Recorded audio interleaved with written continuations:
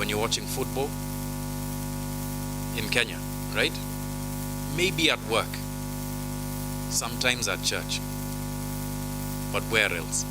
Where else do men meet to actually encourage one another and sort of like build this positive imagery of what they could be? So this is to say that one side of this story is incredibly brutal, incredibly sad, and very difficult to tell. The other side of this story is undertold. It's a part of the story that we need to start to invest in, understanding. Because if we don't, Naneu will be one more statistic, as we've seen this year, 97 women in 3 months. If we don't start to look at what's happening on the other side of the fence, then this is a challenge that we'll find very difficult to resolve. Because we will throw the judiciary at it and we will jail perpetrators like Bernard. It may serve as a deterrent, but we know that this problem is in our culture. It's in our interactions. The problem is with our men, but also it's a problem that many men don't even know that they have because they don't see. Right? They don't even understand that some of the things that they have learned are wrong. I'll give an example from a completely different, sort of social problem, which is racism. I was listening to an astrologer the other day, and he was talking about his first experience in South Africa in 1992. And he's a tall guy. He was walking down the street, and an Afrikaans couple approached him. Right? So like the way you're walking down the street and then a couple can approach you. What he noticed about that was that they didn't even look at him to acknowledge him. They didn't even stop, as they were walking down the street. They expected him to stand to the side, as any supplicant black man was supposed to have done in that culture, and let them pass. So sometimes when I'm using this example to demonstrate, I'm using this example to demonstrate that sometimes with these kinds of social problems, we don't know what we don't know. We don't know, like as men sometimes, that there are certain ways in which we act that are offensive, right? And where we do know, there is this whole social history that prevents us from standing up and acting, and it takes acts of bravery to consistently act against group think. So this is where we are.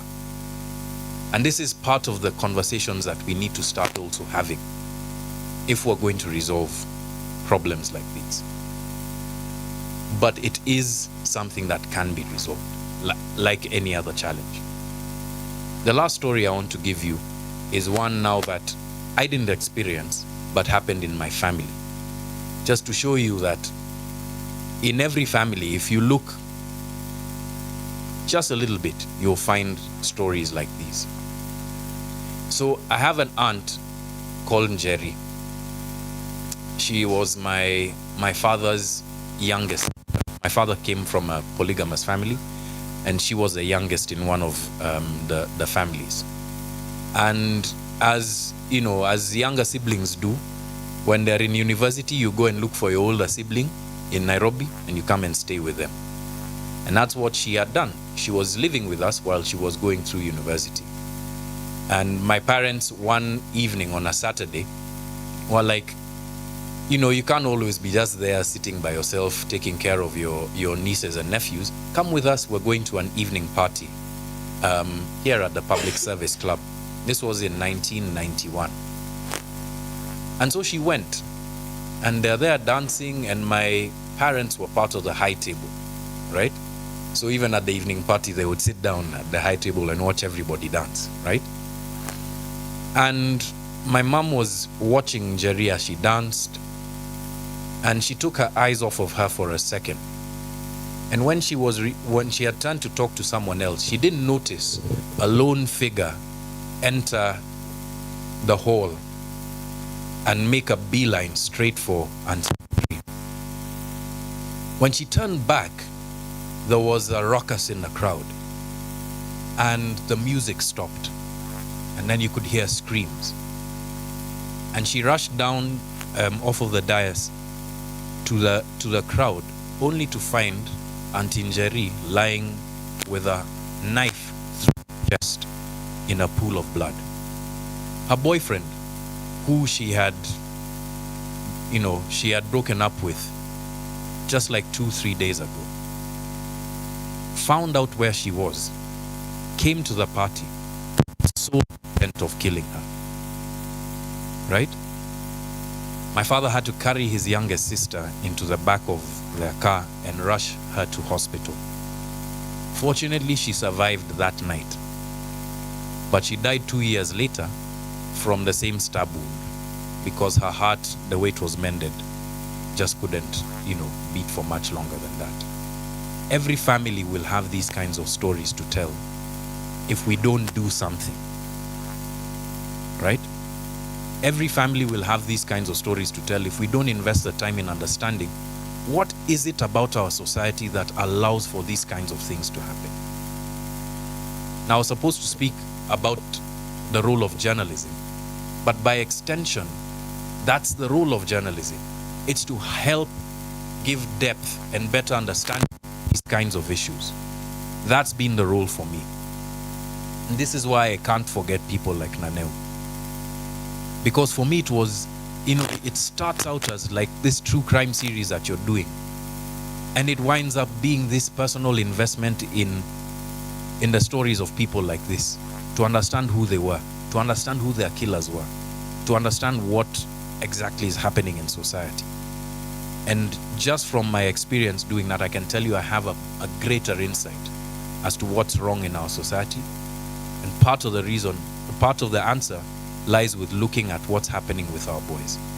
And not just taking a cursory look and saying you should be, or, recommending solutions. It's like literally thinking about how do we do this in a way that for our families, in our societies, in our culture, it starts to become taboo to even think about raising your hand to hit your partner. It becomes incredibly just unimaginable that you would raise your hand to kill somebody else. And it becomes the sort of society that we can look back on and say, yeah, that was us. But today we are different. Today, we're a society that stands up for one another, both men and women. Today, the stories we tell are stories about our relationships in a completely different way. Today, our society as a country is one that is the envy of many others, because we dealt with this problem and we didn't deal with it by purely just criminalizing one gender. We dealt with it by trying to figure out how we together are going to be able to move from this. It's going to take all of us. And it's such a painful thing to say when the majority of the people who've died are women.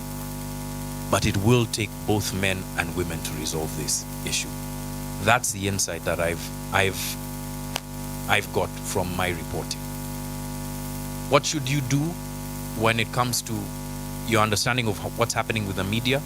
If you see this kind of episodic reporting of femicide that doesn't go beyond the death, start to call them up. Start to tell my fellow journalists, tell that person's story. Tell the story of the person who killed her. Tell the story of the society in which they live. Continue to have these discussions. It will move the needle eventually.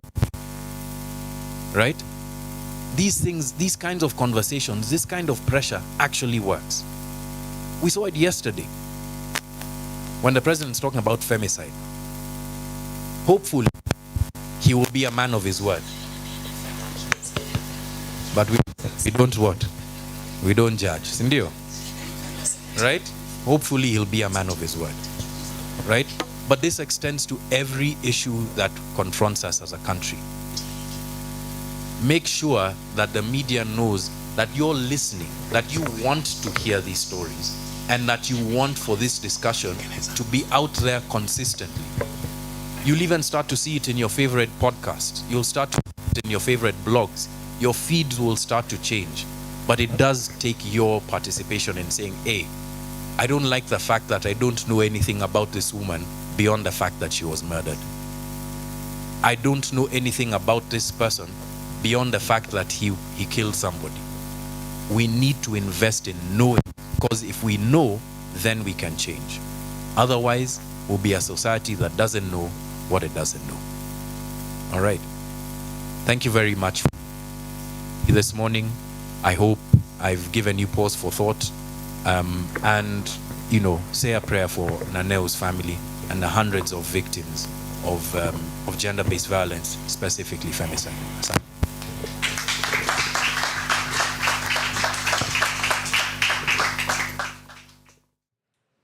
All right, welcome back to the very special edition of the Power Morning Drive Show. Today we shall be here at Mageuzi Hub for a full day packed with events, event packed with conversations, panel discussions around human rights defenders' work that, have dedicated their lives to fight the plight of gender-based violence survivors, and also in supporting them, survivors and the victims of gender-based violence. And getting off the stage there was the Africa Uncensored founder and president, investigative journalist John Allan Namu. He was giving us his insight on the role of media in highlighting and spotlighting some of this work as well. And before that, we were listening to the executive director of Amnesty International Kenya, Mr. Irungu Houghton, as well, and he was able to share some of his work regarding the statistics and also the state of human rights as it stands, and some of the work that he has been able to do, spanning over some of his work. Now, again, we head out to the main conversation at the arena. We have Mr. Barasa from the Office of the Director of Public Prosecutions. Let's zoom in and we listen into some of his insights concerning the issue of gender-based violence. My name is Mark Barasa from the Office of the Director of Public Prosecutions. It's a big pleasure for me to be in this function and to join you all in commemorating this day. It is a day, it's a very worthy function because of the number of cases we have experienced. And therefore, I feel very encouraged to see civil society organizations joining hands together to speak against this vice. It's very, very encouraging. Today, I feel like my facial muscles are very, very tired, because where we are, we come across the kind of cases that Mr. John Allan Namu has just shared. That's what we see every day in the office, file after file, picture after picture of people who have been brutalized. So you see a lot of blood, pictures full of people full of blood and crime scenes like those. So you rarely smile. And over time you forget about the muscles you have, the facial muscles you have. So when I came here today, I couldn't help but see very talented people like Caroline making very good jokes, very good personalities, and of course Irungu Houghton, and of course Mr. John Allan Namu, who I've never seen. I think this is the second time I'm seeing him physically. A very talented and world-renowned journalist. And it's a pleasure to be in the same room with such big personalities. And therefore, my facial muscles, were being exercised. And therefore, I'm feeling some fatigue in the face, because those muscles are rarely used. In the office, most of the time, we are very gloomy. because of the stories we meet every day. If you are dealing with civil and human rights issues, I head the Civil and Human Rights Division in the Office of the Director of Public Prosecutions. And in that, this is under the Conventional and Related Crimes Department. In that department, we have Sexual and Gender-Based Violence Division. We also have Homicide Division. We have Civil and Human Rights Division, which I head. We have Judicial Review Division. And therefore, we deal mostly with conventional and related crimes. These are offenses against the person, homicides, sexual violence, and therefore you come across these files every day. Every day. I can tell you every single day there are people being defiled, being raped, sexual and gender-based violence. If you go to Kibra law courts today, you will see people being arraigned in court for plea because of sexual and gender-based violence. If you live in a place like Bomet, you will find that in a whole constituency like Chepalungu, almost all girls did not finish secondary school because they underwent FGM, after which they were forcefully married. So you find a lot of girls there being subjected to GBV. If you live in places like Narok, West Pokot, these are the challenges we face. And therefore, what you are engaging in is not in vain. It's very useful because this is a big problem affecting society today.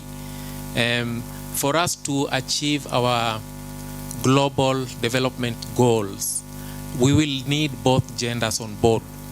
If half the gender is not being allowed to complete secondary school education, we are killing the future professionals. It's like a bird trying to fly with one wing alone. It needs both wings to be able to fly. And therefore, if we are not taking care of a section of our gender, women and girls constitute a very big population in this country. Actually, women and girls are the majority. 50% are women. Men are just 49% of the population. So if we are subjecting a considerable population to violence, including sexual and sexual violence, we will not be able to achieve our development goals. We will only be able to achieve our development goals if we allow our young girls, our women, our wives, our mothers, our sisters to complete school, and if we give them safe places so that they can evolve and become, achieve their full potential. Myself, I can also consider myself a feminist because I am very close to my mother. She's now aging, and we were a family of 6, 2 brothers and 5 sisters. 2 of the sisters are our elders, the 3 are our younger siblings. So I'm a very, how would I describe myself? Mtoto wa mama, isn't it? I was very close to my mom, and therefore, and my sisters.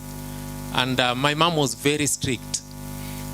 You had to come home very early. So she was very strict, and she taught me, and she was also very religious. And therefore, for us, when we were growing up, we were taught, fortunately, we were taught to respect women, to respect girls, because if she found you in trouble, then you will have a very difficult time. So she was a very strict mother. She was a very strict mother. Caroline asked us what we had wanted to become.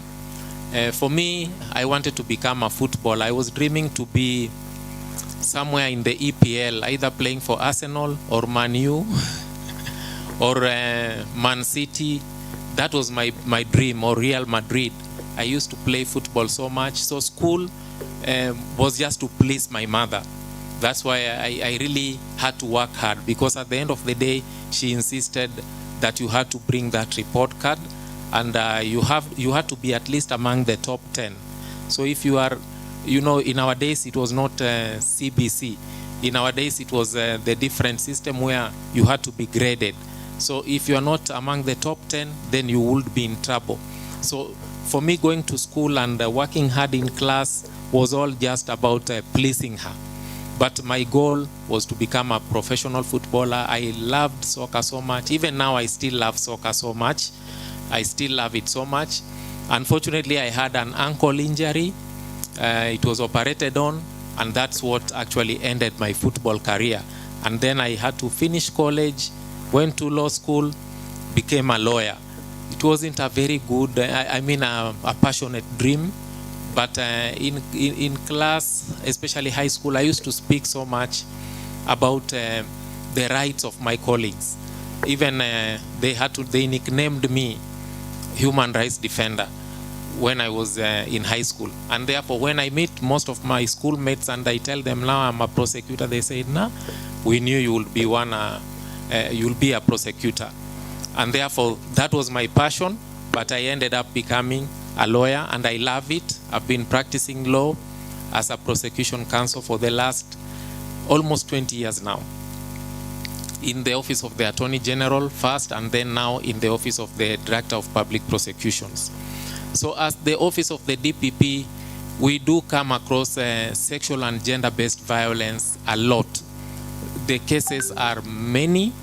If you go to our prisons today, you'll find so many young people who have been incarcerated and serving their jail terms. And sentences under the Sexual Offences Act, for example, are very punitive.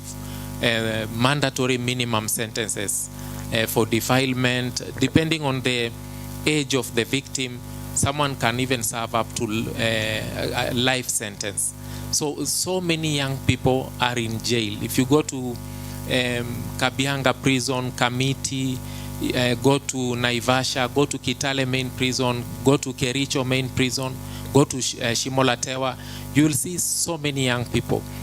For me, if I visit Kitale main prison, I feel very, very, I'm not at ease visiting, because when I go there, I meet so many people who are behind bars because I prosecuted those cases. If I go to all places where I've worked across the Republic, many inmates are serving their jail terms for cases we prosecuted. And some of them are very young people, below the age of 30, for example, below the age of 25. Under our laws, so long as someone is above the age of 18, that's an adult. And if he commits an act of defilement, we are forced as state agency to go after him. And therefore we have, through our actions, so many young people are actually serving jail terms. Until there has been a debate recently that we need to go slow on them. That's what people are telling us. Because the prisons are really full, beyond the capacity. Our prisons are meant only to hold a capacity of maybe 20,000 inmates. But now we are having over 60,000 who are in prison. And the majority, I think, are GBV convicts who are behind bars because of gender-based violence. And therefore, some people are telling us to go slow on them. But we are telling them, while you are looking at the suspects, also kindly take time to look at the victims of the crime. You are saying that we are sending young people to jail who are in their prime. They are wasting their potential in jail. That's what people are telling us, that we should go slow on them. But we are telling them, go also and talk to those victims of sexual and gender-based violence, for example. Most of the victims of GBV are women, especially girls, young girls. Boys and men are few. The majority of GBV and sexual violence, I think 90% are women. And therefore, why are women the majority of GBV cases? It is because biologically, women are weaker. Physically, men are stronger than women. Girls are weaker than boys. And therefore, because of their biological, physical characteristics, they are vulnerable and more predisposed to physical violence. They can easily be taken advantage of, the way Naneo was taken advantage of. In that room, if she was stronger than the man, she wouldn't have suffered the way she suffered. But she was vulnerable and she was murdered brutally because the man was obviously stronger.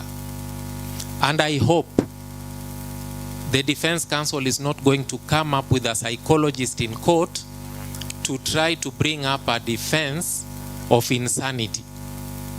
Because sometimes the defense counsel bring up all manner of defenses. They say they have had an argument with the victim. Even the neighbors were hearing them argue for a period of 2 months, and therefore his state of mind was not good, and he was temporarily insane. They will even bring a psychologist in court, a PhD holder, who will try to convince the judge that this man was not in his right frame of mind when he was committing that offense. And for us, the prosecution, we will be telling the court that this is a sane human being and what he did was inexcusable. And as a man, he ought not to have done what he did. If he was properly raised, for example, and this is now upon us as a society, because this is now a societal problem and it is getting out of hand. We are almost becoming like South Africa. I think that is where we have reached now, because if we are being told that in 3 months over 40 women have been killed, that is serious enough to warrant action from us. And we are very encouraged when we see civil society, the media, and development partners coming up with this kind of programs, because now where it has reached, it's going to take more than judicious means. Prosecution of suspects in court, that alone is not deterring suspects from doing what they are doing. It's not causing a deterrent effect. Something more needs to be done at the societal level. What you people are doing, we need this kind of activism to sensitize people, to tell parents that they have a role. For me, I'm fortunate enough, my mother taught me, and it was inexcusable where I came from. To hurt a woman, that was inexcusable. Unfortunately, my dad wasn't that kind of very responsible man, if I may say. He was an alcoholic. He used to drink a lot, and he would come home sometime very late, hurling abuses at my mother. And therefore, as a young kid growing up, I tended to side a lot with my mom, because I could see my dad coming home drunk, hurling abuses, threatening to be violent. And till now, whenever I smell alcohol, I remember my dad. That smell of alcohol. So my friends sometimes ask me, why don't you take alcohol? But they don't know why. That's the story behind it. Because I still feel traumatized by it up to now. It's not that maybe it's bad, but whenever I see it and smell it, I can remember it, and I blame it for what it did to him. Fortunately, now he's aging, and because of age, he had to stop. Now he's a very humble man. He's not the lion that he used to be. Whenever he came home, we will retreat in the bedrooms and be very quiet. And whenever he was away from the house, everything was everyone was very happy and joyous and playing and jumping around. But when he enters the room, everybody disappears. That's how strict he was. But now he's a very humble man. You can even approach him and joke with him. And therefore, through him, I grew up knowing what kind of a man you should be. And I try to be that kind of a man to every kid I come across. not everyone has had a chance to learn. It is true some parents are abdicating their parental responsibility. They are providing their kids with everything: technology, gadgets, tablets, phones, laptops. They pay school fees in the most expensive schools, and they have abdicated the role of raising these children to either their teachers in school or the church or social media. They don't take time to sit down with these boys and to teach them and to train them that when you see a woman, the way some Swahili journalist was saying that mwanamke si nyama ya kuliwa. Our boys, unfortunately, when they are growing up, most of them think that mwanamke ni nyama ya kuliwa. So when they see a woman, for them, they look at that woman as an object to be abused, to be misused. That's how they see a woman to them. We need to raise them differently at a very young age and tell them that when you see this woman, she is weak, first of all, physically. She's not as strong as you are, but she has some attributes which you don't have as a man. For example, women can be very persevering. A woman can spend the whole night nursing her young kid without sleep, breastfeeding that kid. Sometimes the kid has a fever. She spends the whole night doing that. She has already cooked dinner for the whole family, done laundry for everybody, but she'll still show up at work in the office, and you wouldn't know that this lady didn't sleep at all during the night. You'll still see her in the office, the most active, the most energetic of everybody. Men cannot do that.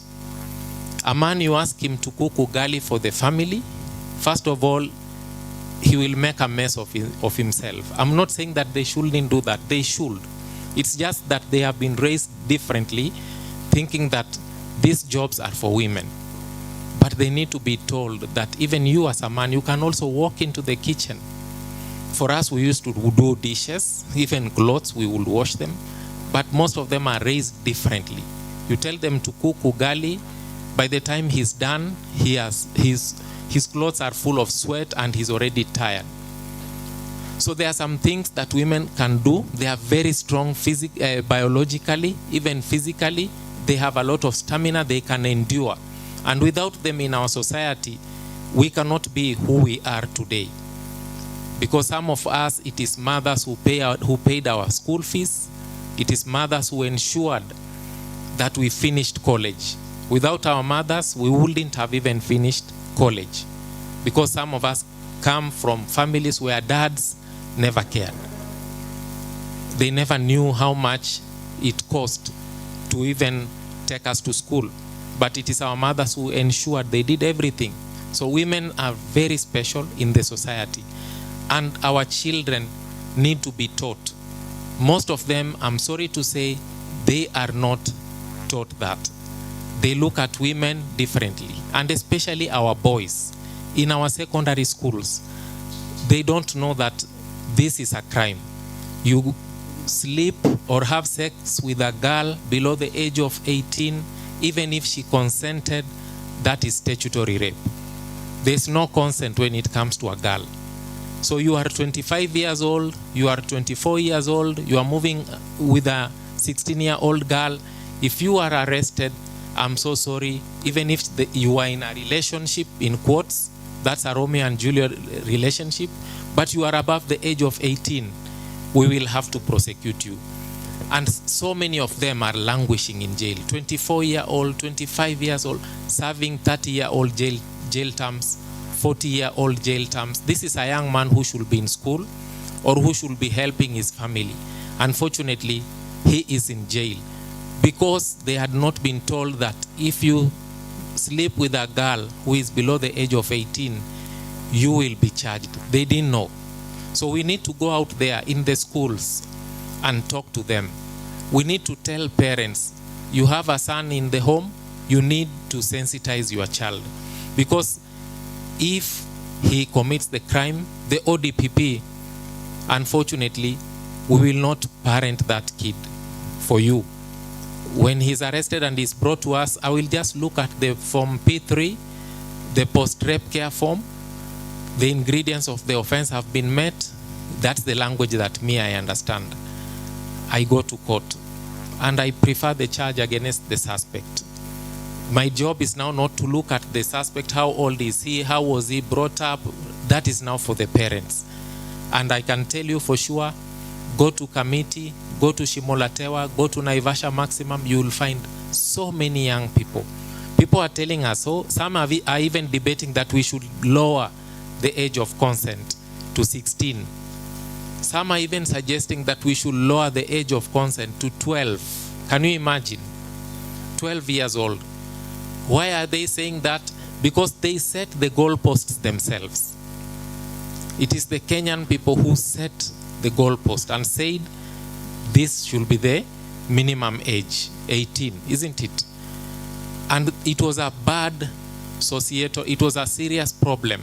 That's why this act was enacted, the Sexual Offences Act, for instance, because it's a serious problem that affects society.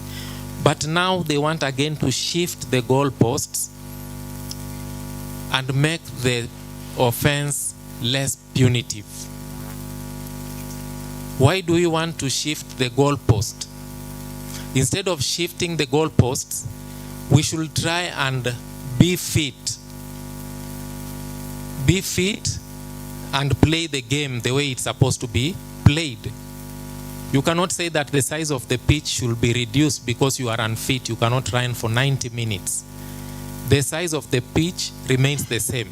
It is for you as a player to ensure that you are fit enough to play that game. So we set the goalpost ourselves. We cannot now say that as a society, we set very high ideals.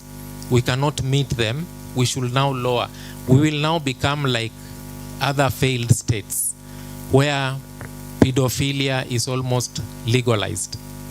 And children as young as 9-year-olds are being married off. And that's, there are some countries I hear even 9-year-old children are being married off. In some countries, 9-year-old girls are being married off.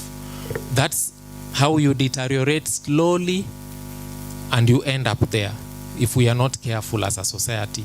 And therefore, it is a high time we come back to Article 10 and look at our national values. It was never an African value to commit gender-based violence. I think in our traditional values, women were respected a lot. And if you are interested in a girl as a man, there is a way you are supposed to even approach her. You are not supposed to abduct her and, defile her or rape her. The way you approach a girl, you had to go to her family, through your clan, talk to their family members. The society needed to know that you are interested in this girl and you want to take her hand in marriage. And women had a place in society. They were respected. I think that's where we came from as an African society. So we had values. But where are our values today? I think we have actually allowed our children and given them to TikTok, WhatsApp, Twitter. Actually, that is where our children are getting values from. Social media is good, but if it is unregulated, it can become a dangerous tool. So we have to go back as parents. It is a responsibility we cannot abdicate. We have abdicated it. For ODPP, we will continue filling the prisons. I can give you the statistics. The prisons are really full. Even today, if you go to Kibra, I can guarantee you at least 5 people were arraigned for plea. Today at Kibra. Tomorrow, on Monday, I'm sure you'll get another 5 people being arraigned for plea for GBV. Tuesday, you will get another 5, Kibra alone. Go to Makadara Law Courts, the same. Kahawa, the same. Go to Narok, Kajiado. So how many of our young people are we sending to jail? There are so many. So many. Every day when you go to the office, these files, those are the things you see on a daily basis. Daily basis. You see blood, crime scenes, it affects you psychologically. So we would appreciate also civil society. Maybe if you find time, Rehema, we can come there, distribute some sanitary towels to the girls. So if you find time, kindly in these days of activism, let's go there and even provide. Yes, we can exchange numbers. We will be happy to do that. Caroline, if we can get time, just to have even a coffee at our ODPP house, we have a boardroom there. You are very welcome. Come there, make 2-3 jokes so that our prosecution counsel can just smile. I can tell you for sure they don't. They look at murder cases, sexual and GB violence. They are used to seeing blood every day. So it affects them psychologically. So if we can just have that kind of a break, we just go to Karura Forest with you.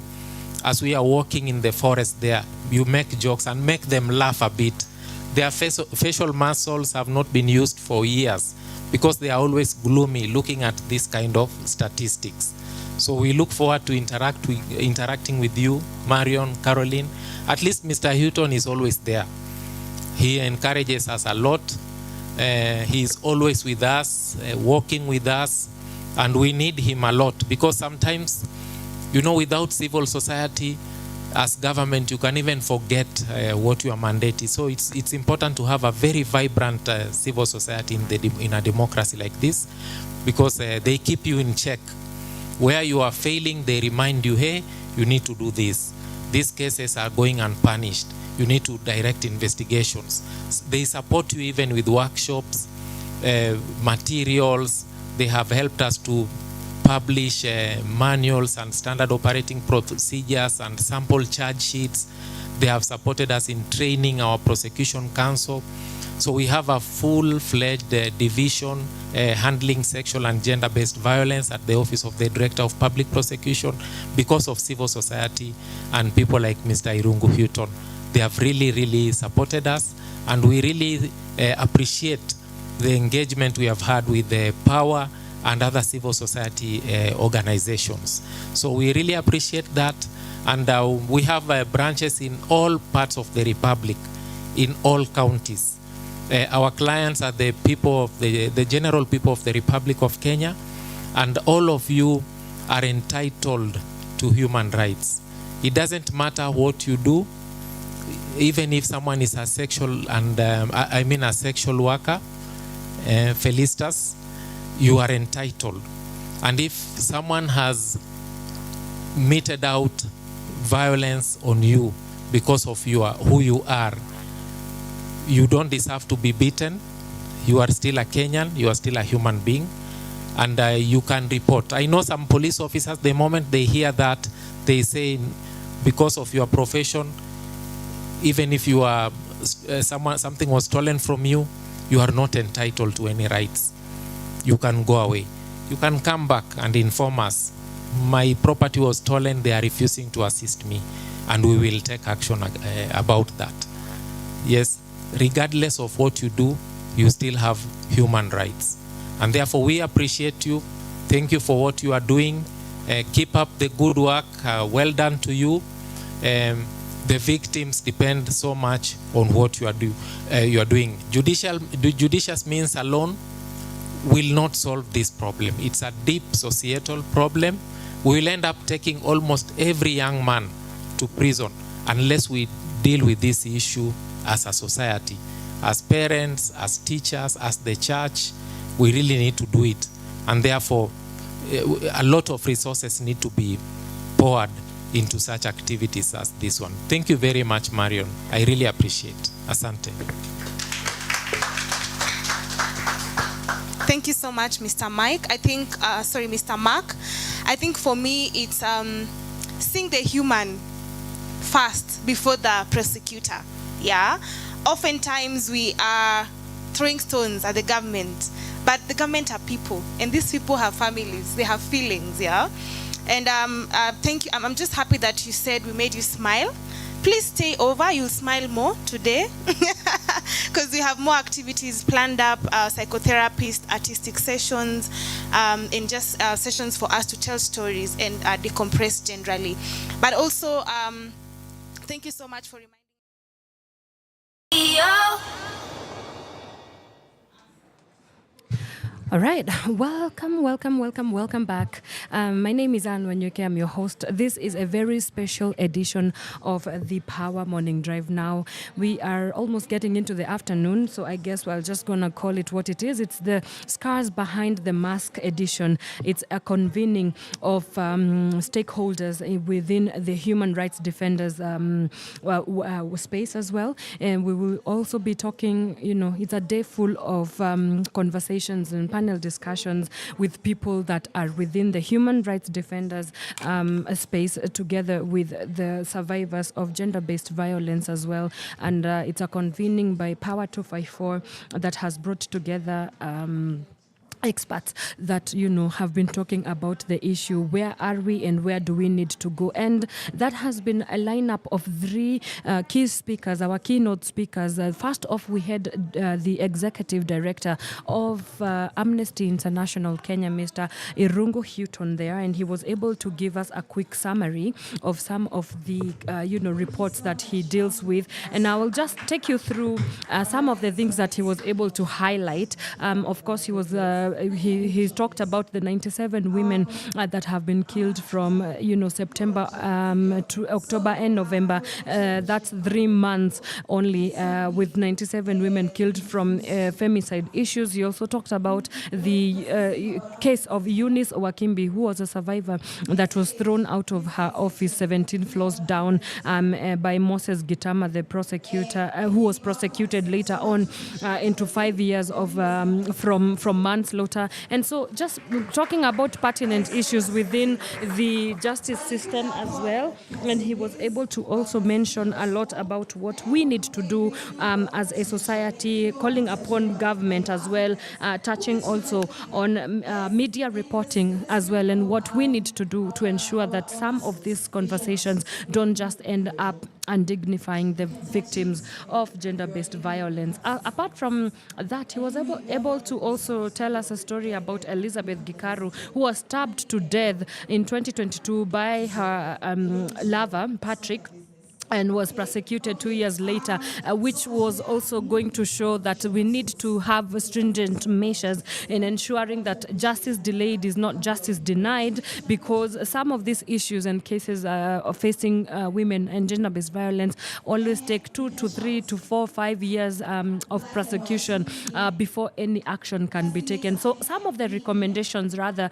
actions that he was able to come up with, even as he gave and delivered his speech, was he quoted that violence always proliferates in the presence of fear. He said that we must crush fear in our fight against gender-based violence and sexual violence, to which he also said that we need to create a culture where we see something and do something about it, because in our society we only have 5% of reported cases. So that means 95% cases go unreported, and that's what he was able to tackle out and talk about, is that we do not have the bravery or the boldness, and he was calling upon every member of society to be able to crush fear as if we want to continue with the fight against gender-based violence. The second recommendation that Mr. Irungu Houghton was also able to identify is that he was weighing in on the 100 million Kenya shillings that was proposed by the president during his State of the Nation address yesterday,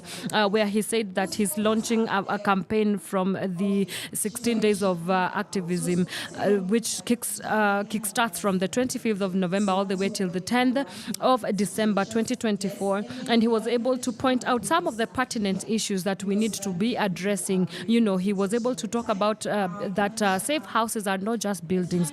They are buildings that, first of all, have people. They have services that these victims need, livelihood strategies as well. They also need legal representation to be able to prosecute and help them through the litigation processes after they go through some of this violence that is carried out from them. And he also was able to give us something to ponder about and think about. He said that we need to think about beyond our safe spaces. And what he meant by that is we need to work outside our comfort zones. And he was able to give us some of the formulas within which we can do that. One of them was he mentioned that we need to start having new framings and new language within which we identify and interact with conversations around gender-based violence, and also new alliances as well that we were able to continue to talk about. And he was also able to mention about the technologically assisted violence. We are talking about online trolling, cyberbullying, some kidnappings, online pornography, as well as sex trafficking that has been happening within the world. And so he was able to just make sure that he speaks truth to power, and making sure that we do not have some of these conversations going on together. Then secondly, we also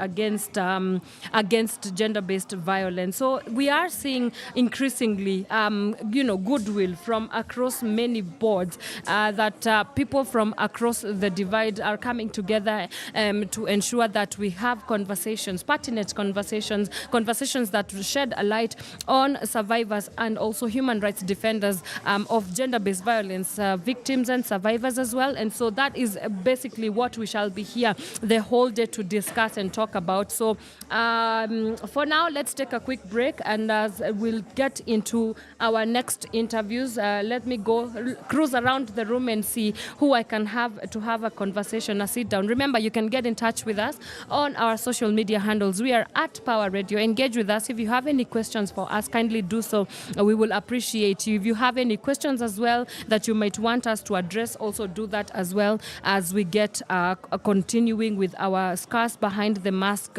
special edition of our event here, live on location at Mageuzi Hub, looking at the plight of human rights defenders who specifically work with gender-based violence survivors and victims. So let's take a quick breather. We'll be right back. Don't move that muscle.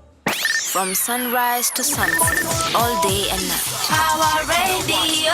Nameless hatucheki na watu, ma MC hatucheki na watu, ogopa hatucheki na watu. Unahisi hizi flows za Afrika, unahisi kama una katika. Can you feel this from till the rear? Can you feel this up in here?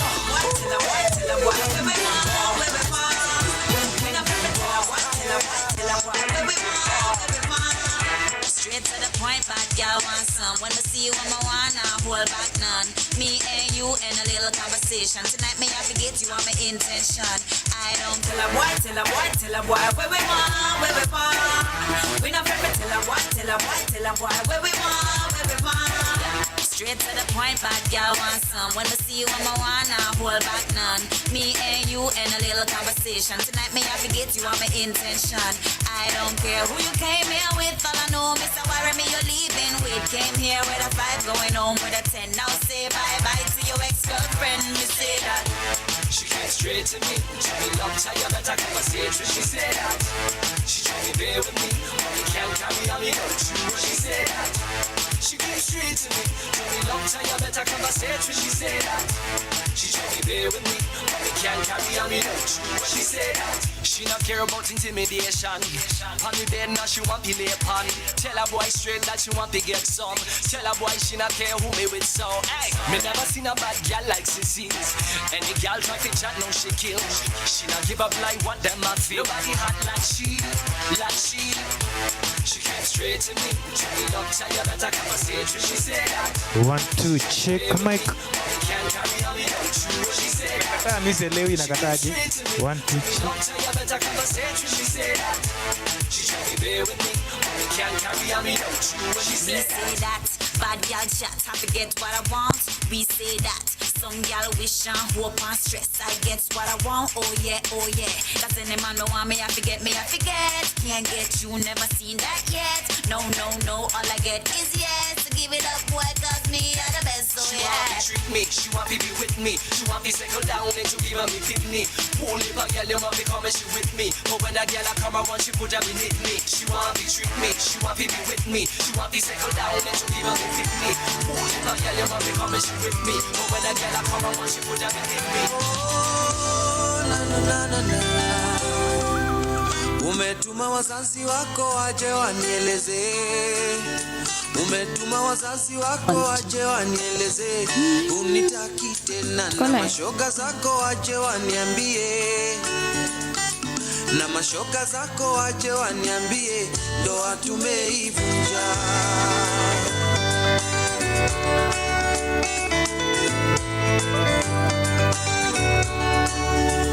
Siamini kuna time singeishi bila wewe. Mapenzi ya kukata na shoka yashamwagika yasoleki haya basi nenda lote mama. Nenda lote mama. Penzi unaenda nilikupenzi kinoma noma yashamwagika yasoleki haya oh no.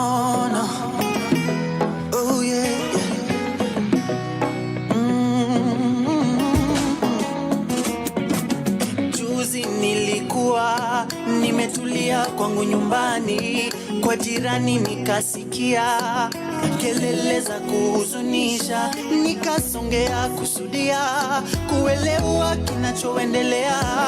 Mbona mke analia, wampiga bila huruma? Kumbe ni kawaida, toka kitambo ni mazoea. Hakuna raha nyumbani na watoto wanaumia. Vita si suluhisho, no, si suluhisho. Vita si suluhisho, no, si suluhisho. Oh yeah, oh yeah. Oh yeah, oh yeah, oh yeah. Oh yeah, oh yeah. Usipende vita rafiki, mapenzi mtunzie. Si lazima tuishi hivi, inaumiza roho. Usipende vita rafiki, mapenzi mtunzie. Si lazima tuishi hivi, inaumiza roho. Kila wakati ni matusi, vita imekuwa ni kawaida. Hatuwezi kuongea kubadilishana mawaidha. Mume wangu wabishwi, anajiona shujaa. Hata ninaogopa sema yeye akosi vitisho. Imekuwa ni kawaida, tangu kitambo nishazoea. Pesa pia natafuta na mapenzi nazidishia. Heshima mimi nampa, ila sikosi kilio.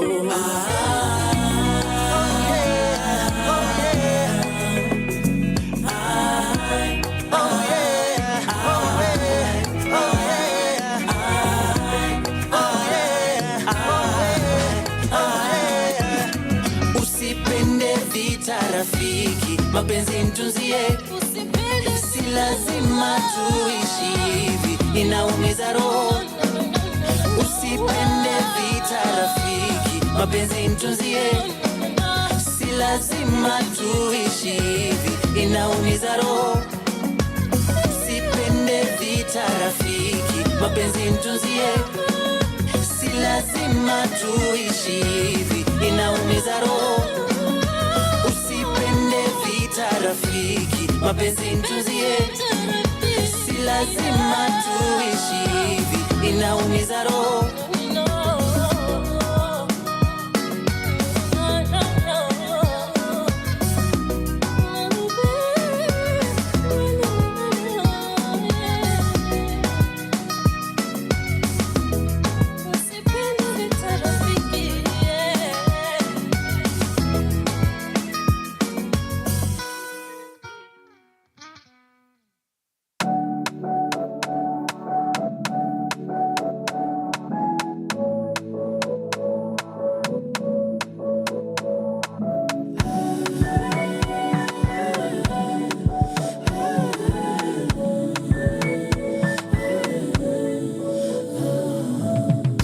Jealousy, always comparing myself to you.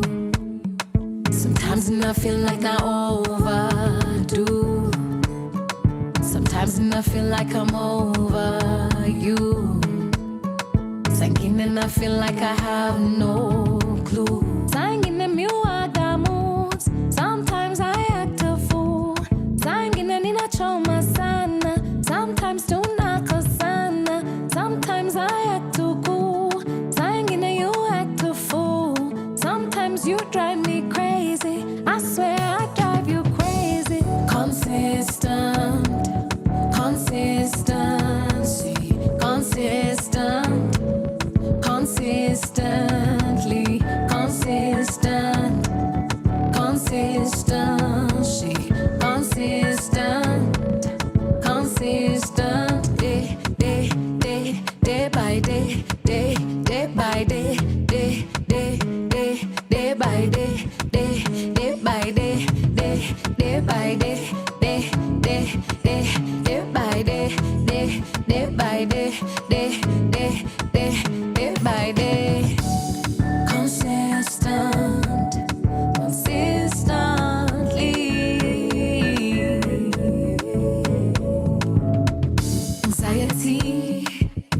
naanza tabia za self sabotage, naanza tabia za overjudge, naanza kujifungia, naanza kujikazia, mwenzio nafunga hisia. Sometimes I feel so blue, sometimes I have no clue. Saa ingine unachoma sana, sometimes tunakosana.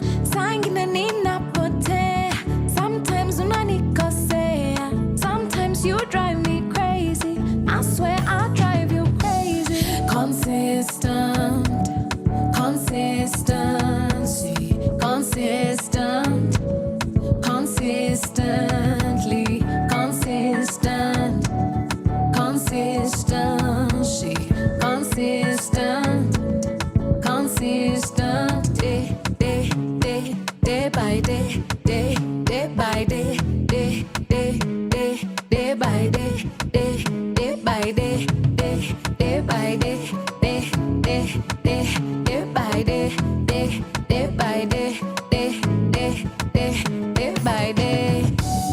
Consistent, consistently.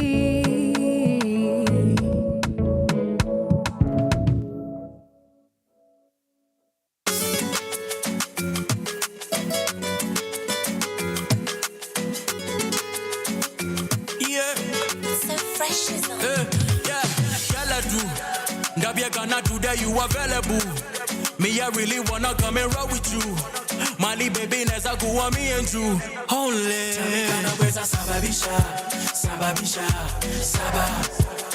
Tell me kana weza sababisha, sababisha, saba. Tell me kana weza sababisha, sababisha, saba. Tell me kana weza sababisha, sababisha, saba. Yeah, let me be your service provider. I give you the cable, show you my talent, baby, and you be the label. You be the goddess, and I be the temple. Give you the king like you never knew that I was able.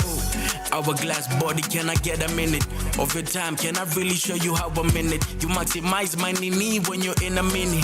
Bad girl, kana denge anakuva nini? Onakuvese wendo na die ekana na tuvese, so you know that I'm the guy. Mina mpango za kifiji wakibonga Dubai. Peter Besto fanya mabazua Zubai. Aye. Look at the way she deep, so she rocks so when she wani pale kwa disco. Who got the fire with the body kama ne pistol. Ona vilo na maliza mandem. Finito, finito. Girl I do. Ndabia gana today you available.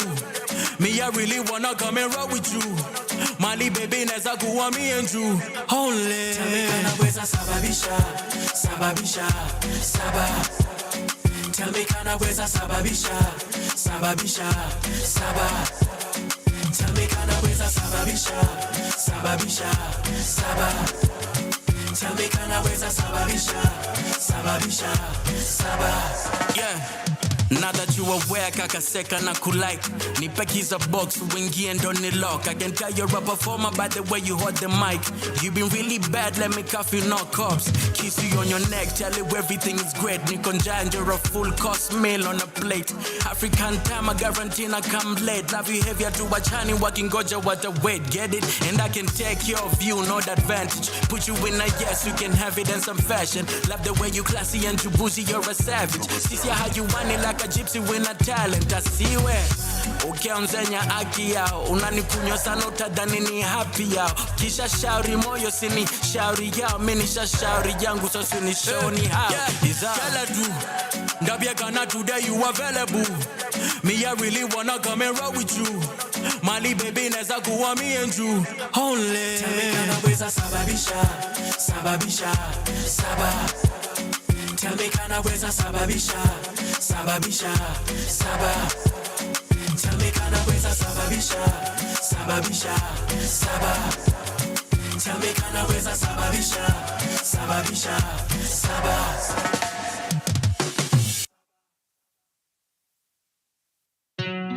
Yeah.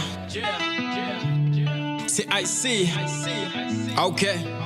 As the cop tell you no.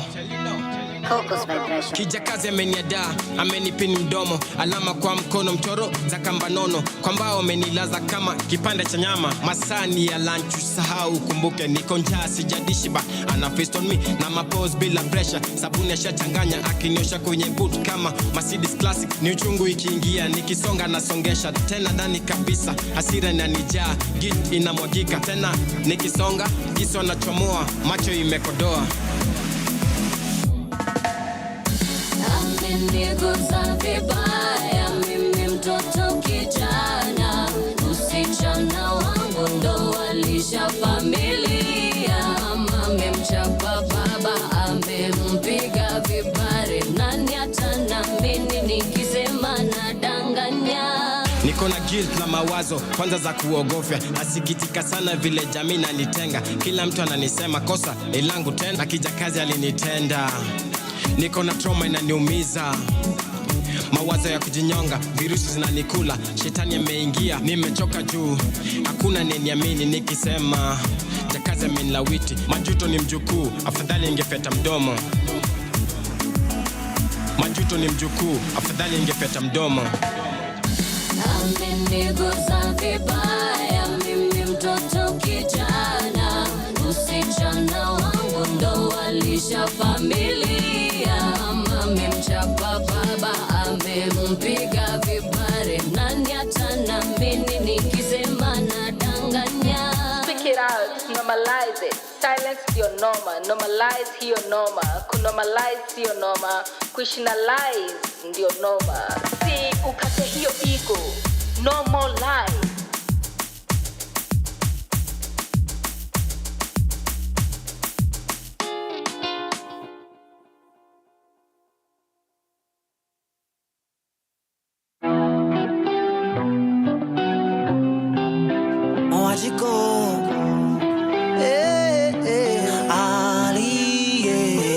Napata 10,000 kwa mwezi, 3,000 narushia nguruwe, 2,000 ni ya nyumba, 500 ni ya maji. Kenya Power misi walipangi. Mimsani nimechoka kulipa deni ya Mosaina, elewa tu nimesota, mshahara ni exposure. 1,000 ya chakula kwa mwezi, 2,000 kulipa madeni, 1,000 kwa karo, 1,000 kwa karao, nguo mpya misinunu wangi. Mimsani nimechoka kulipa deni ya Mosaina, elewa tu nimesota, mshahara ni exposure. Gai wako gai gai dao daida, gai wako gai gai dao daida, shoka na ihenya. Gai wako gai gai dao daida, gai wako gai gai dao daida, shoka na ihenya.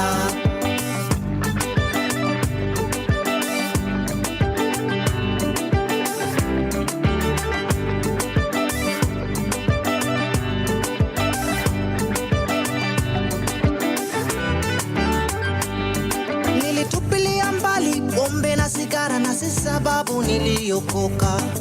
Bibi lilaye mmoja tu kwa mlango, ndo yeye hulala kweli. Nikisema nimesota, usiseme nidako ima kweli. Elewa tu nimesota, nalipa deni ya Mosaina. Fanya hesabu utaona, sijaweka hapo ndani mke wangu, sijaweka mavazi hata zile nyeti, mke wangu hananga kibeti. A very special edition of, we are talking about gender-based violence today. The show is Scars Behind the Mask. And right now we will take you to the arena for a live performance and storytelling fusion. So let's go there right now.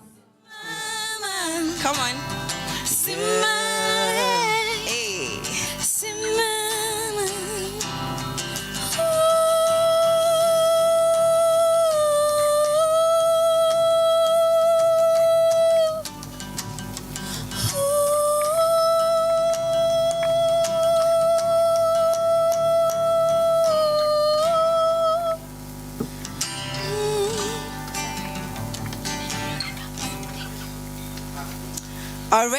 already. Let's give people their flowers. Sindio, sir, this is for you. As you're fighting with your mic. Takuwekea tu hapa. Thank you. Just because you just, guys, that's how you shoot your shots. Ama, but skwangi single. No, I keep square awkward. Is it awkward? I love creating awkward moments. Alrighty, guys. So in the spirit of having conversations, we're going to talk about something else, and I promise you this one is going to be fun, unless you don't have a sense of art in you. Sasa, see, growing up, yeah, we've talked about our childhood stories. We've talked about what we would do if we got a truckload of money. Now I would like us to talk with the human next to you. If there's no human next to you, umtafute. There's another human somewhere. So if there's no human next to you, umtafute. So now I want us to talk about our top 3 childhood hits. Yani the jams that rocked our world. And you know me, I appreciate with substance. I'm a church girl. Alafu uko kanisa, they teach us that when you're appreciating somebody, you appreciate them with substance. Yeah? So you know I'm all about that life. So I want to see you having those conversations. Top 3 jams that rocked your childhood at whatever level. Yani iyo wimbo kikumbuka, you're like, hey manze. Like even if your childhood was glam, a lot of weird things were happening, but this song really made your day. So top 3. We're gonna do something with that music. So let's talk about that. And I need to see smiles on your faces. I need to see those memories coming out. If you wanna sing that song to your neighbor, because that's how nostalgic it is, please feel free. Uku hakuna kelele. Yeah, we had monkeys in the morning, but we told them to go and they are gone. So this is as loud as it's gonna get today. Yeah? Okay, I see some people smiling. Pale nyuma hajanza kuongea. Ajanza, I know you guys had radios. I know you had parents that would play music, force issues. Ama kwa matatu sijui mkienda wapi. I know. Backbenchers, hawaongei.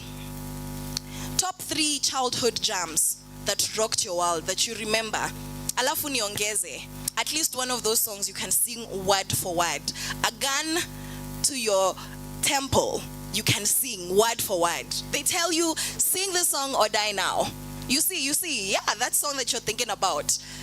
Tell your neighbor about that song, the one that you just thought about. Ata kama uko unaelewa, sijui my love, sijui nini, at 8 years, you had no business crying, sijui Westlife, no business. Beautiful, I love that. That's what I love to see. I'm gonna come back.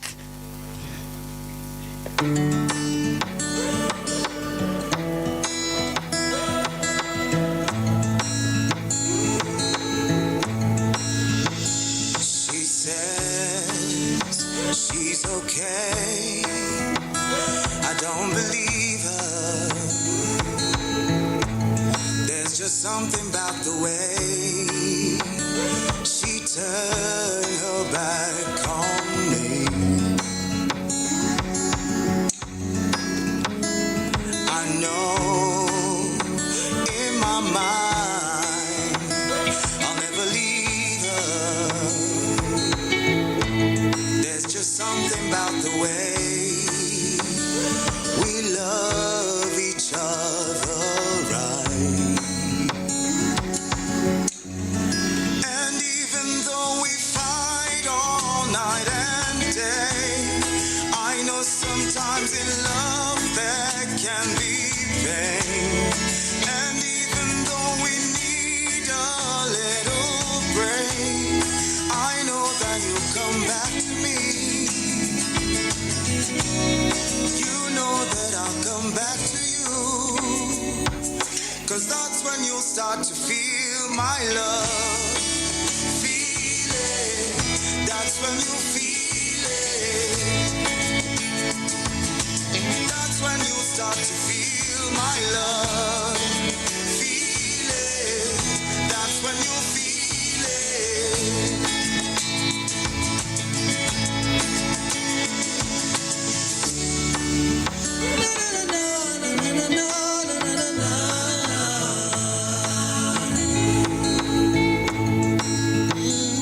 Usiponipenda nitapendwa na nani? Nitakuwa mgeni wa nani? Ukiwa mbali nami nabaki tabani. Ona nahisi kisirani, hawa haina maana. Nina wewe kuzozana, mbona tunasimangana?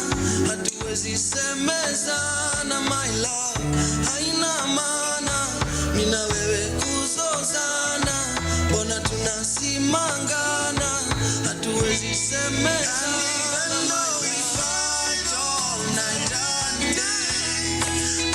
Sometimes in love that can be bad. And even though we need Maria Carey ame defrost. Nani anajuanga hiyo story ya Maria Carey? Okay, at least tell me you know who that is. No? No? Spira, you don't know who? She defrosts around December and then she comes out with a new Christmas single. No? Wrong crowd. Just me then. Luanga, you know about Maria Carey defrosting, right? Okay. I'm a defrost. Okay. So Maria Carey defrost anatokanga with a new Christmas single every single year. And then she starts off with I can't do it, but she hits those high notes and then she's like, it's time. Clearly, like I said, I can't hit those notes. That was terrible. All right, so our top three. I'm here to honor you guys with substance, like I promised. If you don't like chocolate, it's fine. At least you to platform. You know, you don't know who's here. So I'm gonna move around the room, and like we said, those of us that have been here since early morning, you already know that if you don't volunteer yourself, I will volunteer you. Cindy, we said free will is valid. It is yours, it belongs to you. Like in kwangu, it only lasts. It lasts how long? 2 minutes. 2 minutes peke. Yeah, nanile 2 minutes yenye iko perceived. It's not an actual 2 minutes. Yeah, so I'm gonna start with some humans that don't look familiar. Yeah, I can see they joined us later in the. Yeah, I'm coming there. Yeah, you're just like, why is she here? I need another mic. You can compose yourself. I'm coming there. So you have that 1 second. Testing.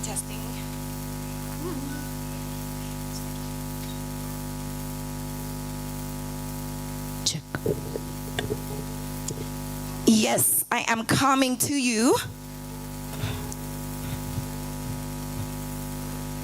Hapo ndio nimekuja. How are you? I'm fine, thanks. How are you? I'm good, thank you. What's your name? I'm Anthony. Anthony. Yes. Anthony, nice to meet you. My pleasure. Okay, so your top 3 childhood hits that rocked your world, one of which you can sing word for word with a gun on your head. I can't sing the whole song, maybe just a chorus. First, list for us the name of the song, by who? Oh, My Sleeping Child by who sang? I can't remember the artist. Sorry, you said the name of the song is? My Sleeping Child. Okay, My Sleeping Child. Yeah. Okay, and you can sing it for us? Chorus. He's dying. Anakufa. A gun on your head, word for word, the whole song. Sir, you're dead. R.I.P. R.I.P. Sing for us the chorus with confidence, as if you're serenading everybody that you love in this world. Oh, my sleeping child, the world so wild, but you built your own paradise. The song. R.I.P. The rest of that song was rumors, but I appreciate the parts that we've heard. And then to the lady right behind you. Hi, ma'am. How are you? I'm fine, thank you. Yes. What's your name? I'm Sarai Chelangat. Sanai? Chelangat. Okay. Yes. Top 3 songs that rocked your childhood. Top 3. I think I can remember only one. Okay. It was by Rose Mohando. Rose Mohando. I love it. Keeping it local. Huyo ndio na support local. Nyinyi mlikuwa mnasikiza wazungu nyinyi. Rose Mohando. Yes. It's called Kiatu. Kiatu. So that's the one. That's the one that's saving your life. Mbona mnamtekelea? Kwani? Come on. Sample for us. I can't remember one by one. Just the one that you remember. This one has sung for us for words. I'm pretty sure you can do better than Anthony.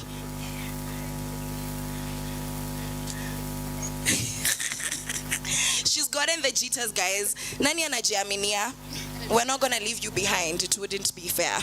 Hi. Hi. What's your name? Mercy. Mercy, top 3 songs that rocked your world growing up.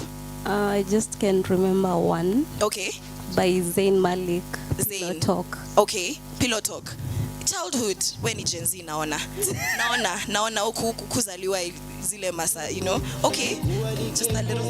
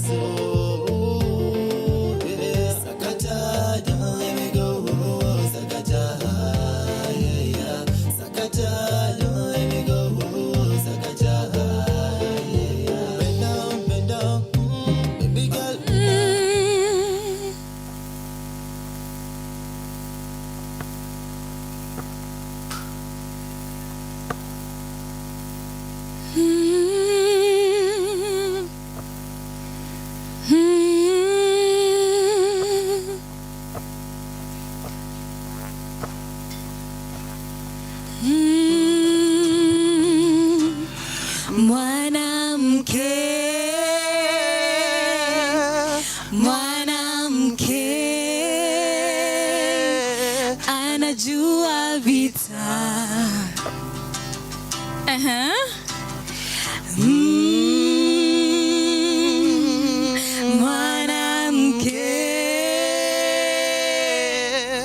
Mwanamke anajua vita.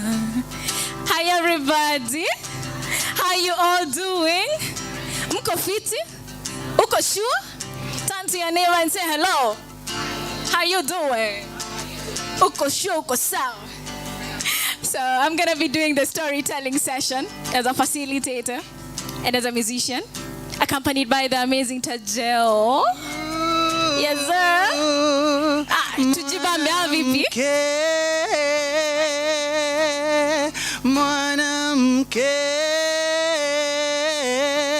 anajua vita. Hey, let's go together.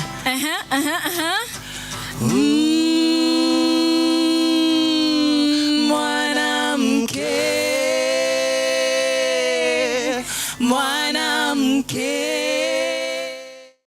From sunrise to sunset, all Alrighty, day and those are the thoughts and sounds of poet and artivist Spontaneous. But we have to come back and have a conversation. But it's going to be an interplay between what is happening on the main arena and also what is happening on this side of Power Radio. My name is Anwa Nyweke, and this is a very special edition. Here today we are going to be having a whole day full of very insightful conversations and panel discussions, also activities around human rights defenders that particularly focus on gender-based violence and, supporting the work, whether psychosocial support for survivors and victims of gender-based violence and, of course, sexual violence as well. And with me is one and only Miss Letitia, but I will allow her to introduce herself, and she is from FIDA.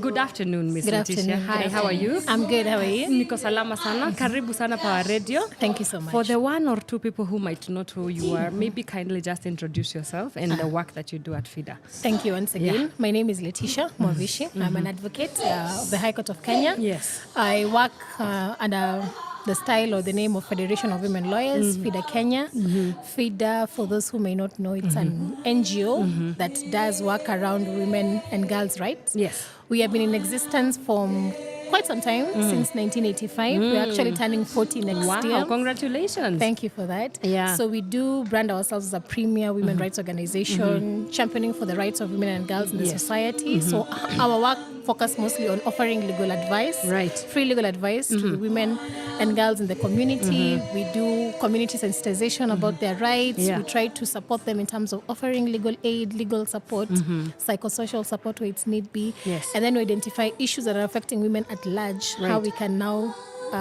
champion them in terms of doing strategic impact litigation and partnering with key justice actors in terms of just amplifying access to justice and enhancing that access to justice for women and girls. Right. So how we do it, we have our offices. We have 3 offices that serve the 47 counties. Right. We have our office in Nairobi, which is the headquarters. It focuses on regions within Nairobi and its environs. So it's Nairobi, Baringo, Kiambu, and all that. Yes. And then we have our Kisumu office, which mainly focuses on the western and Nyanza part. So those one include Eldoret, Kisumu itself, Siaya, and Migori, and all that, and Kisii. Right. And then we have our Mombasa office, which serves the counties within the coastal. Those are 6: Tana River, Kwale, Kilifi, Lamu, Taita Taveta, and then Mombasa. Right. So how now we do our work, of course, we have officers like myself have been appointed or designated to just offer that free legal advice for our clientele who come. We also have gone digital in terms of how we receive cases. We have our toll-free line, 0800 720 which enables us that for those ones who are in Mashinani, how they can access us in terms of calling us, and then we do the kind of virtual assistance in terms of offering legal advice. Right. But the main thing is we are an institution, membership institution of women lawyers and law students. Yes. And of course, we have friends of freedom who help us in terms of doing the work, but it's more of like a legal advocacy work that we do. Right. And is the work pro bono? Yes. Okay. For the staff, of course, yes, we are employed on different terms, but we tend to send out an aspect of it's more of pro bono. Now, when we work with our pro bono to just support us, because internally we are not quite, in terms of the staff that are lawyers, we are not that many. So how we do our work, and like I've said, we are serving the whole country. To that extent, we tend to identify partners who can work with us. These are pro bono lawyers, men and women, who support us in terms of how we do our work. Yes, but the services are free. Yes. Fantastic. And so why was it important to set up sort of litigation measures to support women, or rather, yes, women who are survivors, victims of gender-based violence, while the approach would have been different, maybe something else like psychosocial support? Like, why was it important for you guys to use the approach of litigation and legal services?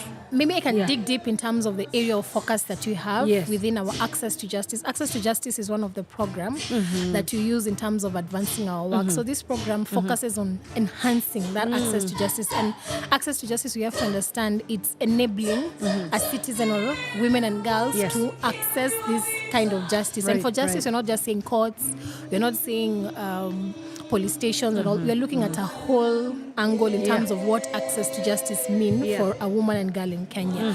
So how we do it, we have, of course, legal representation. That is where now, like myself and my other colleagues, we offer now the legal advice, and then we support the client in terms of going to court. We represent them, we assist them in terms of just understanding the court structure and all that. And then we have self-representation training, which on this focuses in terms of empowering through information. And the key cases, of course, we try to acknowledge the clientele that we have to represent themselves. So this program focuses on just giving them a picture of how the court looks like, to prepare them in terms of court etiquette, how to talk when you're going to court, to understand the court terminologies, the basic. And this one mostly works in family cases, mostly children, custody and maintenance, divorce matters, because you see those ones are personal. The law is not really that expects them to be that technical. And then we have now mediation, which is an alternative dispute resolution, which we strongly recommend for family-related cases where violence is not in such an aspect, to just try and bring families together to try and resolve this issue without involving now the courts. And then we have our psychosocial support, which is one of our very key when it comes to matters handling. Like I said, most of the matters that we have are family matters. So psychosocial is a component that we really take with its seriousness, because most of our clientele, beyond the issues, the legal issues that they're looking out to, there's that mental aspect that we also have to look at. So our psychosocial department handles that in terms of just understanding the wellness of our client, so that besides just giving them that legal support, they also have that psychosocial support. And then we have the strategic impact litigation, which of course now, like I mentioned, it covers issues that are affecting women at large. So we present them to court to at least have a proper reform or directions towards that. Yes. Wow. I mean, that's very brilliantly put together. And so my question then would be, what would you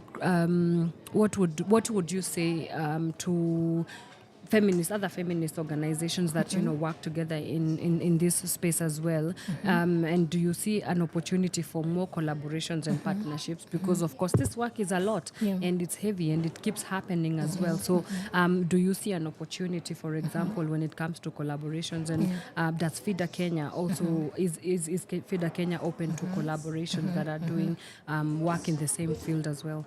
In the space that we are, we do recognize the fundamental aspect of working in collaboration, because working in silos tends to also strain you, because like you see, for us, we come out strongly in terms of the legal side of it, in terms of just analyzing the law, how it is discriminatory when it comes to women, going to court and representing that aspect. But you might find we might need in terms of support beyond now giving the legal, psychosocial. We might not really have that capacity to that length, but now we see an organization that can support us. When it comes to community engagement, as FIDA, yes, we can, but you see, you need to work with community that have already established themselves within that space to partner up to do now the sensitization. So what I'm saying is, maybe it's a call for us as women's rights organizations out there to continue the collaborative work that we do, because for us, we strongly rely on collaboration efforts, because there's power in masses.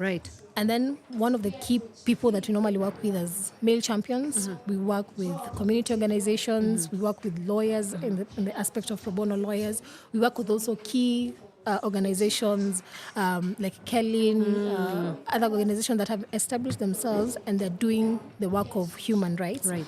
So through this collaboration, we're able to pull our sources in Yes. terms of technical expertise, in terms of the societal expertise, in terms of community expertise. So when we go to the community, sensitization has that one voice. Yeah. So collaboration is really powerful, Yeah. especially in this space, Yeah. because we're able also to gather the margins that we have made in terms of Yes. seeking for reforms, Yes. in terms of what needs to be done, what is missing, the gap that is there, Yeah. so that even working with government is also key, because you realize the government has that responsibility to protect, promote and respect human rights. Right. So it's very key now to work with government so that we ensure that where they're lacking, other non-state actors are able to They're support. able So to collaboration is very key. For sure. Yes. And you talk about government, and just yesterday, during the State of the Nation address by the President William Ruto, he was able to say that his government is going to allocate 100 million Kenya shillings in the Safe Spaces campaign as we kickstart the 16 days of activism. Yeah. What would you respond to that? Do you think it's enough? Do you think the government needs to do more?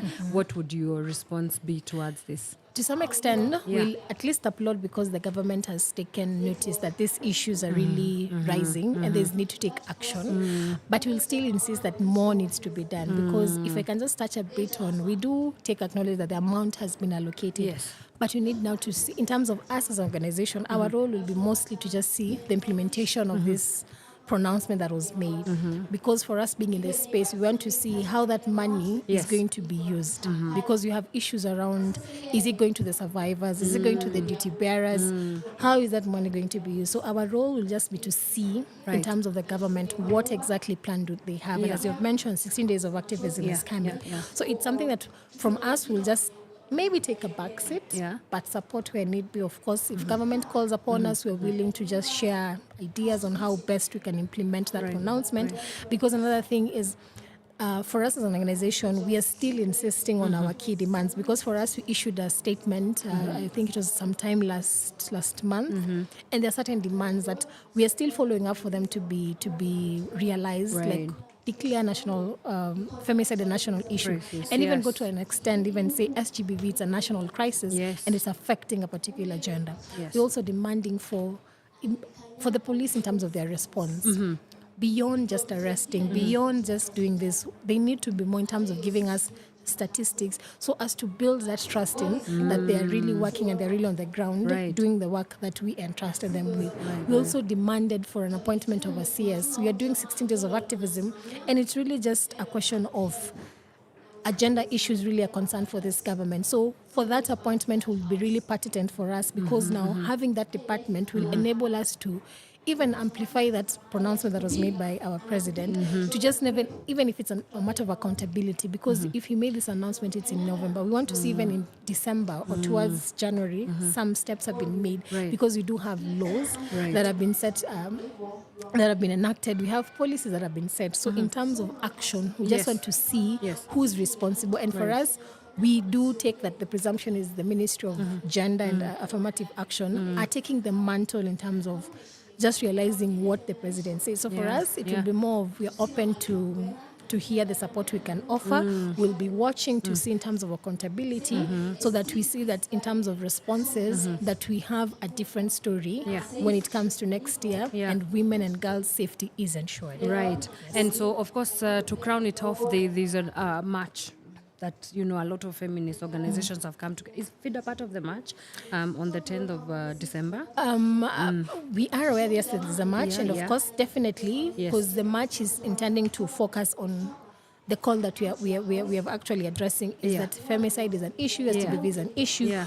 So the call is just that unify all collaborative Yes, effort that, as FIDA mentioning that yes, we're a premier right organization, we would be part of to just amplify our voices Yes. and say enough is enough. Yeah. Stop killing women. We want reforms, and Yeah. we want them now. Right. Yes. And you did also talk about that, the fact that, this work is not just women, we also need a lot of male allyship, right?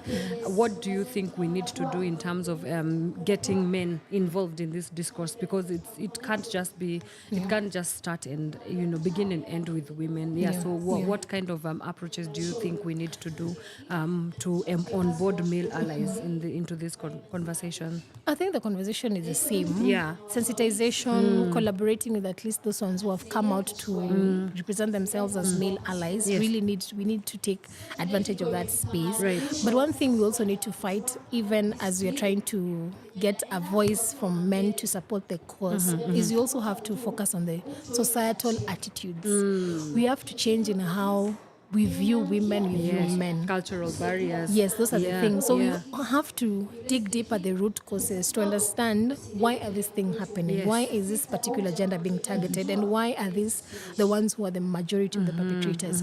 So we also need men to come out and maybe we normally say kujita mkutano. These things are happening. Yes. You might have maybe a daughter, a mother or someone, and then you ask yourself, if the situation sits well with you. So once we understand that, then we're able to call ourselves and see, these are the issues we have. What do we do? Right. If it's societal, if it means having kamukunjis, barazas, conferences to just sensitize ourselves about what needs to be done, what kind of partnership we can have, then let's do that. Wow. So it's all a matter of taking yours an individual responsibility and a collective responsibility in the community that you are. How are you influencing? Yes. With your role as a man in your home, how are you influencing when you see, for example, something is happening to maybe someone that you feel something is happening? How are you taking that responsibility so that once now we can hold ourselves accountable, that if we feel that yes, you have done this step, then there's the government step, then as a society we're able to see that progress is made. So it's all about individual responsibility, collective responsibility, community responsibility, government responsibility, organizational responsibility, so that you can be able to mitigate and reach towards that goal of zero tolerance to GBV. Wow. Yes. Your final remarks as we wrap up.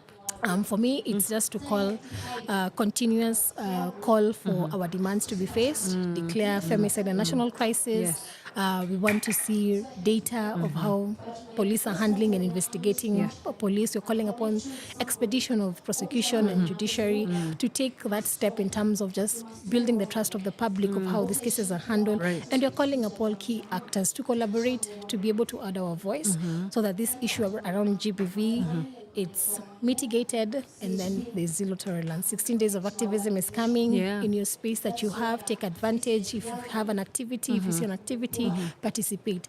Get to be empowered to know how best you can contribute to this conversation. I love it. So one more time, you did mention of a toll-free number, helpline. Yes. Kindly share it Our again. toll-free number is 0800 720 501. 0800 720 501. Awesome. Yes. Asante sana. Thank you so Thank much you for so the much. privilege of your time Thank and you for too. the amazing work that you're doing at FIDA. And we hope that we can continue to collaborate and also amplify the work that you do. Thank you. Right. That has been our time with Miss Letitia from FIDA Kenya. And you've heard from her that the work needs to be done. And it is actually the responsibility, the collective responsibility of all our social and political institutions to come together, pull our efforts in the fight against sexual and gender-based violence, femicide, and all things in between. So let's take a quick breather and we go back to the main arena as we get to engage with the storytelling that is going on.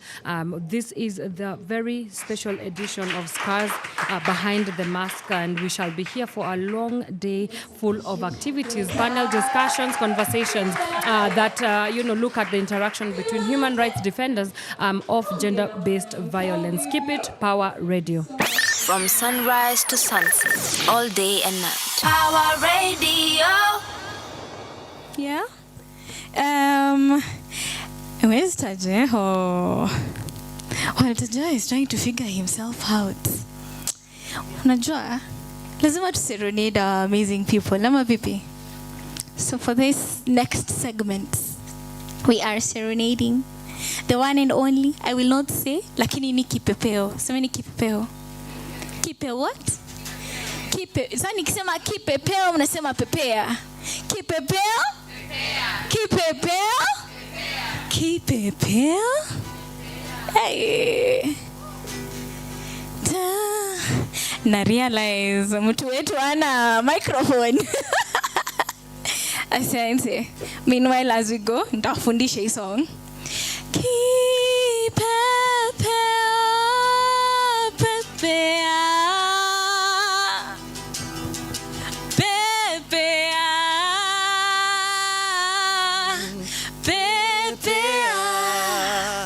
Mwangalie macho yangu. Mtajua kipepeo ni nani?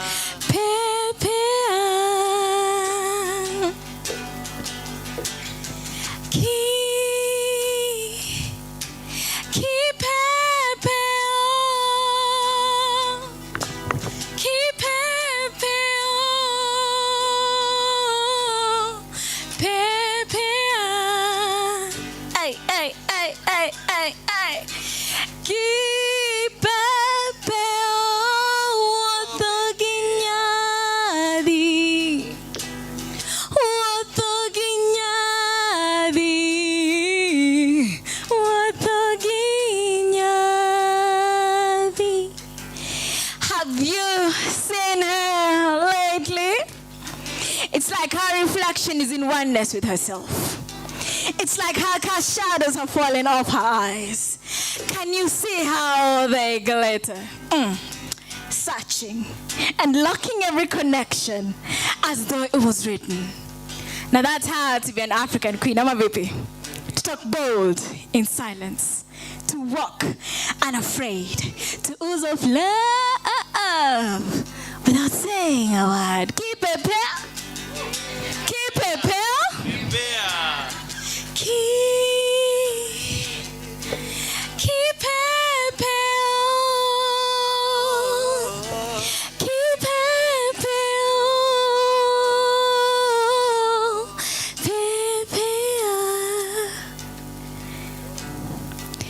Have you watched her lightly? It's like her scars no longer has a place. She wears a scarf with a proudly with a name. This I call bravery. I found feast among my bullies. This I call bear. Finding my worth after they took my virginity. This I call identity. Keep prepare, prepare. Keep prepare. This I call identity. Who dare wear the matatus? How many matutas, my God? And the gelled mosodos. Apana.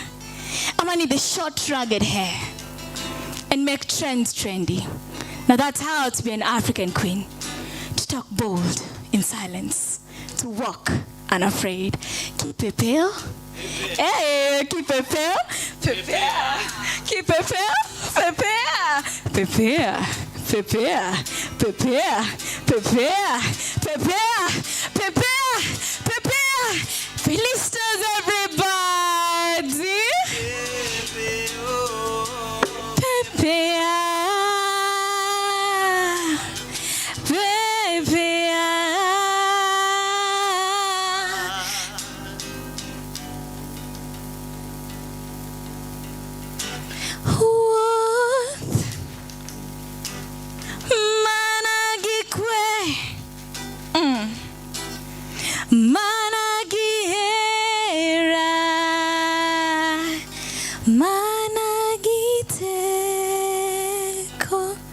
Walk just with love, with joy, with harmony and peace. Karibu sana, Felista. This is your turn. Thank you so much. Thank you. That was such a welcome. I've never been welcomed like that. I feel special. And continuing to fly like that. Just continuing to fly like that. For the people who are here in the morning, my name is Felista Abdallah. I am a woman who is coming from the coast, from a very strong, staunch Muslim family. But I decided to be a Christian for my own reasons, because you choose what you prefer and what you like. I am a sex worker from here, Kenya. I started sex work 18 years ago. My son turned 18 years in September 4th. Yes, I look young, but I'm old. I'm happy that I chose to be who I am. I am never ashamed to be a sex worker, because for me, sex work is work. Most of the time when people hear about sex work, they start saying, she didn't have anything else to do. She didn't have any work. I could have sold tomato. I could have become a house help. I could have become so many things, but I chose sex work because that is what works better for me, because sex work pays better. Cindy, you're selling tomato is work, but sex work pays better for me, and that is my choice. Being in a sex work industry has been so challenging because I started as a very young woman, very, very young woman. Being in the space, violence was a part of our job description. In the morning is violence, in the afternoon is violence, in the evening it's violence. But this went on. I want to speak myself as a sex worker, but also as a human rights defender. It has not been easy, because most of the time when you come out as a person who is not only fighting for herself, but also fighting for her community, you actually become a target, not only to the oppositions, but also to the people that we call our clients. So in sex work, we survive through clientele, our clients, who are the ones who are purchasing us and exchanging for service for money. So this one day I called by my regular client. This is a regular client. This is a person who is not a Kenyan, but when this person comes to Kenya, he will have to plan me in time and says, Felista, I'll be coming this day. Instead of going to, all the time we go to hotels, but this time he says, Kenyan apartments have gotten better. This time we will go to an apartment. I say, okay. And he says, the apartment is in Kileleshwa. I said, oh my God, Kilele? Sawa sawa. And I was like, okay, let's try the high end. I live in Eastlands, so all the way from Eastlands, I moved from Eastlands and I go to Kileleshwa. But before I went to meet the client, because I went there earlier, my girls called me for a drink and they said, oh, actually we are also, where are you? I was like, I'm heading to Kileleshwa. Oh, our friend stays here, can we come and have some wine? I say, why not?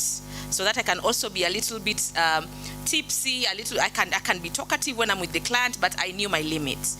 I went and I had 2 glasses of wine with my friends. We laughed and I said, I'm going to leave some other important things here, because one of the girls was my sisters who owned the house, not blood sister, but comrade sisters. And I said, I'm leaving my belongings here, but I'm around Kileleshwa. I'm going to be in this house and this place. And one of us always makes this joke, Felista, let's make sure as leaders we become a statistics. And sometimes I see it as a joke, but it is never a joke. That day I left and I went to Kileleshwa in an apartment.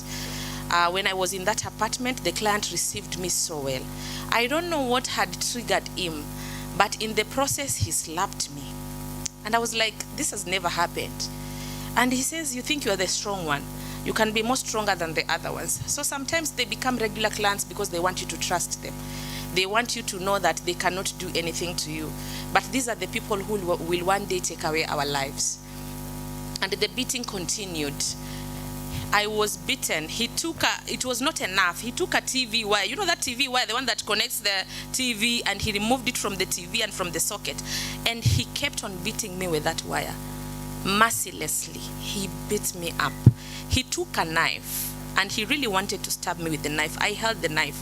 I was like, at the end of the day, he's only going to cut my hand, but this knife is not going to kill me. I stood up and I said, if this man is trying to kill me, then it means I'm going to die in this house with him. Then the knife trick did not work because I had held the knife so tightly with all my powers. As I told you, I am a mother of 4. I gave birth to 3 children, but my friend died out of violence, and I had to take a child because I didn't know her family. We met in sex work and we became relatives. And that's how I became a mother of 4. So the only thing I was actually thinking about, and the thing that was really making me strong, was actually my children. I said, I'm not going to be a statistic of the sex workers who are being murdered, because in a week, either 1 or 2 sex workers are murdered every week. And I said, I'm not going to be a part of that number. So I decided I was going to fight for this. I fought the man.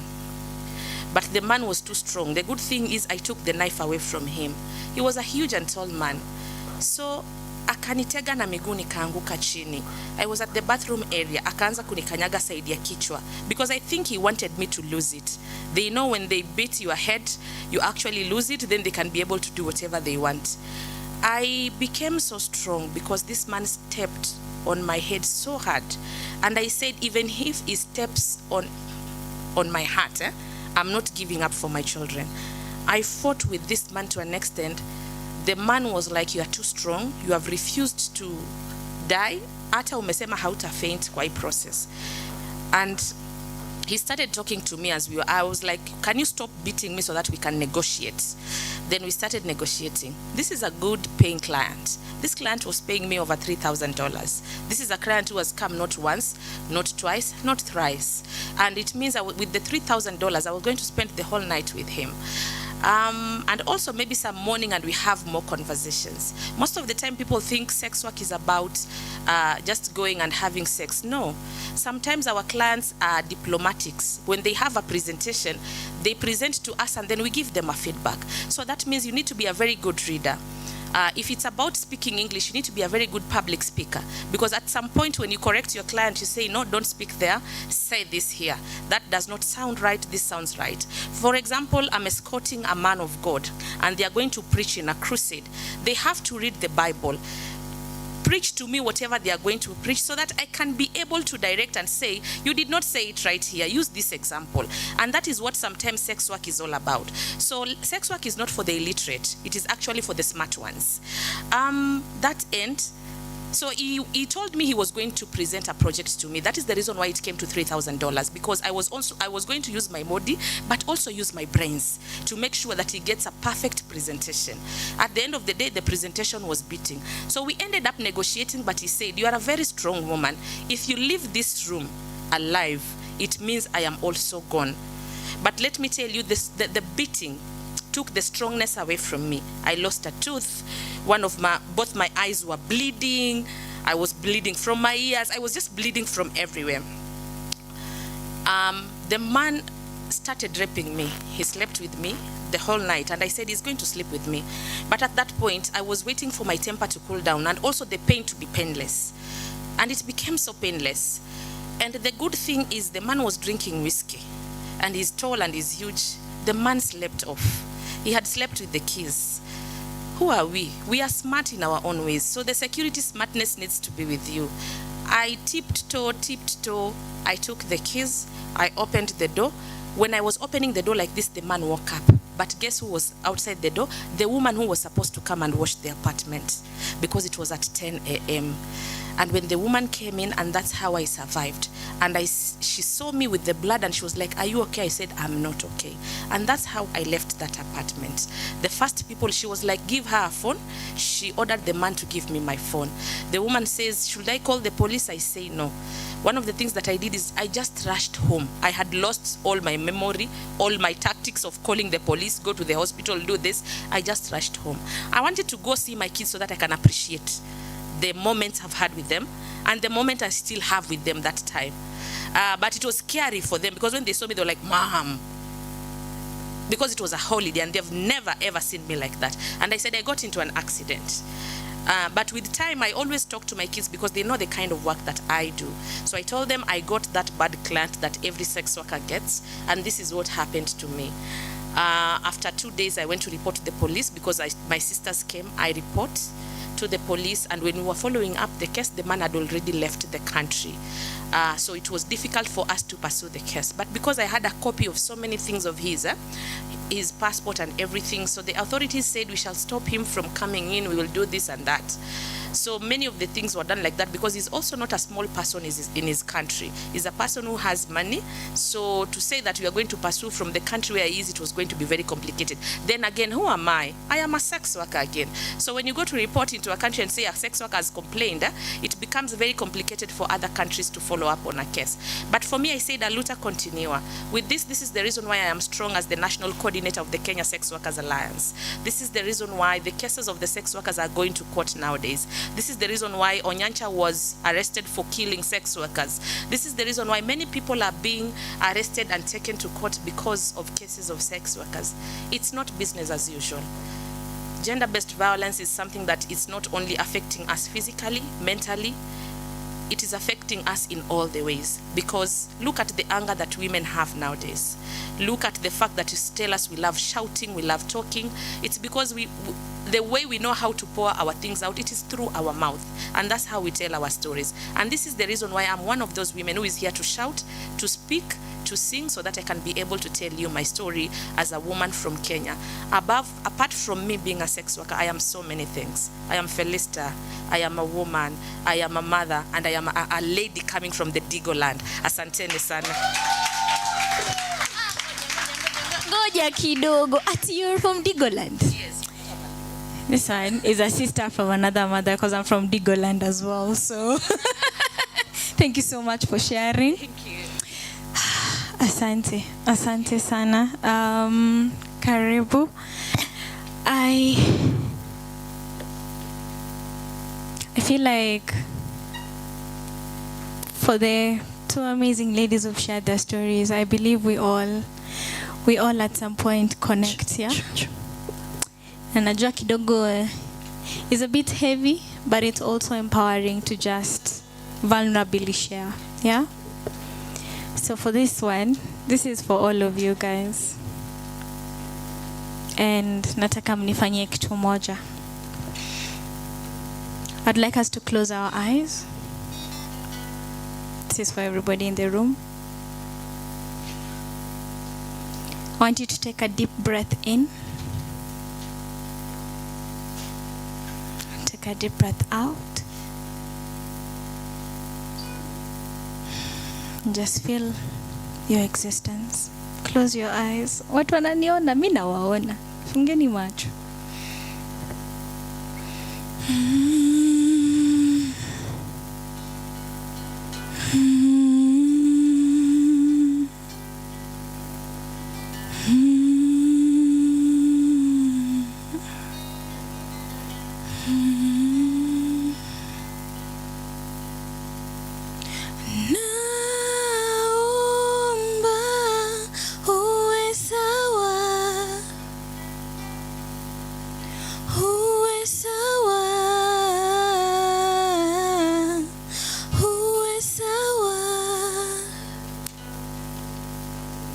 I pray this poem finds in the nick of time when you're about to choose someone else over yourself.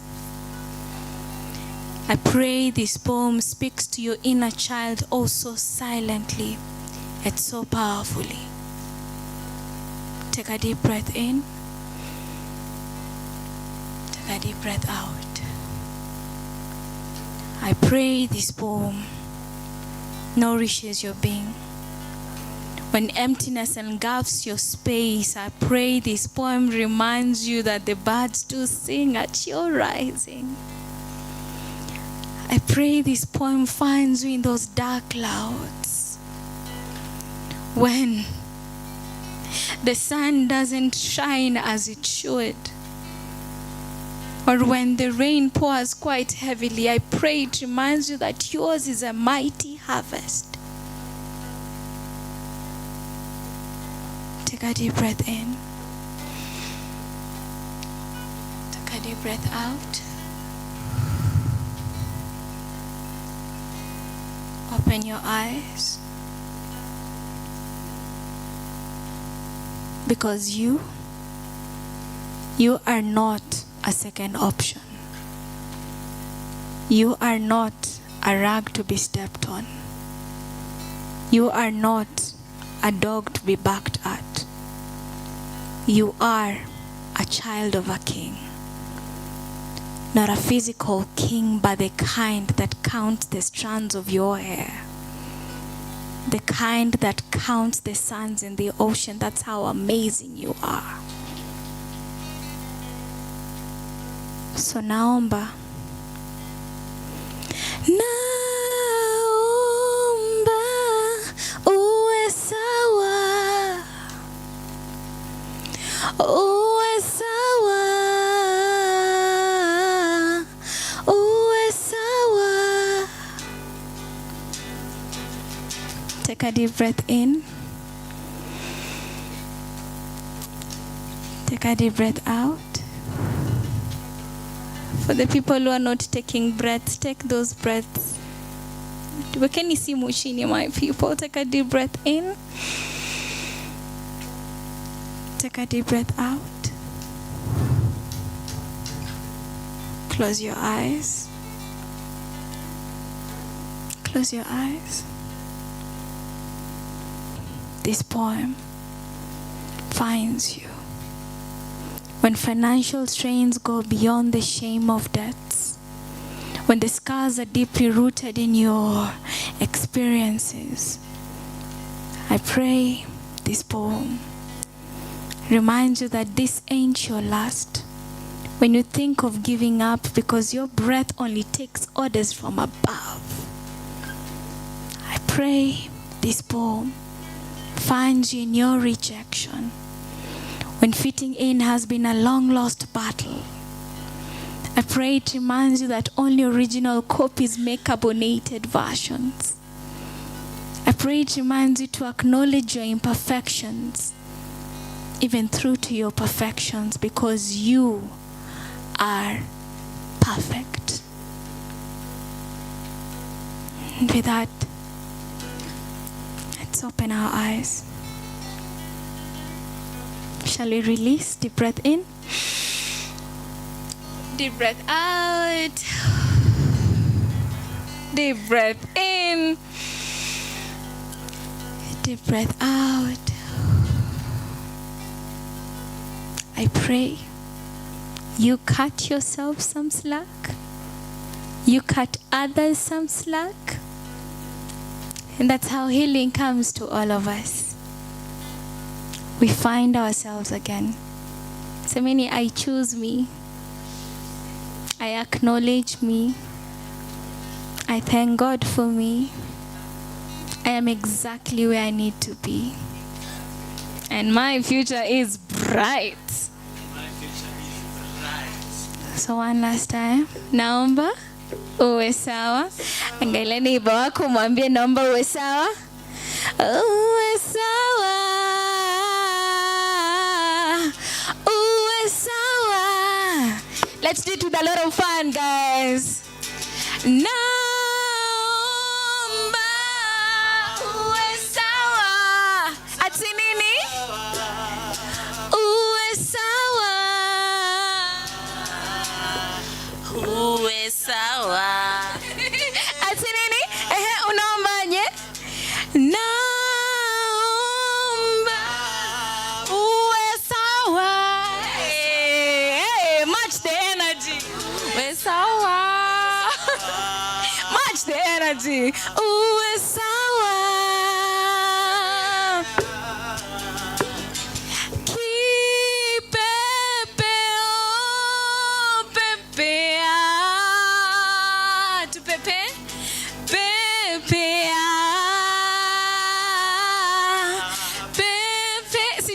Kipepea kwa wamekaa chini.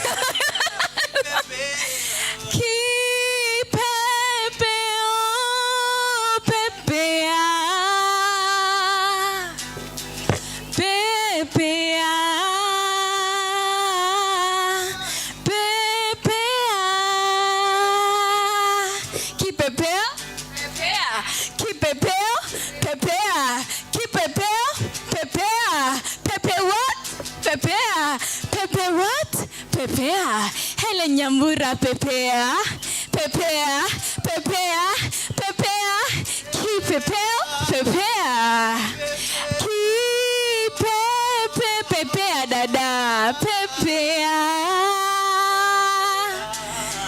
pepea,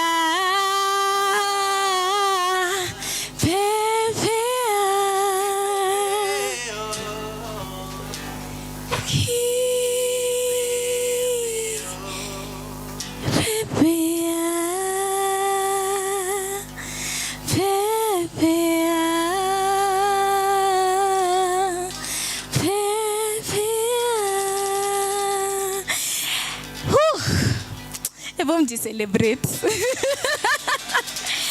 And with that, we have our final and amazing speaker with us, Helen Nyambura. Karibu sana. This is your time to shine. Ama vipi? And our time to shine through her. Ama vipi? Hi. Yes. Mimi niko na sauti by the way. Haya, kama asaseni lakini kwa majina naitwa Helen Nyambura, mother of 2. I'm 25 years. So mimi nimetoka community ingine ipoa na ni mbaya.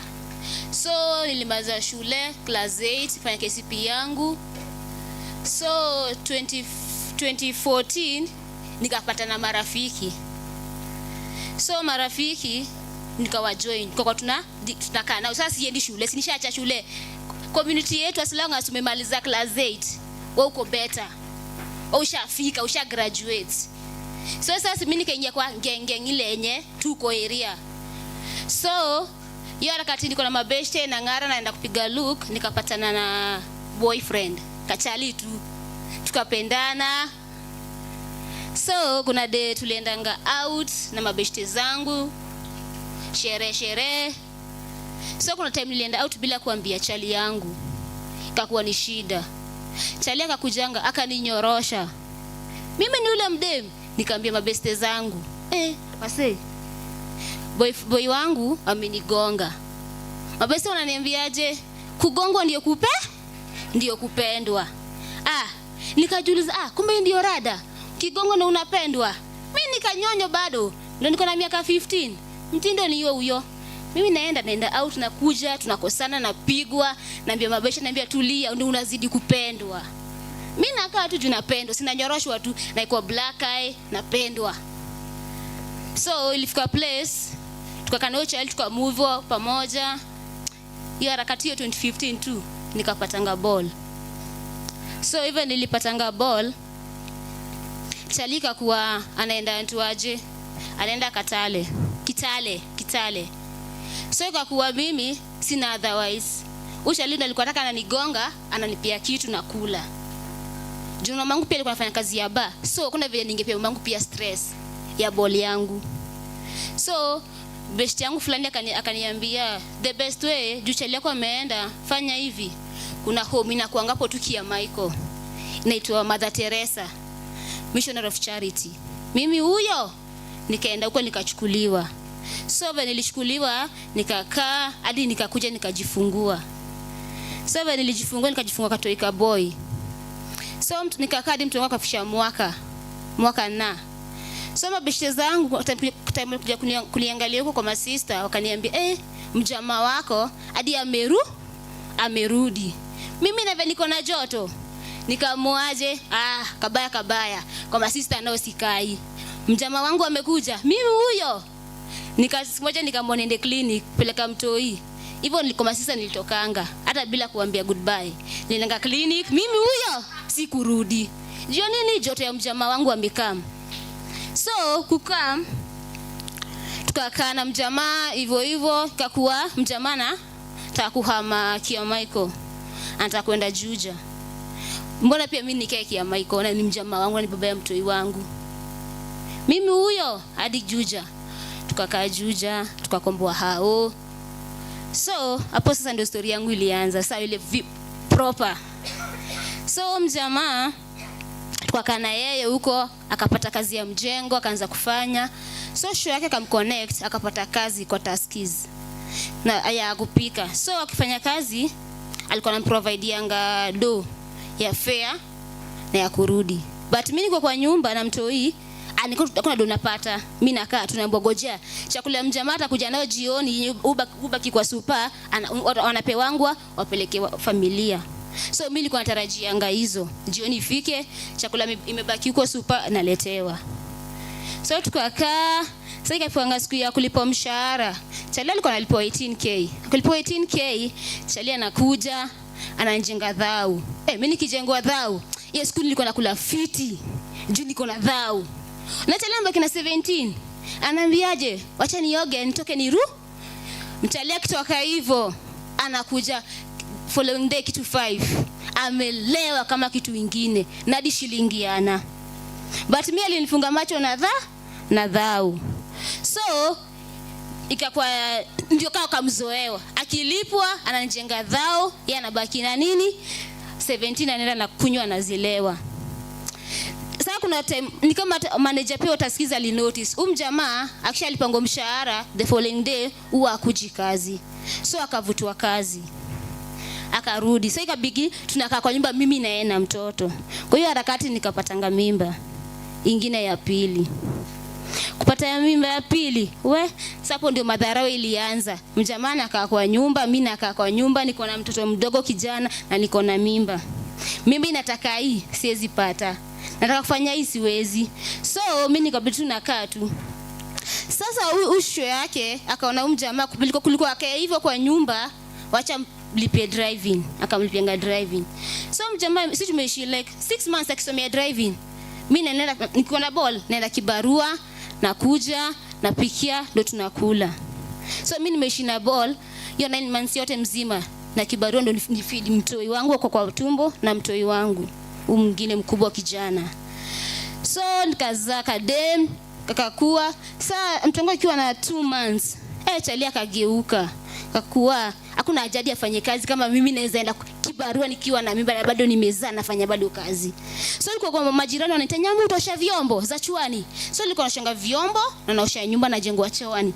Nafurahia najua at least nikipai pampers ya 15 nitabaki na ndabaki na 35. So 35 mtoto wangu mwingine atakula. At least nitakuwa nimesaidia kidogo. So nilikuwa naenda nafanya kazi narudi.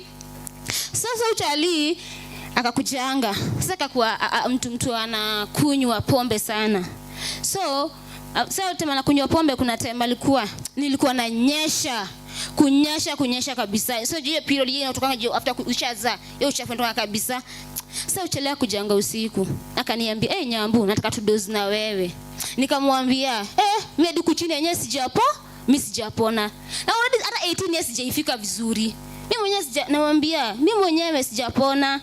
Sisikii vizuri kuchini bado nafaa kujichoma vizuri. Mjamaa ananiambia ni shauri yako. Mimi ulishanizalia, unafaa kunipatia mali yangu. Unaona?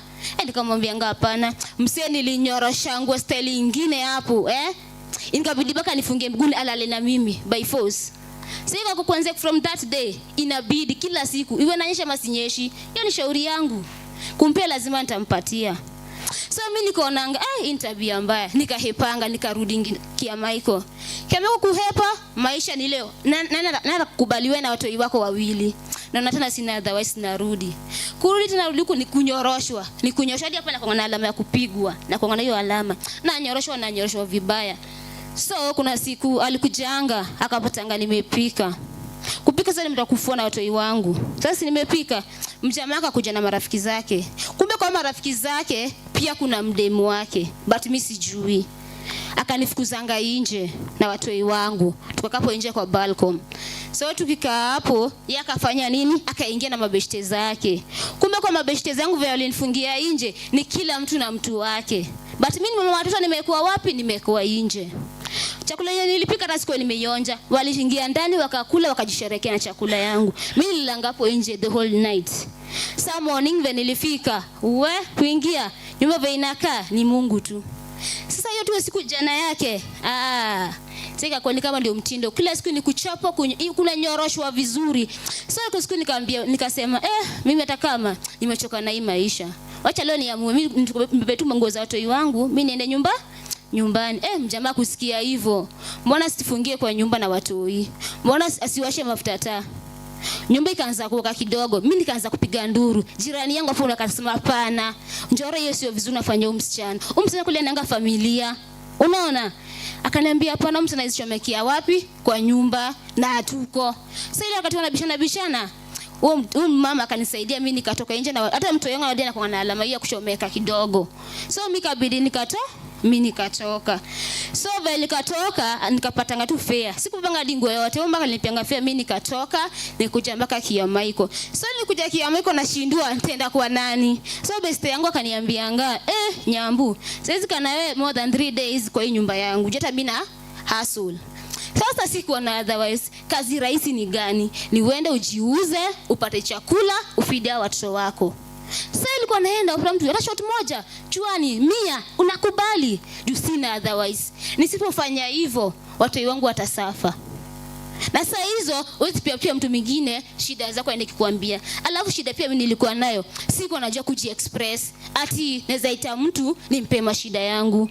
Mimi community nimetoka ni ukiwa na shida ni yako. Hakuna mtu anakupatia ngati masikio yake umsikie.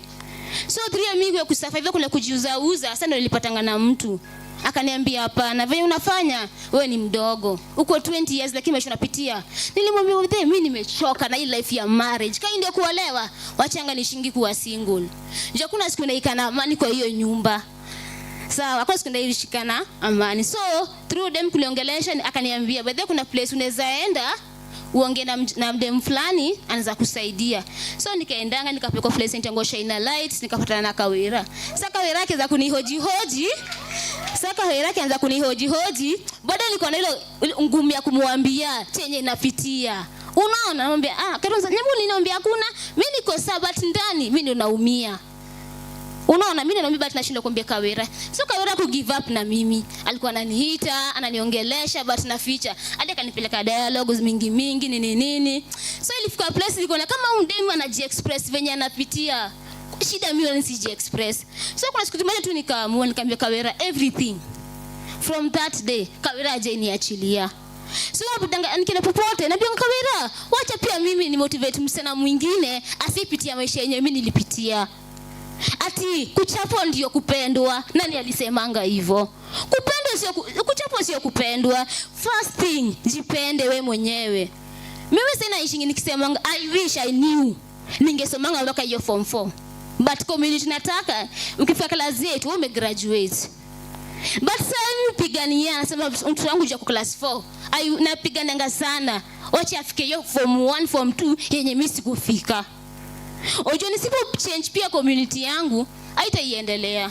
Na that's why mimi na Kawira tungangana hiyo kupigania hiyo sana. Sana to educate sana. Mimi bado tu story yangu. Naambia ngo usikue kama mimi. Change your life. Si atu kimaliza class 8 ati ndio kila kitu. Hapana. Be someone better in your life. Sasa kama mimi wish vitu mingi ningefanya but sikupata hiyo time ati mtu angeniongelesha ati ningemsikia. Mimi sasa hitu ni class 8 but I try my best kueducate my youth wengine. Hiyo joto tunakonga nayo. By the way mshukuru Kawira sana. Kasi yo Kawira ningekuwa tu pale. Maybe ningekuwa nishauliwa ama nimejuuza hata kwa wazee zaidi ya wazee vibaya. Na nikiwa miaka 20. Nilikuwa nimepitia mambo mingi sana. But I thank God. Kawira alikam akanisaidia mpaka penye nimefika. Bila yeye sijui ningekuwa wapi. Thanks.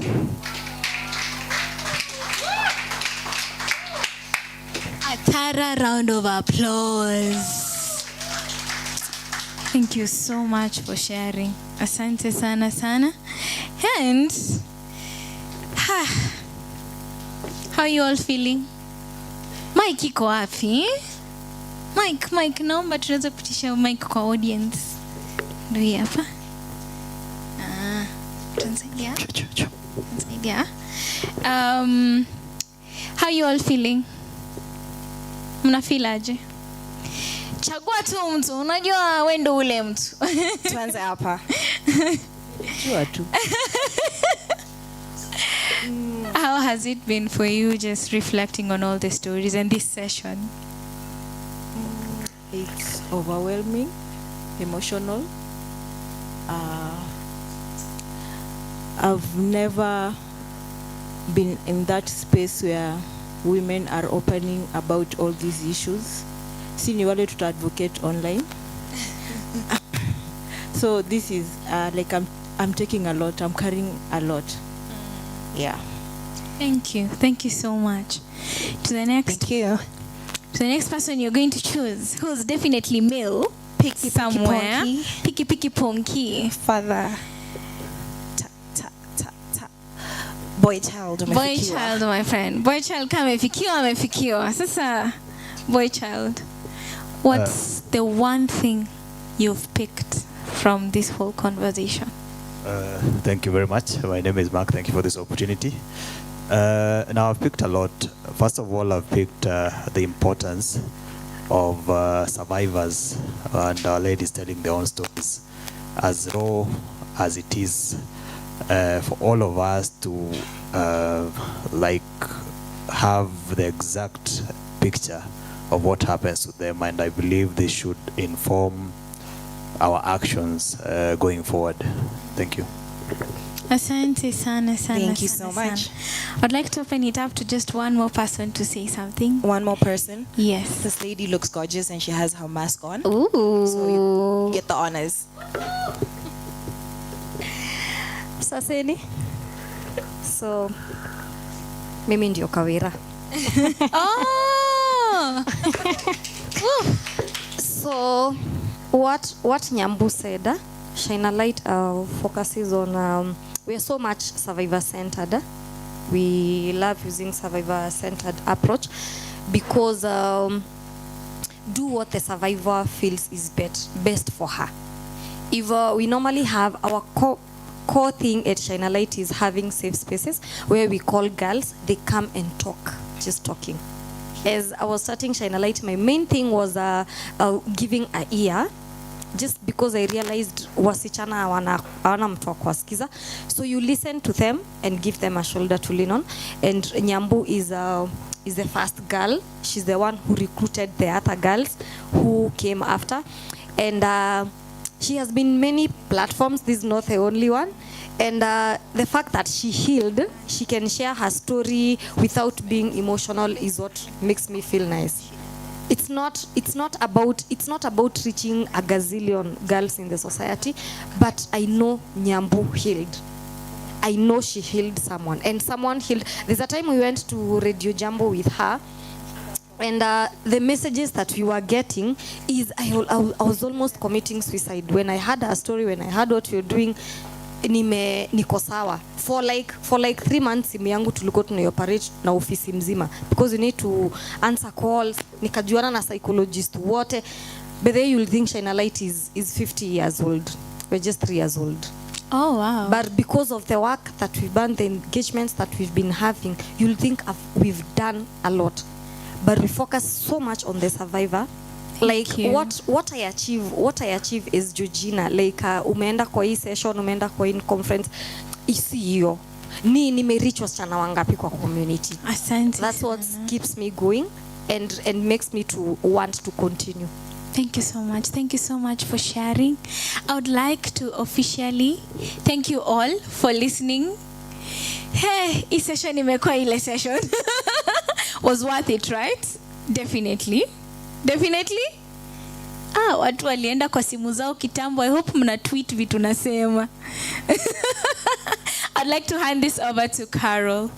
Thank you all so much for listening in. That was my time, Spontaneous the Poet. Thank you. Carol, over to you. And I would like to appreciate Power once more, Power 254, for making this possible. For the guys tuning in online, thank you so much for sticking around all through Hadisai. We have more amazing stuff coming in. Carol, over to you. Thank you. Doesn't she look like Superwoman, literally?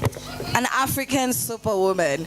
Cindy, I love the amount of effort she puts into her craft, and I think we need to give this woman her flowers. Thank you so much. Oh, thank you. Yes, and you deserve so much. But Cindy, you guys, I met Tubamba. She's gotten us to breathe in. The last time some of you breathed in, breathed out, mlikuwa mnatoroka wezi Nairobi. Yeah, at least you got therapy session. Mnaweza sema leo mmeenda therapy. So thank you so much, Spontaneous. Thank you we so appreciate much. you. Thank you so much. Yes. Thank you. And in case you're wondering who Power is, Power 254, we're the good humans that organized this event just to kick off our 16 days against a GBV. Sorry, fighting with the furniture. And we hope that you guys are being impacted by this event, okay? Right. So speaking about therapy, we have more for you because we care about you guys. And you guys, when you you guys are the real MVPs, yeah? So I would like to call up Miss Archie Aching. Yes, and then she's going to guide us. So she has some goods, So no, like for now, we just pause on the speeches and a lot of, information overload. Now we're gonna do things and we're gonna get in touch with our feelings. All right. So she's gonna tell us what's going to happen, and I'd love you guys to cooperate. And yes, thank you so much, and you're welcome. Thank you. Hi, everyone. My name is Achieng, and today we've talked a lot about something that I was actually hoping, to have more conversations about. We've talked about trauma, the different forms of trauma that people have experienced.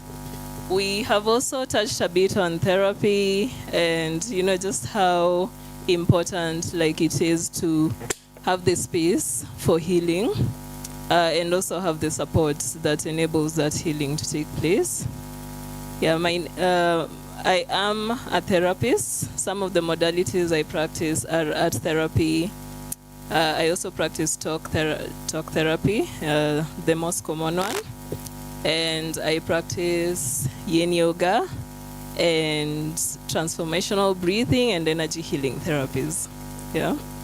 So there are very many forms of therapy, and I feel, as a traumatized society, it's very important to experiment with one or two or more and to see what works best for you, because sometimes even when you heal the mind, sometimes the pain is also, it's trapped in the body, and so maybe you need to move the body, maybe you need to do some of those energy healing therapies or even breath work, Yeah, so before I begin, who here has experience in therapy? Who has been to therapy? Who is a therapist? You can raise your hand. Oh, awesome. Yes, so I'll ask, what did the process look like?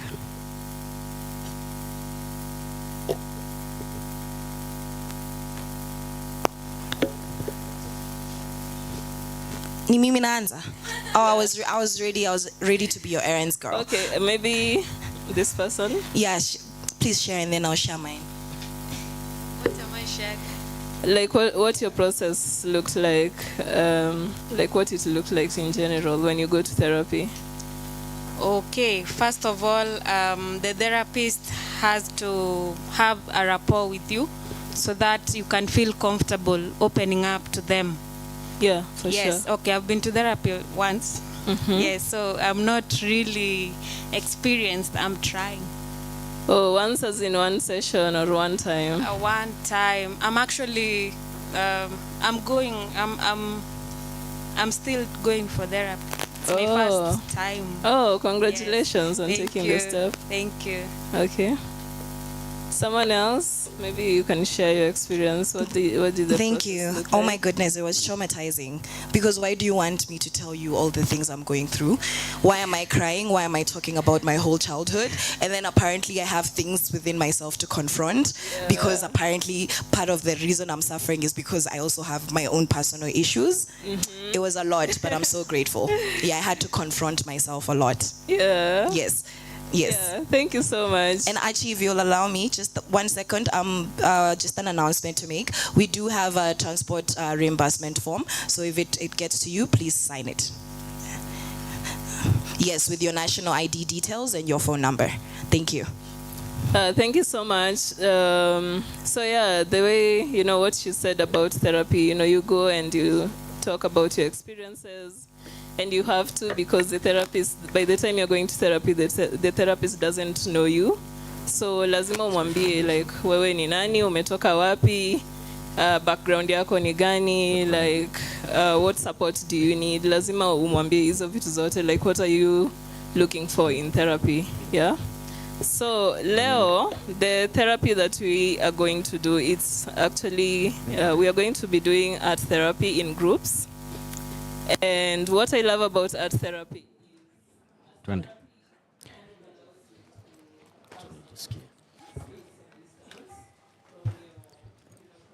Ready? Woza bana rada yo. This is Power Radio, your number one online radio station. Na leo tuko Mageuzi Hub. Kwa hii shughuli inaitwa 16 Days of Activism. Ina run up to the 10th of December. Hii ni kitu inafanyikanga annually. Wale watu wanakuja kusensitize watu juu ya gender based violence. Na kwa Kenya leo tuko na msawa power sana. Yeah. Msawa amekuwa mgumu kumpata, amekuwa kado.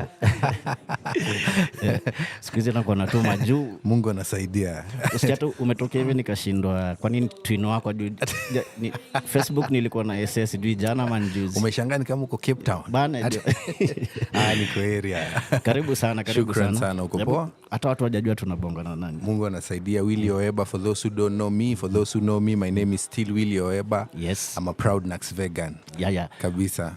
Hii Willy Oeba ni real name mama? Willy Oeba ni real name. Yeah. Kwa ID iko vile. Wow. I have a surname and a first name. Yeah. Sina ingine hata imagine kwa ID. So kwa Willy Oeba nilitafuta stage name, lakini mimi ni realist. So vitu mob zenye mi huandika ni from real life experience, from what I have gone through, from what I see other people go through. Nikaona wacha nisipeane AKA. Wacha nitumie tu hiyo real because na peana real life experience. Kwa hivyo kakuwa hapa hivi kauna jina 3 endi mbinguni unabaki. Tutafuta. Anyway, karibu sana mzee. Shukran sana, ukoje lakini? Mimi niko poa. Asante. Big fan mimi wasikia. Bana. Cheza pale I'm offended. Yes, ndio. Kwanza ilikuwa number 1 kwa chat for so long. Countdown bana. Sasa waambie mjeshi hapo ipige kura bana. Wapige kura wewe bana. Rudisha kuna ngoma tumetoa inaitwa Agenda ya Mwafrika. Okay. Featuring Mayusana na kuna Shujaa pia featuring Mayusana. Bana, wacha tuanza kurali watu wapigie kura irudi juu. Sasa hiyo kwanza naitafuta leo. Shukran. Sasa juu tuko hapa historia ya GBV. Yeah. Nataka kutueleza kwa hiyo shughuli unafanyanga ya spoken word. Yeah. Umekuwa una handle aje your story? Yeah. Great. Mimi niko raised by kwanza na the single mom and I really appreciate the strength of a woman. Yeah. Recently I was learning about the story of Wangari Maathai and the power of one. Yeah. And I believe every great society has been steered by the strength and the women of steel that we have. So I have an album inaitwa Women of Steel. Pia in a champion for gender mainstreaming. One of the beats that I do good governance, defending democracy, and one that I very hold dear ni on gender mainstreaming. Na hata kwa matatu I do injections kwa matatu, si uzita injections. Na from now until 10th December tunafanya tu on saying no to femicide, eradicating the gender based violence. Tunaenda na tuna have hata leo nikikam hapa nimepanda matatu inaitwa KBS Flani Legendary and I've performed a piece inaitwa Women of Steel. Just having a conversation around normalizing easy conversations zenye tuko nazo kuzinormalize kwa matatu. Na the reason why si wenda kwa matatu ni because we need to have these conversations pia huko where our say waezi fika kwa platforms zingine zisifika kama 12 niko na show na huwa nalipisha because unajua kuna budget, kuna budgetary constraints but on a daily message pia inafaa ifike kwa mtaa. So pia mimi hufanya kwa ma3 so gender based violence and saying no to femicide, conversation on reducing gender based violence and saying no to femicide nimeifanya sana kwa poetry. I don't intend to stop. I intend to continue and raising other generation of activists who will keep on doing that. Okay, tulinotice hii time ya COVID. A lot of cases GBV ilipanda sana. So umeniambia umetoka Nax. Mimi ni proud Nax vegan. Okay. So kutoka hiyo time ya COVID up to now. What's the state of Nax in terms of GBV na civil society na dunini na gava ina dunini? Okay, I would say we are not where we want to be, but we are not where we used to be. We have made progress by normalizing these conversations. Kama so it's through matatu za mapia no. Community dialogues. At a community dialogues, through art, through because matatu injections tulianza 1st January 2024. But spoken word nimekuwa nikifanya for the last 10 years. I'm marking 10 years. through dialogues, through the shows zenye tumehave, through other amazing platforms, other civil society groups, because you can never walk alone kwa hii journey. So kuna watu wenye wamekuwa wakifanya kazi amazing wenye walikuja hata before us. So literally we are standing on the shoulders of giants. Na conversation sahi iko normalized. Sahi watu sana wanajua kupigwa si mapenzi bana. Exactly. Sahi people know that kuna vitu kama marital rape enye watu wako wanajua, walikuwa wanadhania ukioa mtu hiyo ni right yako. So hizi conversations zimekuwa normalized through spoken word, through dialogues, through real life experience, na it's a good thing. Right now hata mademo wanajua rights zao. Right now maboy wana appreciate ku-uphold rights pia za women, which is a good thing. Na hiyo conversation wacha tuendelee kui-keep, na shout out to Power 254 for forum kama hii na such a conversation, because hata kitambo ku-hold conversation kama hii hata kwa radio haikuwa possible, you know. So hiyo ni stride. So swali ya mwisho before tuende kwa show yako. Hata venye tumeongea na wewe, umeniambia madem sahi wanajielewa mo. Na wanaume wana uphold rights za madem kabisa. Mbona tuongelee the boy child in terms of GBV? Because essentially it's a societal problem. Tukisema gender based violence tunaongelea both genders. Ni kama when someone anasema yeye ni feminist, it's about equity, and as much as ana uphold na ana protect rights za madem, pia ana protect za maboy. So it's not one sided. Na you cannot protect other rights na uachane na zingine. Zote zina matter na pia maboy wana matter. Ni vile kwa society yetu na naturally through ile stuff yenye wanasemaga separation of roles na nini, naturally mwanaume ako na more strength. Naturally kuna zile vitu zenye anafanya ziko more masculine than a lady. So mara mob kwa gender based violence utapata most cases ni wanaume ndio wana abuse madem. So zimekuwa very many, zimekuwa very alarming, mpaka society naturally ime carve gender based violence one side, but tunafaa ku have your conversation both sides. But right now tuna respond kwa sababu imekuwa fitted sana on the women side, unapata. But pia tuna appreciate kuna majama pia wana undergo gender based violence, na si peke yake physical, kuna verbal, kuna mental, unapata, of which pia tunafaa ku normalize the conversation. But tunafaa kuanzia somewhere, from the in looking out, from the known to the unknown. Hizi zenye sahi ni poa vile society na respond, because naturally imekuwa men ndio na abuse the ladies. But sasa vile tumeingia hivyo into the depth, tutafikia pia hiyo ya boy child kwenda hii side ingine, because Rome wasn't built within manze tutafika. Okay, sasa niliona hapo kuna 10 years of poetic justice. Hata hiyo title yenyewe ni poetic justice. Bana ilinibamba sana. Shukran. Labda tupeleke na rada itakuwa ni nini ni wapi? On the 12th of December I'll be marking 10 years of poetic justice. I've been using lyricism. So the event inaitwa Oebaism concert. So the ISM from Oebaism ina represent lyricism, using words for social change. Imekuwa journey easy, imekuwa tough. Kweli. Doing pieces on social justice is not lucrative. It can be very lonely sometimes. And kwa hiyo journey nimekuwa na wase wengi, wengine tulianza nao wakaenda mbele kabisa, wakaachana na hii craft, wakachukua vitu zingine, wakaenda wakakuwa successful pia. Nashukuru wenye wametoka, wenye tumeanza nao na wame punch pia. Wengine tulianza nao poetry, sasa wanafanya gengeton, wanafanya mainstream, which is a good thing. But pia na appreciate hiyo journey ya kufanya conscience art for 10 years. It's not easy. Na hiyo event actually nilikuwa nimepata gig ingine New York on the 11th. Nilikuwa naenda perform Broadway, lakini nilipata last week nikiwa Cape Town, but nika have kuikataa. Jorali kwanza ni sold out. Exactly. Kwa pande ya 1500 niliona hiyo 1500 zilisha. Hata VIPs naenda kuisha by the way. Sasa hawa naitwa Patriots watakaa wapi? Patriots wataketi ni vile tuko na watu wa economics wanacheza na hesabu tu, lakini kila msee manzeni VIP, kila msee ni VIP, hakuna kusegregate na nini. Ni vile kuna watu wenye walikuwa wanataka kusupport zaidi, like ile design maybe wako na more wanataka kuchannel in.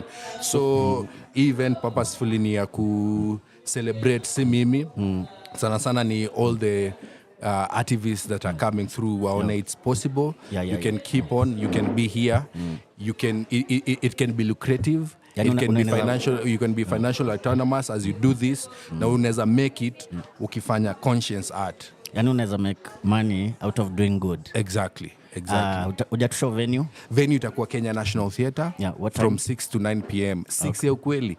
Kama Dofan. Unajua msanii fulani legend anaitwa Dofan. Alinchallenge last time. 6 yake ni 6. Akisema 6 kama ni watu watatu tunaanza. 6 asubuhi ama jioni? Jioni. 6 p.m. East African time. Okay, to up to 9. Up to 9 p.m. Okay, so ni album una launch ama ni pieces umeshikanisha? Ni pieces nimeshikanisha, but ziko most of the pieces ziko from my most recent album. So my recent album yangu ni musical. So nacheza na whole orchestra band, pia nacheza na Half Life. Itakuwa very amazing. Itakuwa very legendary. Hata mimi inanistua kidogo, lakini Mungu anasaidia, itakuwa poa sana. Na kwa hiyo hizo pieces hapa kuna zenye zinagusia GBV? Yes. Okay. So to expect pia. Hata the first piece inaongelea, acha nini sana, but the first piece ina touch on what's been happening and the strength of a woman and the power of one. Inaongelea story ya GBV, ina embody Kenya kama a woman. The first piece. Na vile how mothers during the second liberation struggle walienda wakaprotect mpaka sasa kuna Karura kina story ya Wangare Maathai. Exactly. Inarudi ina embody pia madhangu mother ya Rex mwenye lose tupea watoto wao waende wapiganie nchi bana mambo kama hiyo. So 12 itakuwa amazing, usikose. Siwezi kosa. Nimeona show zako zinakuwa one of a kind. Asante. Any last words hivi? Any last words? Big ups. Shout out to mseflani legendary anaitwa Brian Silways. Namjua ule master mwenzako partner in crime. In rhyme. Kabisa. Shout out to Romi Swahili. 1183. Romi Swahili tulikuwa naye Moyuni. Nimeduna na staff kadhaa. Asante, nikiwa Moyuni and alikuwa ananiambia pita hapa. Nice one. So literally standing on the shoulders of giants, manze. Nimeelewa ati yako sasa. Asante. Nimeelewa where you're coming from. And shout out to Queen Elizabeth. Ule mom. Mamangu huyo. Ina happen aje hata madhangu anaitwa Elizabeth. Isha. Mama, you'll never be a slave because you raised a king. Ndio hiyo sasa. Bana. Teardrops alisema hiyo. Bana, moyo wangu sana pia. Shukran. Kuna features watakuwa?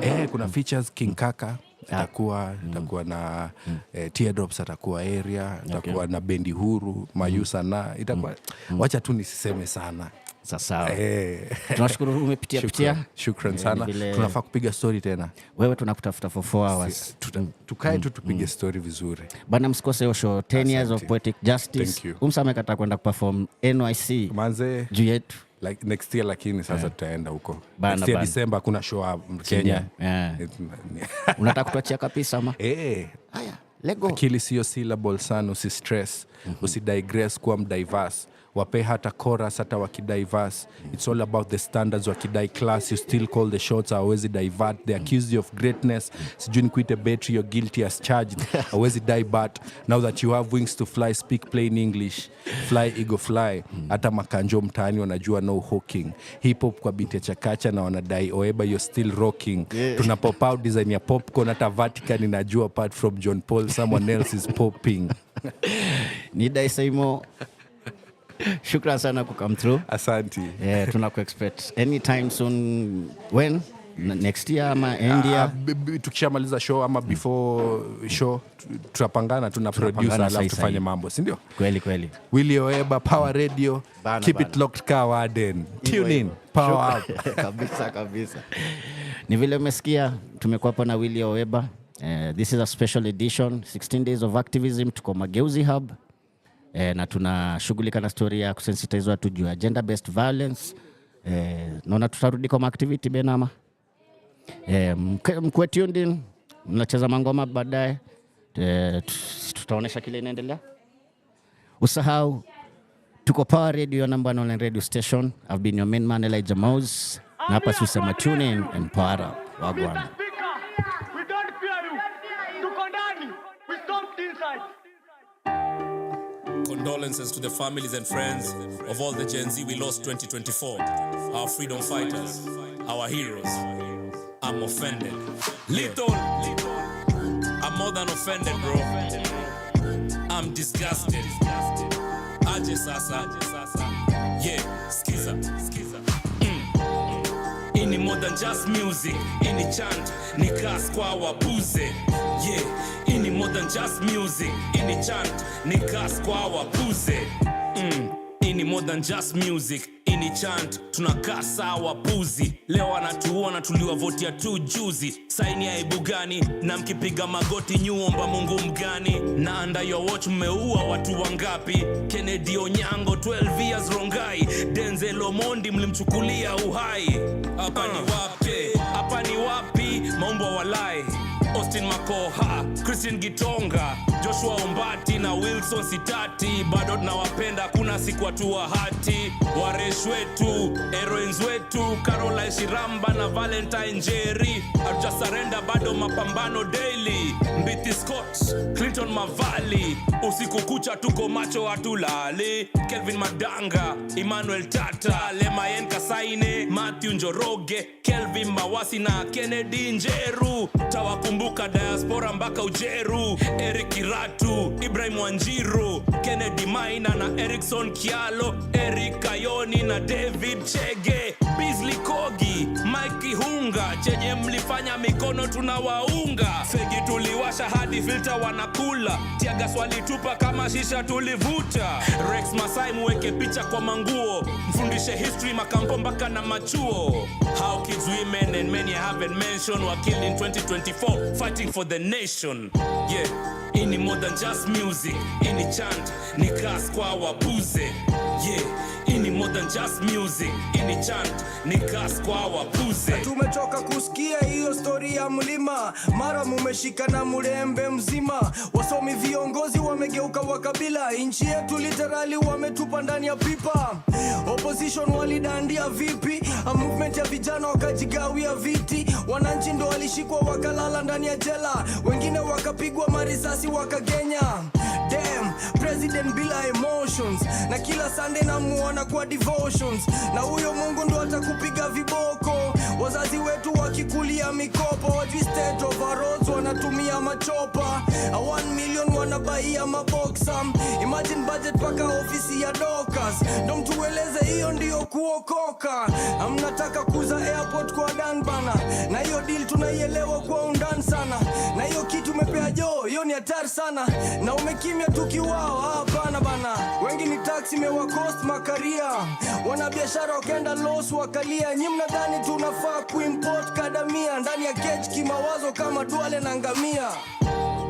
Ini more than just music. Ini chant, ni kas kwa wabuze. Yeah, ini more than just music. Ini chant, ni kas kwa wabuze.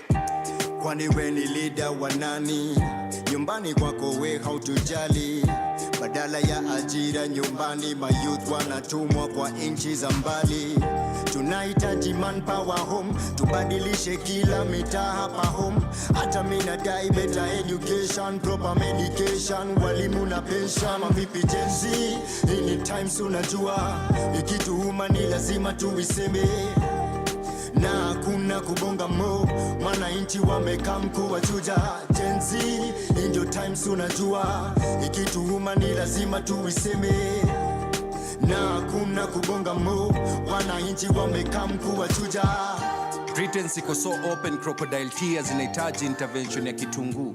Vitu kikwa life chishapoteza meaning, pombe inatumika kutoa lock, jumulishapoteza kifunguu. I'm offended. Youth uko depressed, una kazi na serikali inapea kazi wenye wanafaa wawe retirement. So mbona una tense na hata mood ya worry? Hakuna hata pesa ya kulipwa peanuts.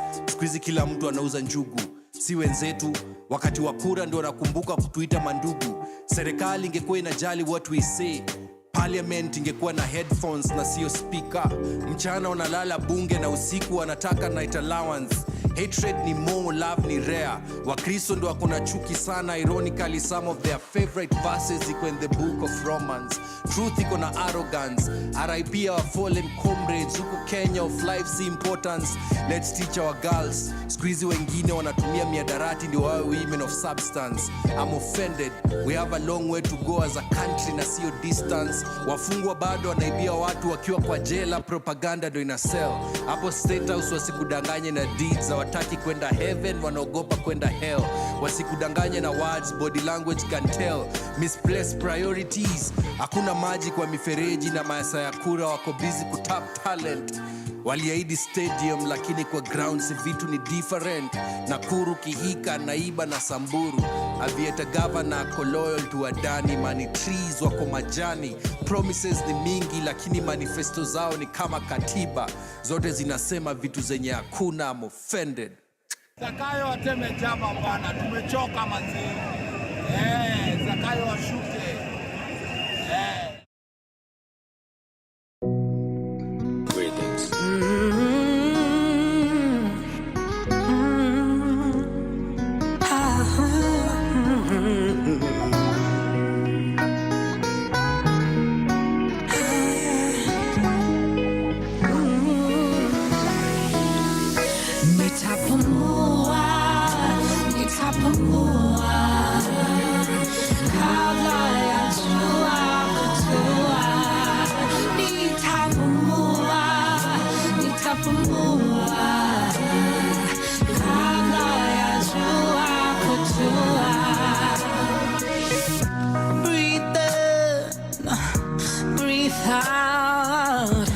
Don't you wanna let it go? Don't you wanna let it go? Gifted, you've been gifted.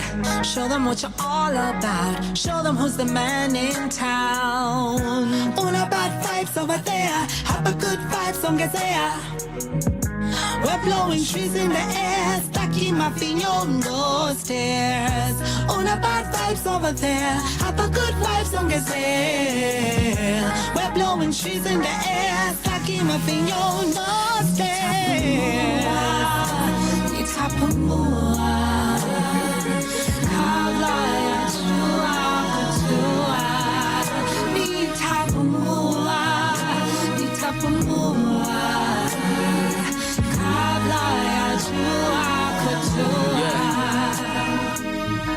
Woke up in the morning and I'm feeling blessed. Hata kama haso na ngumu, no, I'm feeling it, I'm feeling you. Najua kuna pressure but we gon' pull through. Jua ikitua mina jua itajipa. You and the crew every day you're getting richer. Kusomea chini ya mti now, see where they teach us and they been teach us. Who's the man now? Show them who the man now. You the man now, you know you're the man now. Hands down, we made it. Big smile on my face, mama's proud. Una bad vibes over there, have a good vibes on Gazea. We're blowing trees in the air, stacking my no stairs. Una bad vibes over there, have a good vibes on Gazelle. We're blowing trees in the air, stacking my no stairs. Don't be too insecure, it matters you are here. It may bend you, but have no fear. Don't be too insecure, it matters you are here.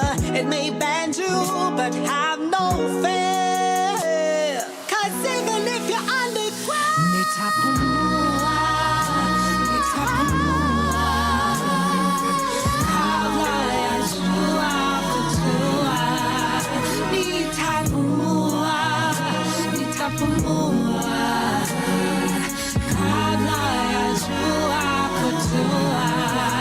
While I'm barely breathing, I'm barely breathing. You bring me healing, you bring me healing. While I'm barely breathing, I'm barely breathing. You bring me healing, you bring me healing.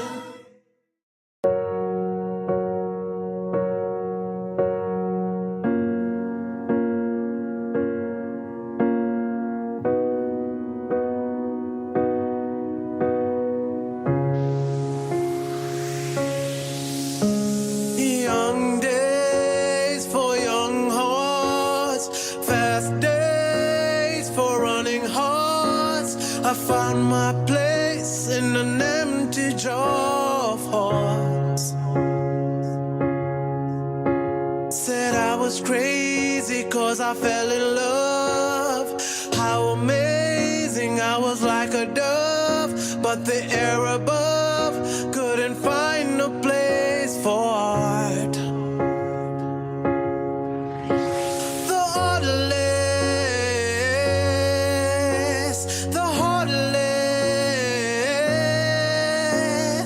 great minds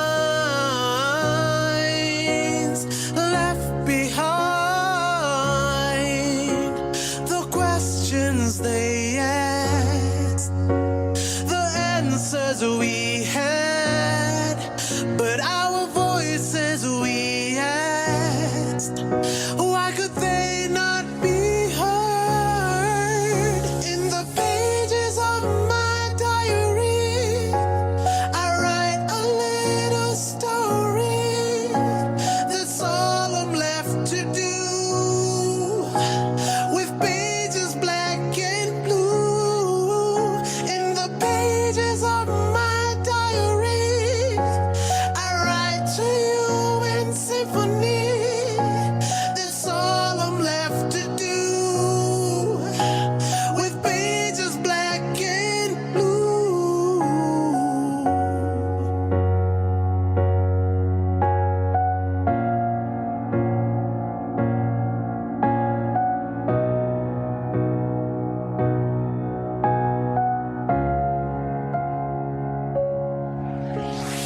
Storytelling for the young at heart. A story is told of a man who had no heart. He had no heart. He had no heart. He had no heart. All he did was gather masses, lie and cheat so he could pay no taxes. Greed and power were the basis of his life.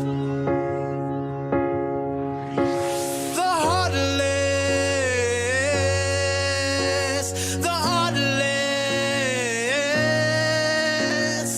great minds corrupted by hate.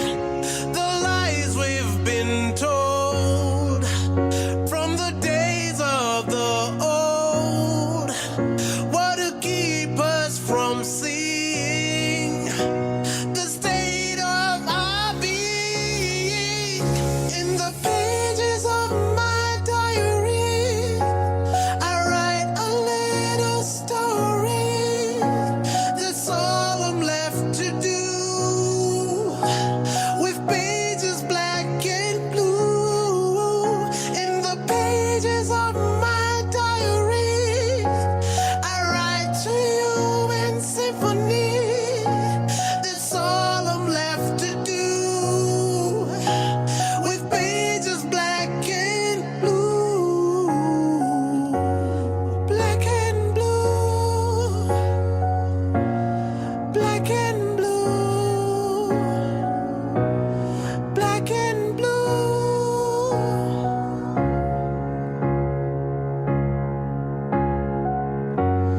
Black and blue. Black and blue. Black and blue. In the pages of my diary, I write a little story. That's all I'm left to do. With pages black and blue, in the pages of my diary, I write to you in symphony. That's all I'm left to do. With pages black and blue.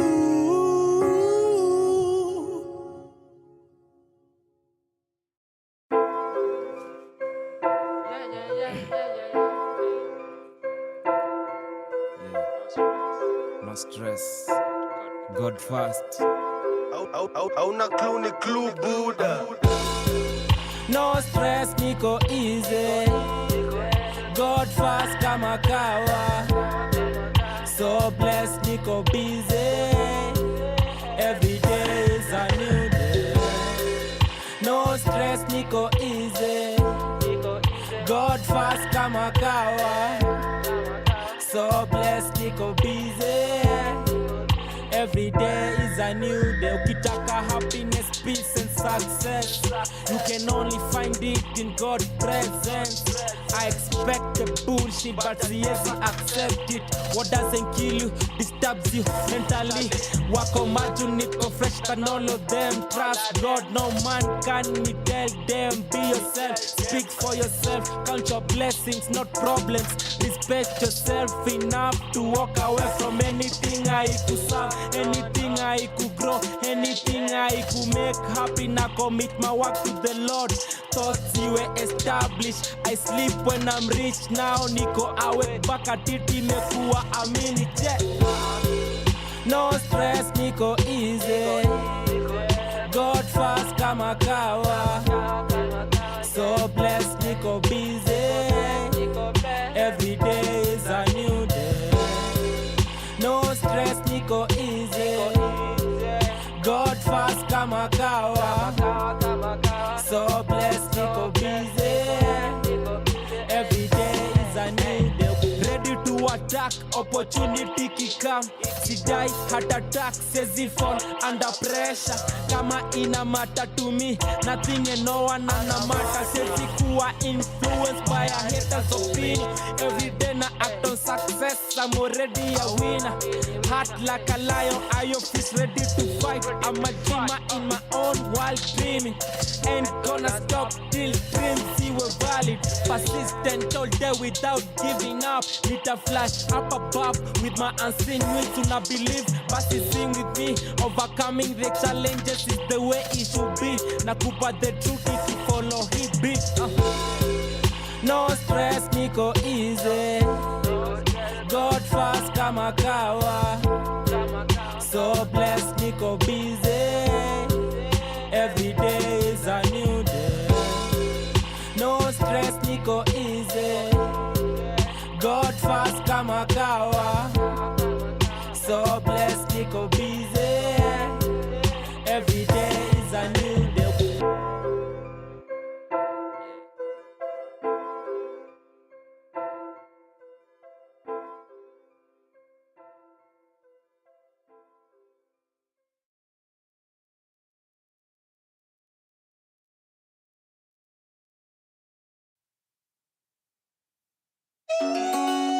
Nogo ne nogo, onatoke seti ya metito, itabaki kuwa nogo.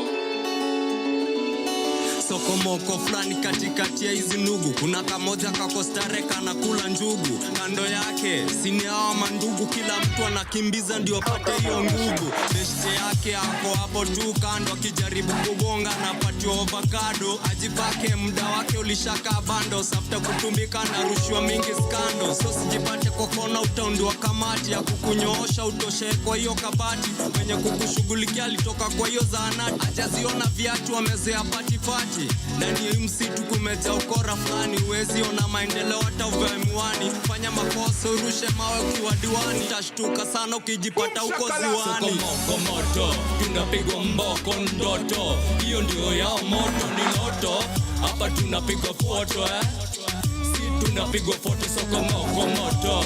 Tunapigwa mboko ndoto. Hiyo ndio yao moto ni loto. Hapa tunapigwa foto Si tunapigwa foto. Katikati ya wanyama kuna wale ni majitu. Wakipatikana kwa ngori wautoaka kitu. Kuswallow everything ndani ya msitu ni uact ninja wakidance katitu. Chief Justice wa huku ni madara na faka. Leta kesi hapa ni panga unataka. Ujirani wao ni wapanya na paka. Saka tako mwage ushames na kikaka. System ya hapa ni ya kuchunga zao familia. I think ikisema hivyo ishakuwa so familia. Kidai miaka ujapanga kuitumia umetengwa nugu. Hapa leta chaimia. Ni obvious hapa kuna punda milia. Ukipata zebra, cross na amilia. Time ya kupima urefu wa meno na mikia. Wakubwa wameingia we kiti amkia. Soko moko moto, tunapigwa mboko ndoto. Hiyo ndio yao moto ni loto.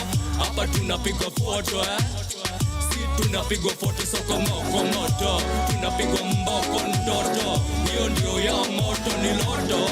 Hapa tunapigwa foto tunapigwa foto. Wamechange hizo tisho zimechorwa milioni, wamevaa vitenge rangi ya bilioni, style ya kuhaibaneta paka milioni, na doo zote ziliishia huko matirioni. Umesikia sakata ingine bado na Kemsa isha buy stuff na doo bado. Nipe uvumilivu Karos Mohando, Juma Singa dami na hamishwa Kajiado. Malalamishi ya mnyama 2 budget kisome imeongezwa 02. Haya ndio ungangana sana sio siri, zawadi zikikama na patwa tungiri. BBI na watoto tuhamishwe, kifunga macho ndio dozi zamishwe. Wenye makosa wapeleke wasafishwe, wangolewe kwa viti na doa sitishwe.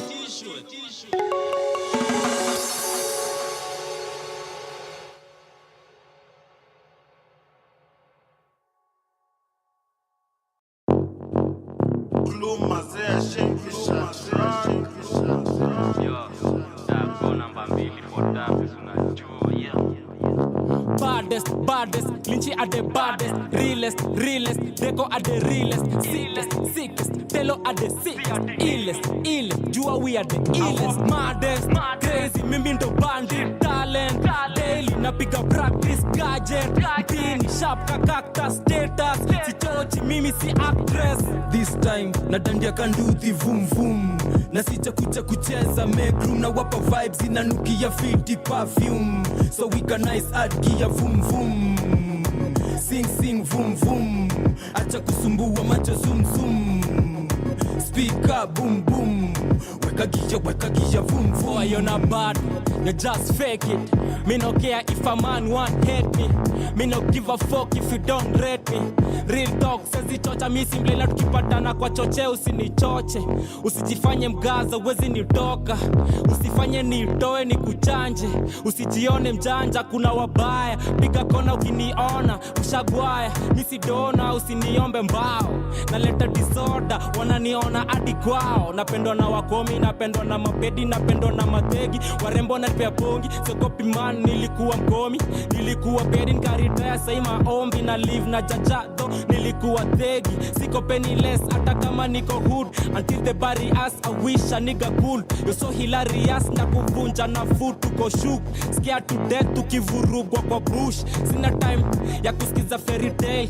First of all, uko nyuma kama tail. Legend kwa streets, bigger surveys. Fake niggas wanna die beef, wanna die to speak. Yeah, baddest, Lynchy are the baddest, realest, Deco are the realest, sickest, Telo are the sickest, illest, Jua we are the illest, maddest, crazy, mimi ndo bandit, talent, daily, napiga practice, gadget, pin, sharp, kakakta, status, sichochi, mimi si actress. This time, nadandia can do the vroom vroom. Na sita kucha kucheza make room, na wapa vibes inanukia fiti perfume. So we can nice add gear vroom vroom. Sing vroom vroom. Acha kusumbua macho zoom zoom. Speaker boom boom. Weka gear vroom vroom. Awa madem na wa replace kasim katizi. Maskini mnono ebuka mna jibag. I'm so sick na sioni nkipona. Leta weed that nyonya tukiwa pima. Vile na roga wanadai ni dumba. Daily shuffling na sakanya hibunda. Ni saa ngapi na nini saa mbaya. Kafiti ama utafanywa mbaya. Vibe tamu na kuletea visimpo. Msupa wako ngoma yangu anachezesha ringtone. Cheki kako rada ama memeza piriton. Wanajua mi madawa mi napendaga easy form. Selected DJ MC itabidi mumeimba. Vitu mna play inaka mna tupima. Mini bad boy siskizi Justin Bieber. Mkono shingo siva na kupigia matimba. Baddest, Lynchy are the baddest, realest, Deco are the realest, sickest, Telo are the sickest, illest, Jua we are the illest, maddest, crazy, mimi ndo bandit, talent, daily, napiga practice, gadget, pin, sharp, kakakta, status, sichochi, mimi si actress. This time, nadandia can do the vroom vroom. Na sita kucha kucheza make room, na wapa vibes inanukia fiti perfume. So we can nice add gear vroom vroom. Sing vroom vroom. acha kusumbua macho zoom zoom. Speaker boom boom, weka gija vum vum.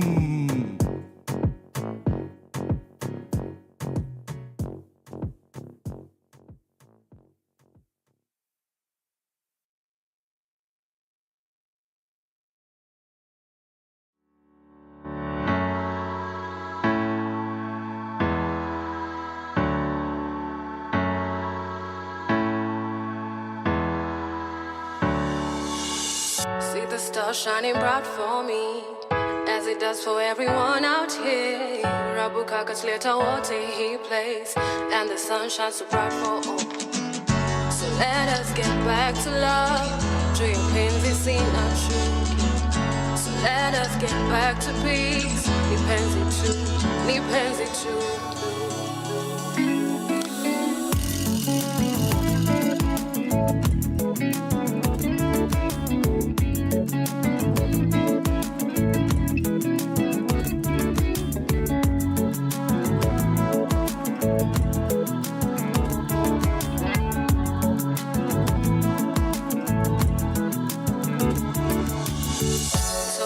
That I wish to hurt you, yet we have the same blood, same air we breathe every single day.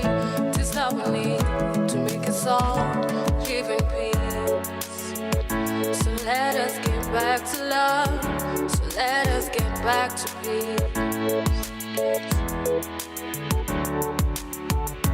Acha soko ni penzi, acha mdogo nipenzi tu. See the stars shining bright for me, as it does for everyone out here. Rabukaka Sleta Water he plays, and the sun shines so bright for all. So let us get back to love, to your pains is seen not true. So let us get back to peace, nipenzi tu.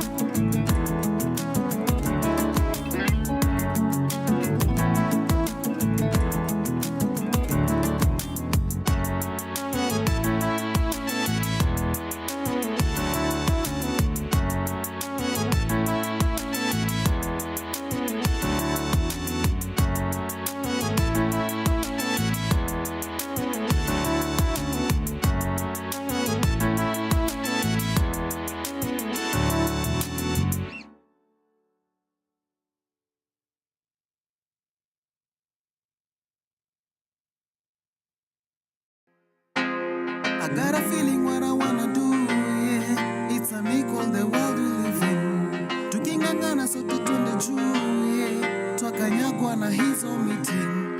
Tunachotaka twasema, katiba imenipa ruhusa, uje hapa na tena, ukitaka nikupe kura.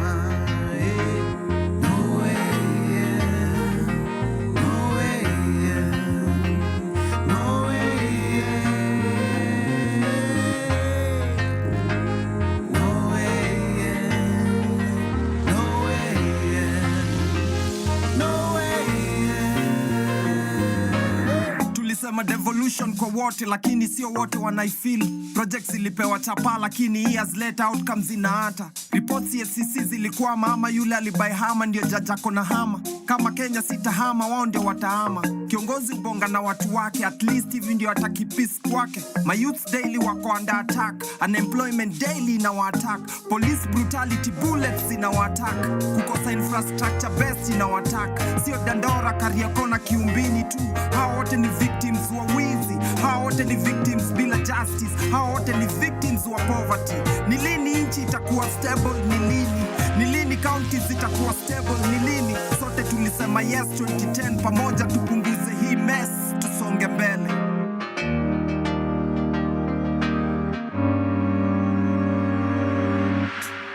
I got a feeling what I wanna do, yeah. It's unequal the world we live in. Tukingangana sote twende juu, yeah. Twakanyagwa na hizo meeting. Tunachotaka twasema, katiba imenipa ruhusa. Uje hapa na tena, ukitaka nikupe kura. No way.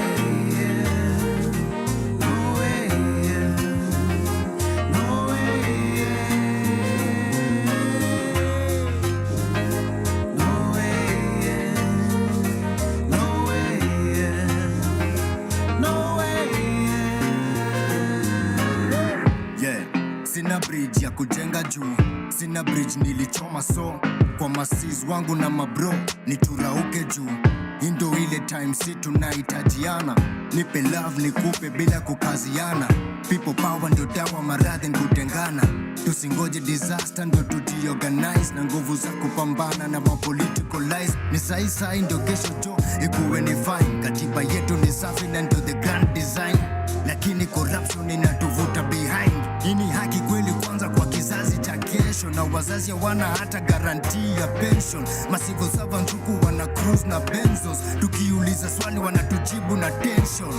Yeah. I got a feeling what I wanna do, yeah. It's unequal the world we live in. Tukingangana sote twende juu, yeah. Twakanyagwa na hizo meeting. Tunachotaka twasema, katiba imenipa ruhusa.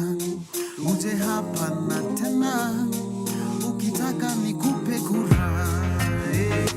No way.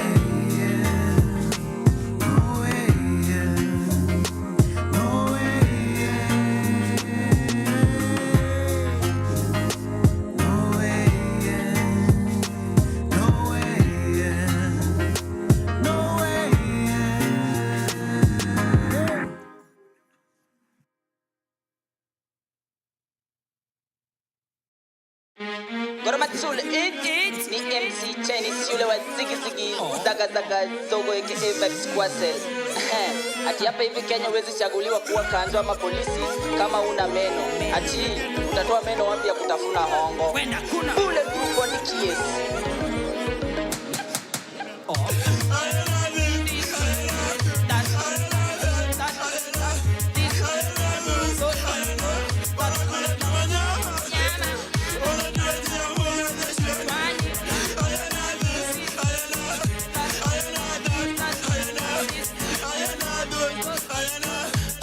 Nilikupea nyama na bado unataka kunikula, napiga kura ndo upate nyama.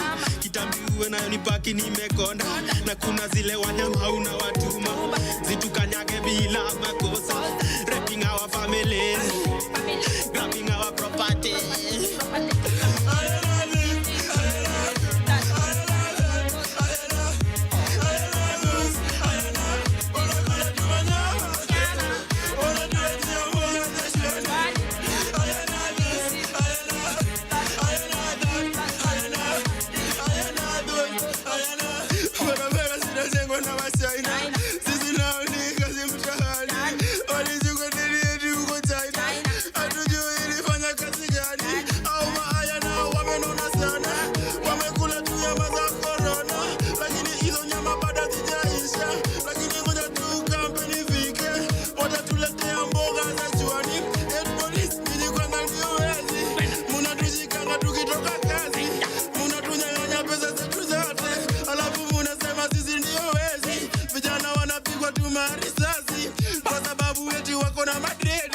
Unatuwekea bunde kwa mikono, alafu munasema sisi ni magangsta. Wala Mungu wetu anawaona. Ona.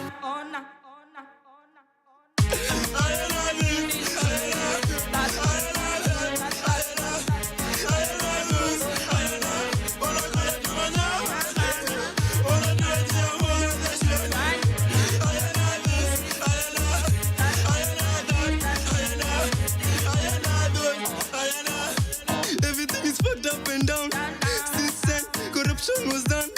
Go beating up everyone just for fun. We go come out to tutafanya nini? Schools open up ways, corona. Ghost daughters like mtoi kakwe. Master offices, na tunapaka rangi. Mama mboga na nasaka tukaganji, na makenja wanataka tukaganji. Mwisho mwezi wanakwenda vitambi. Ayena na nataka tena. Ayena this, ayena that. Karabitsule 8, bulletproof bond case. What you say? Them a whole of vampire, them government vampire you are.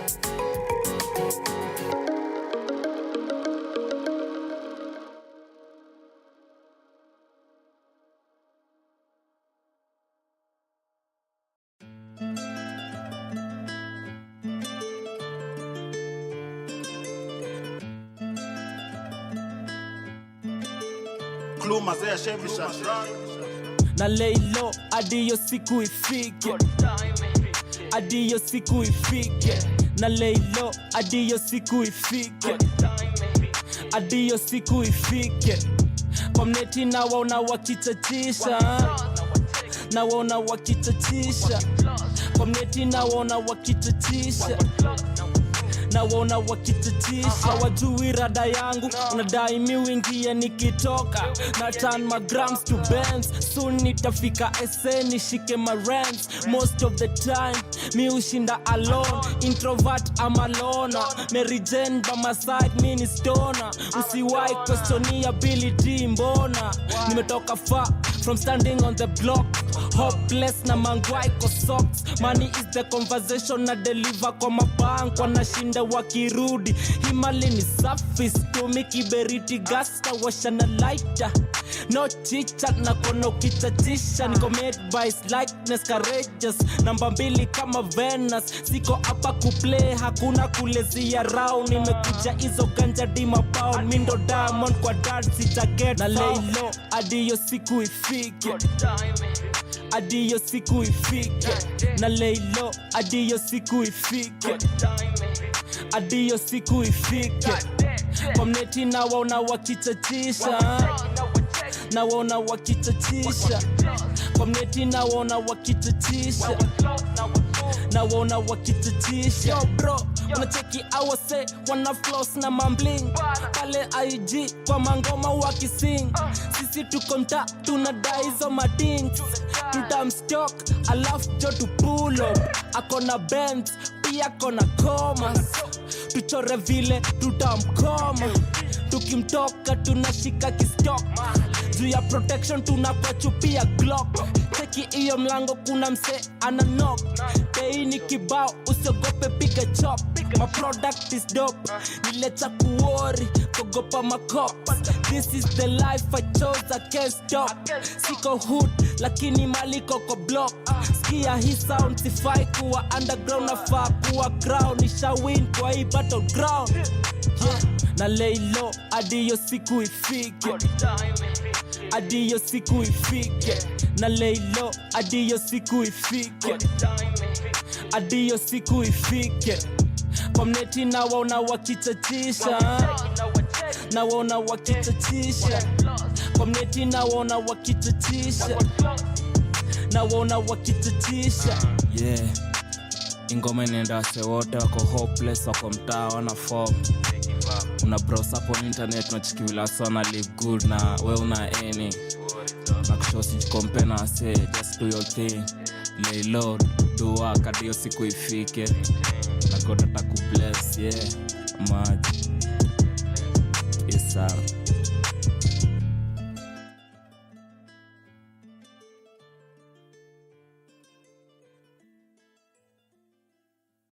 When I wake up najua niko blessed. Iyo ndo reason says it dance. Niko talented in a special way. Hii ni God gift, wezi take away. Nimekuwa patient for so long. Nime put in work for so long. Nime hustle for so long. It's been a long time coming. Bless nimefika, na shukuru God. Kuna time nimekuwa kwa shida akani guide. Bila yes ingekuwa hapa. Niko blessed and to him anytime una feel uko depressed. Nilikuwa na waste resources, now nita invest. Na come kama labels, niko prepared, niko able. full package naleta trouble ukinikanja nipe double na remember this face na remember this voice usiwe afraid God many bless sisi hesitate to put you in your place obvious I'm the best nimetoka west well is what dead napiga freestyle nikishika rhyme book always not do my best I wanna make you move dance to the groove sisi wakas money nikirise na press when I wake up najua niko blessed Iyo ndo reason says it dance niko talented in a special way ini God gift huwezi take away no nimekuwa patient for so long nimeput in work for so long nimehustle for so long it's been a long time coming fast reaching universe far away finding a show go in the street and chase money ni power zipate watapagawa watadai ugawe na dai kublow no matter the cost misi bombe mini champe na team yangu tutabob champagne nina mafans kwa street sipigi campaign yeah I'm seeing nothing but my dreams coming true from nothing to something my dreams that I'm chasing nimedunga fiti kejani practicing studio mastering inabaki wako wondering walizubani kavuka overtaking laziness kutoka leo deactivating leo watacheka kesho watabegwa kiwa down on their knees forgive me please nimewa forgive inaitwa kama naomba God waongeze maisha mone akini bless when I wake up najua niko blessed iyo ndo reason says it dance niko talented in a special way ini God gift huwezi take away nimekuwa patient for so long nimeput in work for so long nimehustle for so long it's been a long time coming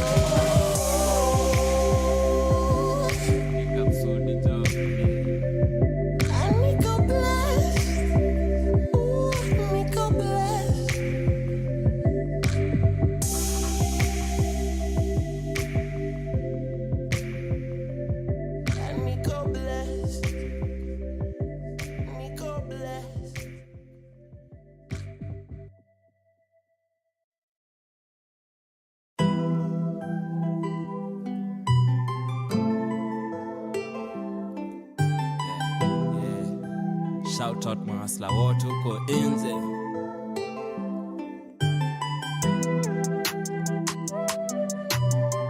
lazima tumekit happen na maji big up manze clue na sudi jo si ati nini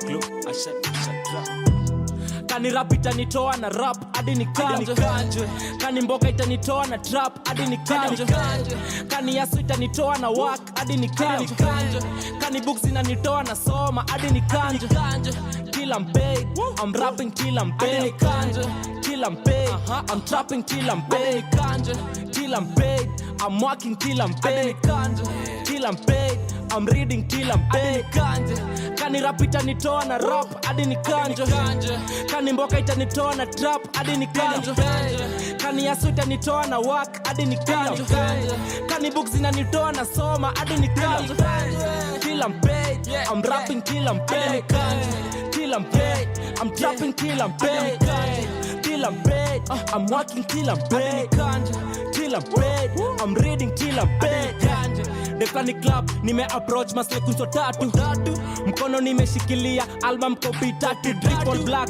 dale ya rich ni timba nikawa shofike bay niko biz na wakufika bay walidai ni washike day sai niko biz die pleasure sina time kucheza na kila kazi lazima ni omoke kauli jitoa ikichipa na kutoka maybe wako mad niko back on my bag usi feel bad nikitop hizi chats usiwe sad ukitolewa kwa game hard work usiseme ni payback zile siku ni luck fanya kenye utafanya sijali hali yangu fiti keje inapanya spendi marat spendi masnitch minda kudis nilikonga premo wako once funny anadai ananimiss alinipea head kwa me leta akakam kukiss malije kosa kujipo bro patecho na shinda kikamo kigo shinda hapo uche kitu kigrow zoezi kwa wingi sahihi ni pro umejaribu watu ko below Kani rap itanitoa na rap hadi nikanje.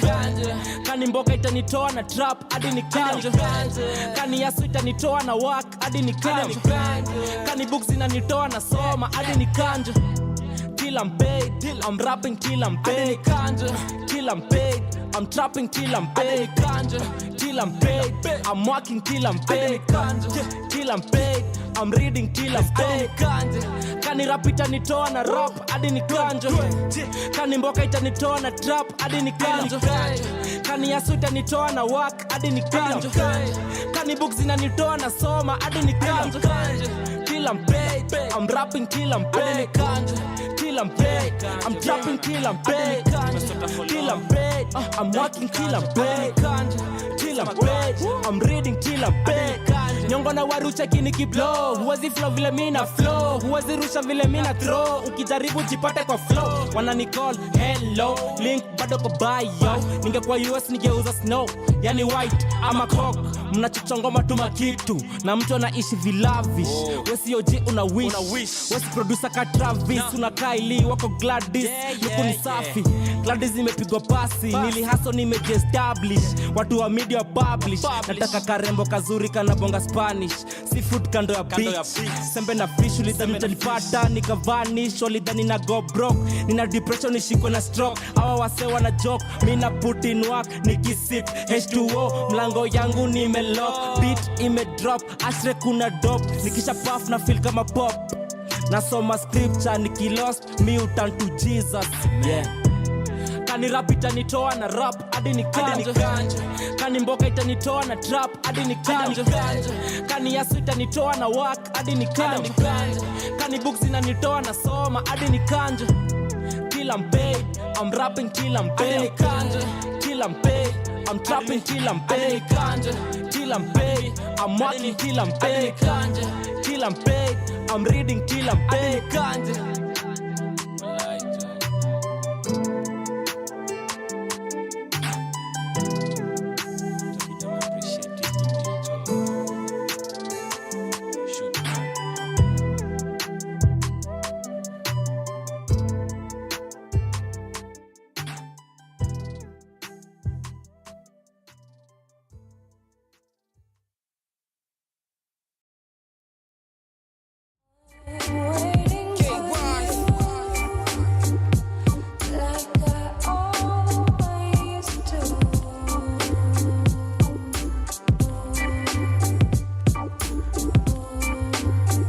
Walk one, outside the frying pan, into the fire. Outside the frying pan, into the fire. Praises for the Most High, Messiah. Praises for the Most High, Messiah. Kila aspect of life niko fiti, entire. Kila aspect of life niko fiti, entire. Babylon itaban na yo, fire fire. Babylon itaban na yo, fire fire. Under the radar, felt like alikuwa na miss out on God's favor. Fear za kudrop CD na kuchukue na player. Unheard of rare. Courage ya Daniel kwa the lion slayer. Buried deep kwa synth na snares. Drop multis kwa single. The joint is on kapea. Most underrated. Lakini lyrically anastand toe to toe na the greatest. Amekuwa underground for a minute ana jaribu kwenda level next. Amkangware kuchora hizi mistari eli sketch. Calls to jua ni setup wakitext. Lika kwa breath, fear kwa chest, wire kwa neck, effort kwa sweat, trust bila dread. Before Rock Nation walikuwa deaf to his jams. Now na hizi bars ana try kukipinda street from starving na hunger pangs. Boy wa burua J toka village ama slums. No features this year unless ni tra. Only pen with the most potent tongues. Kalesa na earpods, do no cars. Drink ni Glen Moranje ama odd bag. He only toast with the best single malts. Yeah.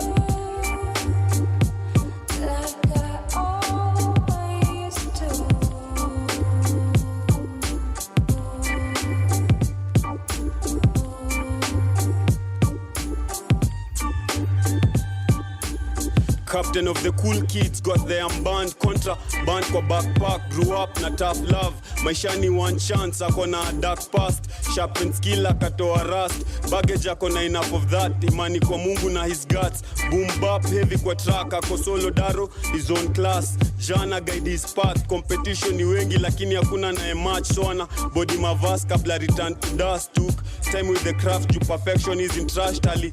Take jab, akaland punch, lip imefura ju, tongue ni razor sharp, slips from it na ni deep cuts. From the underground and a chant da cuts. All act, no chit chat, no making moves bila kuthink fast. Mzaya alimfundisha that, ako comfortable na dark, he always ni black. Ukiangalia future usisahau past, chasing after money, sadly fame ndo ikakam fast.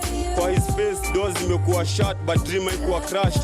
Tame these demons, I on the regular wanna converse. Crept into the game silently, moves ni covert. Yeah! Seller, was a starving artist with nothing but time to practice. The flows na ad-libs had them hooked, addicts toka east. Kwa hivyo msamehe kani mthagish, amezoea anytime kipis kwa brandished. Stay in your lane, no that's it. Get defensive on short notice. Impulse buy, if it's dope he cops it. Hoodie always on, ukupata na pick. Take shots he can't miss. Alijipata stage kwa the original story akastick. The cash ye who only flash akiwa na click. Hajawai cheza safe, maisha yake ni risk. Still at the corner, difference ni ati anai-juggle with concerts na posters. Might say zero proper and stop him till he prospers. Jo alikuwa familia na kusota, grinding akomboka tangu akuwe toddler. Got more deals kushinda broker. KQ flights crossing borders, akilini shada maboza. Points kila time anabonga. Got TP of the year, I guess congratulations are in order. Walk one, out of the frying pan, into the fire. Out of the frying pan, into the fire. Praises for the most high, Messiah. Praises for the most high, Messiah. Kila aspect of life niko fiti. Entire, kila aspect of life niko fiti. Entire, Babylon itabana yo, fire fire. Babylon itabana yo, fire fire. Sifanya watilia machizi hapa.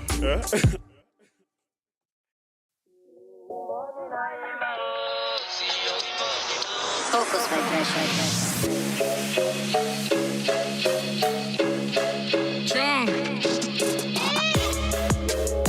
Hakuna matata, hakuna matata, hakuna matata. Kenya nchi yetu, Kenya nchi yetu. Hakuna matata, hakuna matata, hakuna matata. Kenya nchi yetu, Kenya nchi yetu. Hakuna matata, hakuna majanta. Daily mtani mangata. Kumekens mix ni hard kama kupanda mlima na bagai na matanga. Ni easy Kenya kuharasiwa na polisi. Wezi get easy services for free kwa hizi ofisi. Hadi land ya shilo nataka wakule. That shows you vile pia wamedharau elimu ya bure juu ni bure. All those years of kusoma but you're not yet learning. Wameturn radical, pressures of life ndo zimewa harden. Asante ya punda ni mateke, they are guilty. Hakuna matata, hakuna matata, hakuna matata. Kenya nchi yetu, Kenya nchi yetu. Hakuna matata, hakuna matata, hakuna matata. Kenya nchi yetu, Kenya nchi yetu. Squeezy politics kwa kanisa, squeezy vitu zinafanyika kwa giza, mashash kwa misa, abracadabra kama squeezy society inahitaji a new Jesus. Cheki, so many religions, so many nations, sijui ministries. Usawa shani takafiri, but it's okay, time imeisha, piga firimbi. Ni red card kwa ule politician mwenye fanyi kazi mtaani, red card kwa ule mse mtiaji mtaani. So unajua kama ni informa utaki uta make it. Hold up, I'm not stopping kama lori mekatika breki. Lakini ni sawa, like I said before, I don't see nothing wrong with comedy. Abracadabra, mnajua mnataka tu ni dedi. Ndio mnieke makomiti, jati kwa sababu sikuti. Na nikiwa uhai nilikuwa nafungiwa hadi keja. Where were you then? Abracadabra, so unajua that is it. Na kama nikiweka magoti chini alafu nimalize nisema amen. Hakuna matata, hakuna majanta. Walisema watatengenezea makazi, but kitu za watu walipatia watoto wao matenda. Au ndo wako huko hivyo na sukuma zile agendas. Lakini ni sawa, si unajua watatutumia armies and armies, but hizo armies tarudi back to sender. Revolution, so ina revolve around this nation. Time yetu ndio imefika, vijana itabaki tumeungana. Hakuna matata.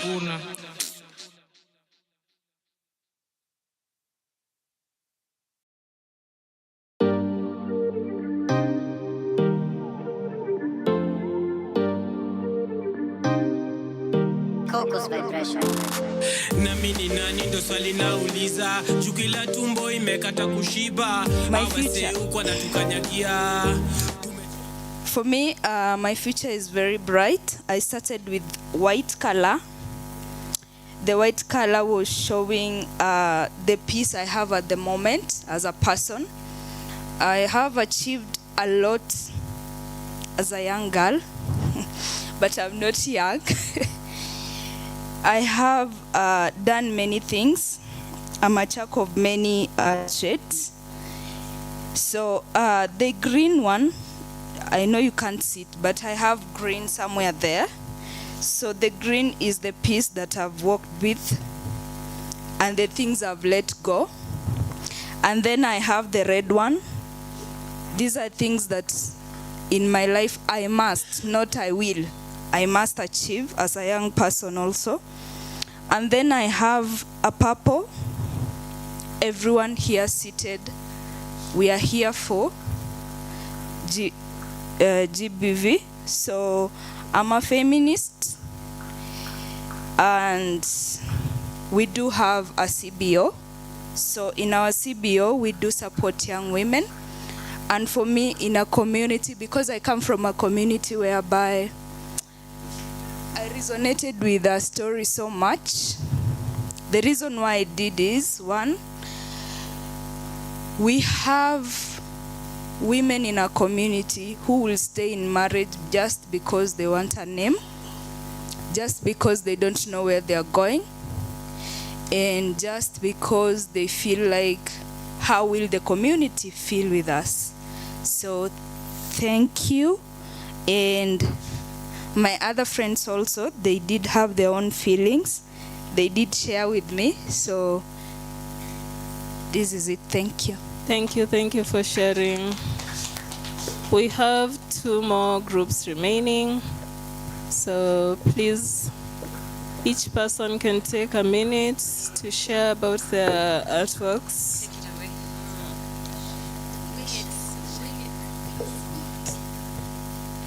So hi everyone, my name is Tess from our group. We were really good in art geometry. This is a rhombus. Anyway, it's a confused diamond to improvise. So the most inner part shows dark colors, but okay, I'll do a presentation for my whole group, not for mine individually. So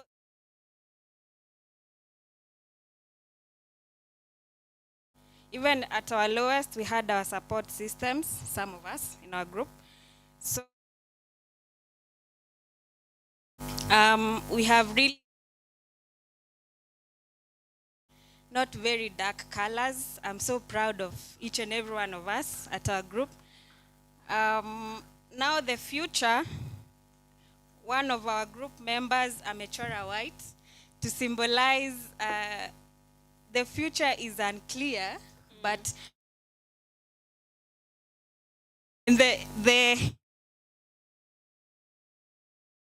yeah. So the other member drew bright colors to show she does not know the future, but she believes that the red color symbolizes the brightness of the future. So this is mine here, this one.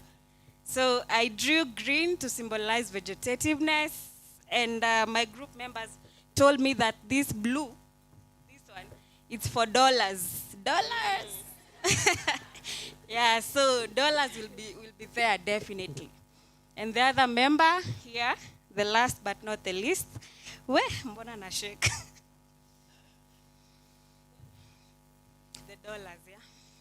Anyway, so the other member here, alitujulisha something. There's a color called sulfur blue, right? Mm-hmm. That one. So it symbolizes God in her future, the vegetativeness, and everything will be all right. We are very enthusiastic. The future will be bright and luminous. Thank you. Amen. Thank you for sharing.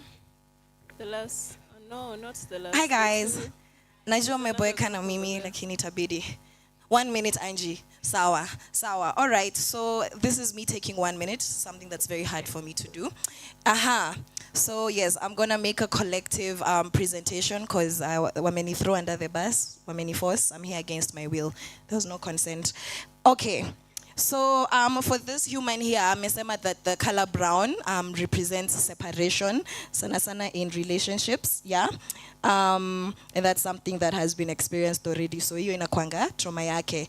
This purple, that human said that it's a funny story. We didn't get to laugh. Atujui your story ni gani. We shall find out. Sindio? And then this green represents scarcity. So there wasn't enough, and sasa it's not looking bright. Uko in the past. And then this human over here, the black and the red, just a lot of dark memories and a lot of unnecessary bloodshed. Right. Moving on to the other circle. Guys, we're deep. So this circle just represents a spiral where things don't end. You always start again. So as we don't have corners, poleni kwenu. Okay. So we have the second circle. So we start here with the human in brown. This represents their current situation. So they said they are very happy where they are in their place of work, represents a lot of opportunity. And then going on to the white over there, just a lot of contentment, a blank slate, opportunity to grow. And then when we go over to our third segment, it represents just a little bit of that former trauma. White, blank slate, and red for them represented a bright future. And for the fourth member, this is just a very ambiguous, we don't know what we're doing, but we're getting there eventually. Right, so for our last and final segment, because our future is bright, as we can see, it's getting brighter as we move outward towards the circle. I'm gonna start with let's start with this one over here. Yes, so the white just represents a lot of, peace, abundance, just financial prosperity, just understanding where they're going with their life. And then right over here, we know purple stands for royalty, Sindio. So white is a blank slate, just opportunities to do more and just a lot of kingliness because, see, we're kings and queens. Yes, and then this yellow represents a brighter future. And then here, this human over here said that there's a lot of pressure from society. Yes, that we are ambiwa. Time. You can see what this is. This is a swimmer. Yeah, we're all grown-ups. Yeah, so this one is, the grown-ups are looking for kin. Kuna wengine mtaishika later. Thank you so much. That was from our awesome group. Which was the best, Thank you.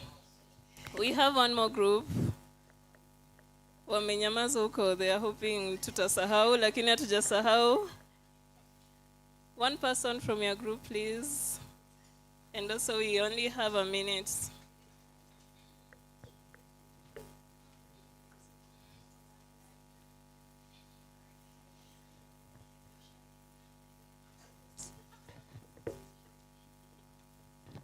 Saseni. Poa. Manzi. Msiangalie yetu tu leo. Hatuko tunataka kwa bado. It's actually good. Hatuko tunataka kwa bado na nikaachiwa ngori watu wakahepa. So sasa yetu sasa tuisema yetu itakuwa sitaonyesha ni yangu ni gani by the way, but nitatumia yangu. Kwa trauma ilikuwa sana. Like sana. Then kwa help nimeget help but sio hivyo sana. So bado si kama bado mimi ni emotional. Then kwa kwa future need bado help, need my inner peace. Na unahitaji help gani? Help ya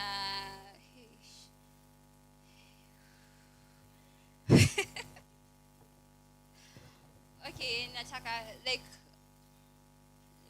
venye naweza nini story yangu without kuwa emotional. How to work on that? Wacha niache tu hapo. Yeah, ni sawa. Thank you for sharing. Take a minute. Napia, I don't know who gave us the impression that healing means you don't get emotional about your experience. You can be fully healed and still be extremely emotional. Sawa? So, because emotions, as long as you're a human being, you're going to experience emotions, some of which are very difficult to carry. So I like to give permission for any emotion, to happen at any time. So thank you all for sharing your experiences, for being open to this experience, and also for, being vulnerable with each other. Please give yourself a beautiful round of applause. Let's appreciate Jahera, everybody. I've been learning a lot from this madam over here. I'm soft-spoken, lakini ni knowledgeable. Haya, so, our very able photographer amesema hakuna kwenda lunch kama watu hajapiga picha na artwork. Sasa poleni, ni yeye amesema. So, tuanze hapa. You take a picture as you go and get lunch. Hivyo ndo tutasonga tukisonganga. Yes? Let me get it right. Aya, tufanyie haraka haraka kidogo, please. Yes, wamesema pale. Haya, tuanze na hii group juu kila mtu yuko as we continue. So, as you finish, we move for lunch. Hivyo tukiendanga. Yes, and as you guys are following Spontaneous's instruction, number 2 tufanye what we did during tea breaks. And you just go, you serve, because mambo ni mengi na masani ma. Beautiful. So you just go serve your food, present your meal card to the gentleman over there, and then you just come back and be settled. All right? You guys have been very cooperative, so now I trust sana. Na art yenu. Thank you. Each group with their art. Chukweni. Thanks. Ni kama wanaogopa artwork yao. Guys, on your work, ni yenu. Imagine nyinyi mmechora hizo vitu. They are beautiful though. No shade.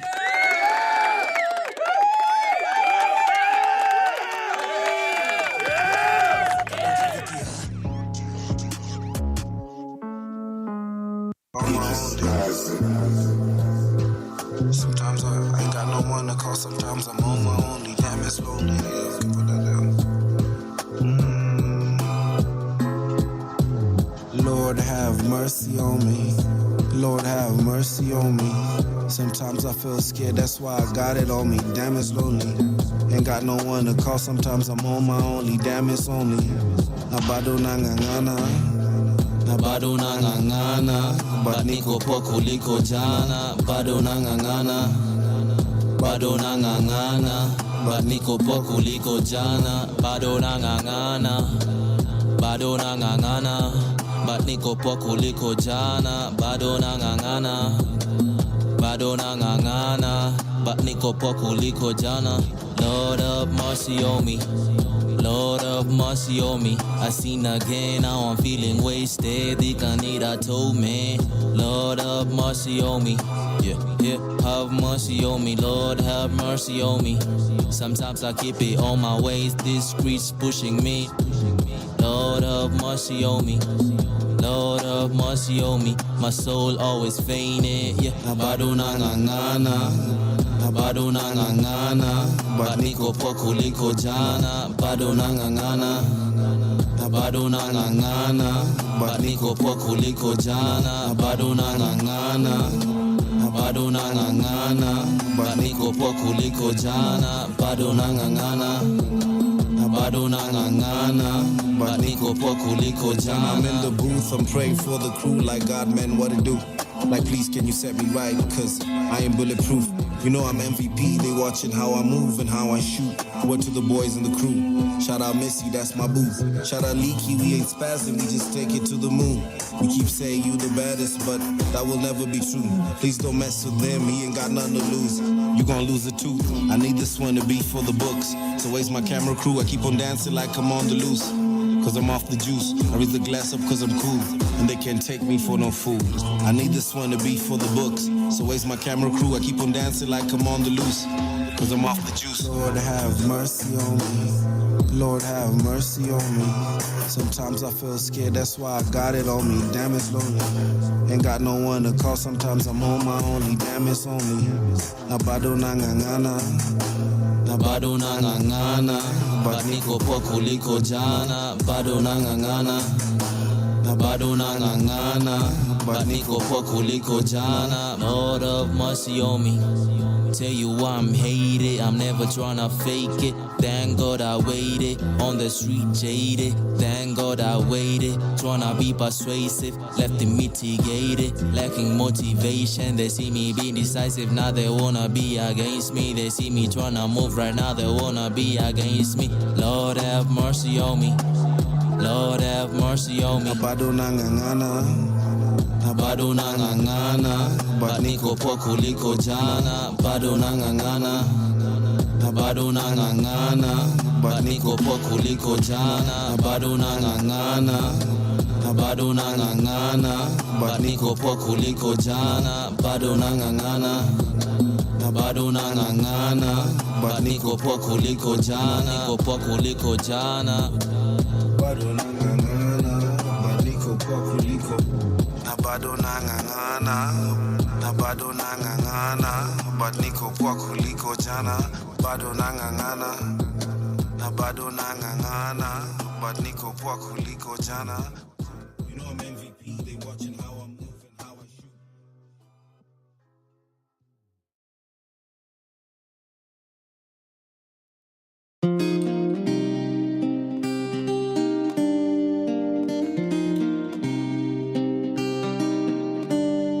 Kuleta change ni expensive, tulishauza society. Ukiona dream for change, uza dream urudishwe change. Kusaka job imekuwa kazi kwa vijana, kazi za wazee zinanuka jasho la vijana. Kani kukula kwa macho, nimekulatia gas mtaani. Kwa hoteli wanadai hawana food for thought. AK47 background ya economy, unataka freedom ka withdraw ndani ya bank. Ukilala njaa uza kitanda, nunua meza. Chakula ukimeza chunga sana tumbo isi strike. Ambia raia wanyama watatupigania. Ukitaka revolution then revolve kwa illusion. Wamekidnap time yetu, tunanunua haki na damu yetu. Mbegu za kesho ziki break through, ukweli wamezika kwa grave, tunadai chetu. Wamekidnap time yetu, tunanunua haki na damu yetu. Mbegu za kesho ziki break through, ukweli wamezika kwa grave, tunadai chetu.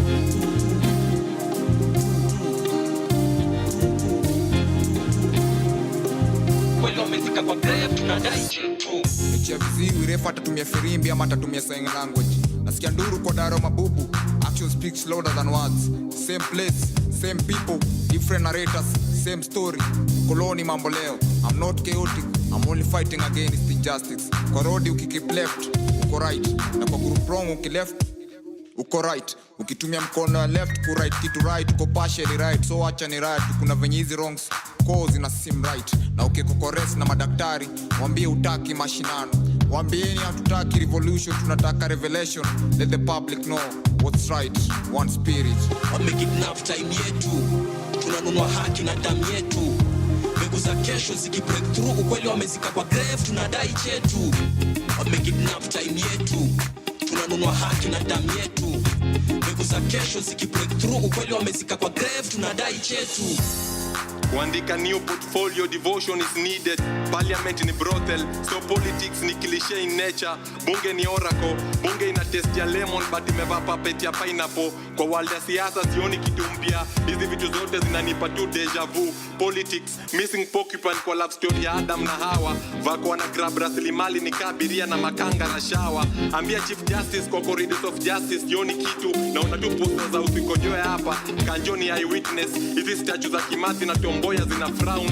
Irony, vitu zina happen sahi eti samaki na drown. Mheshimiwa amenona, amepoteza hata shape squeeze na still anadai tumpatie round of applause. Hakuna nguo zinawatosha, wengine ni wanaume na wanavaa round of applause. Kenya mheshimiwa, kuiba ni right of passage.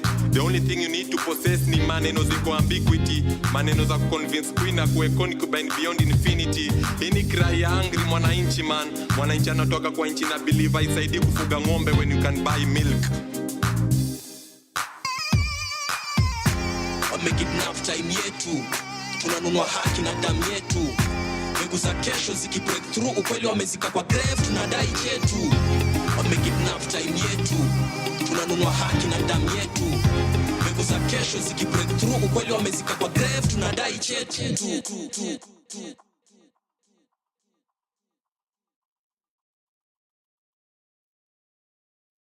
Nyamwalo Gindongo nyingi kende kindoganda Jubla Nyamwalo chungi kedi sao chopo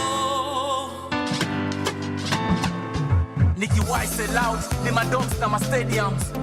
God nishikilia in your stadiums. Too much guns, no roses. Hakuna saviors kwa crosses, enemies kwa closets. Ni marafiki tam ya ballot box, but of course wametu brainwash by force. So easy kakuingiza ballot box, but my cause ni kuliberate my folks. Washa dom chapa choki weji nice na gox. Ka hiyo ndio recipe ya ku raise the hope. Maji straight ako maji, kati ya rich and poor kuna maji. So na try ku imagine can nikiwa virgin.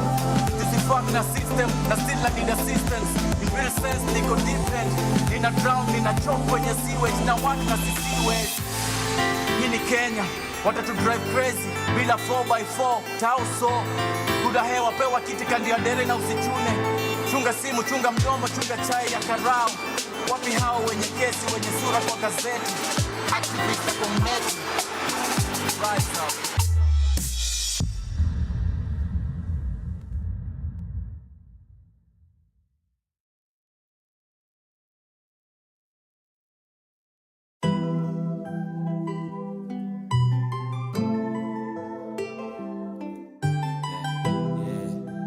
Shout out mahasla wote huko nje.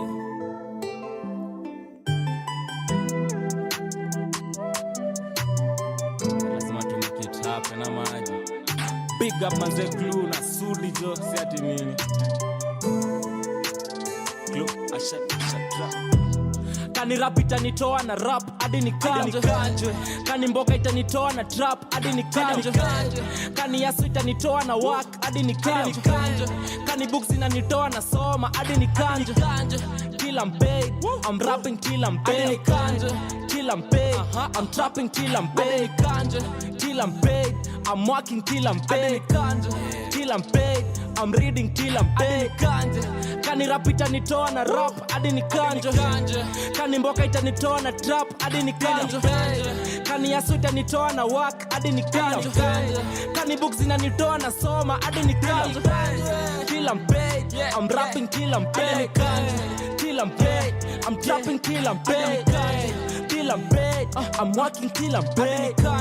Till I'm paid, I'm reading till I'm paid. Dekani club nime approach masle kunso tatu. Mkono nimeshikilia album copy tatu. Triple black jale ya rech ni timba. Nikawashwa fike bay niko biz na wakufika bay. Walidai ni washike day sai niko biz die pleasure. Sina time kucheza nakelea kazi lazima ni omoke. Kauli jitoa ikijipa na kutoka yeah. Maybe wako mad niko back on my bag. Niko back on my bag usi feel bad. Nikitop hizi chats usiwe sad. Ukitolewa kwa game ukitolewa kwa game. Hard work usiseme ni luck. Payback zile siku ni luck. Fanya kenye utafanya sijali. Hali yangu fiti keche inapanya. Spendi marat, spendi masnitch. Minda kudis, nilikonga brembo wako once. Funny anadai ananimiss. Alinipea head kwa me. Leta akakam kukukis. Malija ikosa kujipo bro. Wateto na shinda wakikama wakigo. Shinda hapo uche kitu kigrow. Zoezi kwa wingi saimi ni pro. Umejaribu batuko below. Kani rap itanitoa na rap hadi nikanjwe. Kani mboka itanitoa na trap hadi nikanjwe. Kani yasu itanitoa na work hadi nikanjwe. Kani books inanitoa na soma hadi nikanjwe. Till I'm paid, I'm rapping till I'm paid. Till I'm paid, I'm trapping till I'm paid. Till I'm paid, I'm working till I'm paid. Till I'm paid, I'm reading till I'm paid. Kani rap itanitoa na rap hadi nikanjwe. Kani mboka itanitoa na trap hadi nikanjwe. Kani yasu itanitoa na work hadi nikanjwe. Kani books inanitoa na soma hadi nikanjwe. Till I'm paid, I'm rapping till I'm paid. Till I'm paid, I'm trapping till I'm paid. Till I'm paid, I'm working till I'm paid. Till I'm paid, I'm reading till I'm paid. Nyongo na warucha kini kiblow. Huwezi flow vile mina flow. Huwezi rusha vile mina throw. Ukijaribu jipate kwa flow. Wanani call, hello. Link bado kwa bio. Ningekuwa US ningeuza snow. Yani white ama cock. Mnachochongoma tuma kitu. Na mtu anaishi vilavish. Wesi oji una wish. Wesi producer ka Travis. Una Kylie wako Gladys. Luku ni safi. Kladi zimepigwa pasi, nilihaso nimejiestablish. Watu wa media publish. Nataka karembo kazuri kanabonga Spanish. Seafood kando ya beach. Sembe na fish ulidhani utanipata nikavanish. Walidhani na go broke. Nina depression nishikwe na stroke. Hawa wase wana joke. Mina put in work nikisip H2O. Mlango yangu nimelock. Beat imedrop. Ashre kuna dope. Nikisha puff na feel kama pop.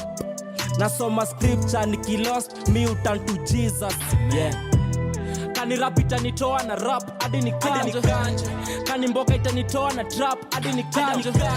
Kani yasu itanitoa na work hadi nikanje. Kani books inanitoa na soma hadi nikanje. Till I'm paid, I'm rapping till I'm paid. Till I'm paid, I'm trapping till I'm paid. Till I'm paid, I'm working till I'm paid. Till I'm paid, I'm reading till I'm paid.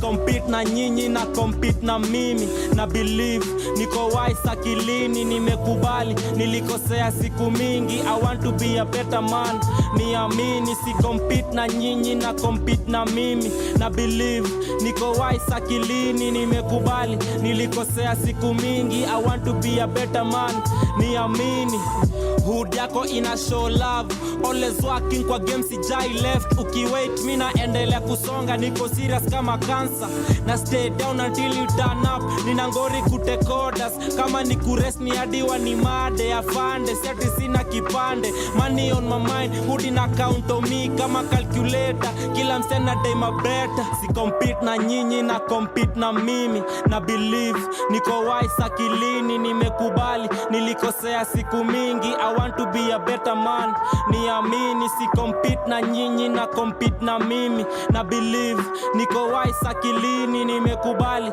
nilikosea siku mingi I want to be a better man niamini nilikuwa boss kwa street corona joy kakam now ni mambo kudedi na rap na wapa knowledge mafala wanabonga crap usifanye ni get mad utaguest love umati ina nice nikiroga wana clap nikiwa black nilifanya wa feel love after kuquit my customer wali get mad my addict wako sad mali imeland umekuwa hater all your life showing love is something you should try neza nunulia all my exes watches cause time heals lost all my money in drugs and going the same route again please God ni help fami menisho hii rap ipe nigga saka job damn nimeanza ku apply mawera niko kwa website ya ajira later on fuzu knock up 9 to 5 sio yangu si compete na nyinyi na compete na mimi na believe niko wise akilini nimekubali nilikosea siku mingi I want to be a better man niamini si compete na nyinyi na compete na mimi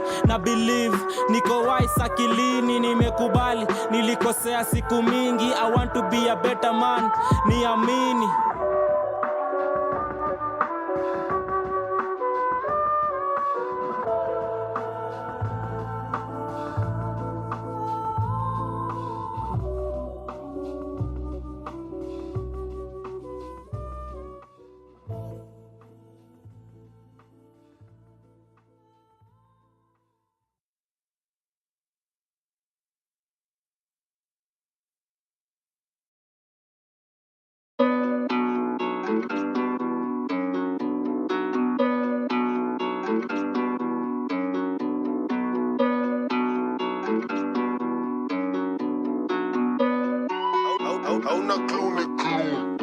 any style na deliver, flow ni river, wanajua jina, niko na back, niko na rizla, any place nitafika, any style na deliver, flow ni river, wanajua jina, niko na back, niko na rizla, any place nitafika, nadai tu kupiga mboka moja safi, niko kwa alami, sikuli na ulafi, na bonga kilami, utadhani mimi msafi, na sukuma mali na dandi ya mbasi, nifike bankiko kucheki rada, ni namba best toko London, director holidays London, nipate kwa streets, become a brother, ulitumia madoni, kibif na maninja, I wanna form 2 AM, nikirusha mablo, woi, wa mother na scream, msimu uwe juwe ni kubaya, leo na hama tondi kwa mambanga, ana fear for his life, alini crosses acha slide, any style na deliver, flow ni river, wanajua jina, niko na back, niko na rizla, any place nitafika, any style na deliver, flow ni river, wanajua jina, niko na back, niko na rizla, any place nitafika, na feel niko weak, na feel come sick, the spirit is willing, the body is weak, mangois na ni fuck up, karibu nichi blow up na gas, nilianza slow, nika walk my way up, na cheki umekata konyagi, unajiona gwangi, umevuta pia bangi, unajiona jangili, umesaumini kingpin, king wa mpini, ukicheza unachanjwa, maninja wangu wamekanjwa, uneza kangwa, wanadai kunirudisha to the old me, nacheza chini and oh me, things will never change, I'm not a slave, siko kwa cage, die violence, siko careless, na wa ignore wako le wako fake, manze jo ulichoma kabisa, ulichoma picha, mlango yangu usibishe, oh lord wanani try, nilimpe mali hakulipa why, tukipatana na fight, no lie, plotting on niggas no summer for days, si die kudate, na get money sijali any, I don't care if you knew me back in the day, just know hatuko in the same race, respect muhimu still na wewe, blood ita boil over normal degrees, acha waseme na ringa, na shakivela kwa giza, tape yako ita work, ninja uko na too much hate, jealousy uliona niki get paid, I'm on my feelings, wongi na maniga, nilikuwa na putin wako kisleep, nilikuwa na stavu ki-eat, nilikuwa hustler from the start, siko average, naondokea dope game, nimeka couple figures, ndani ya hii rap game,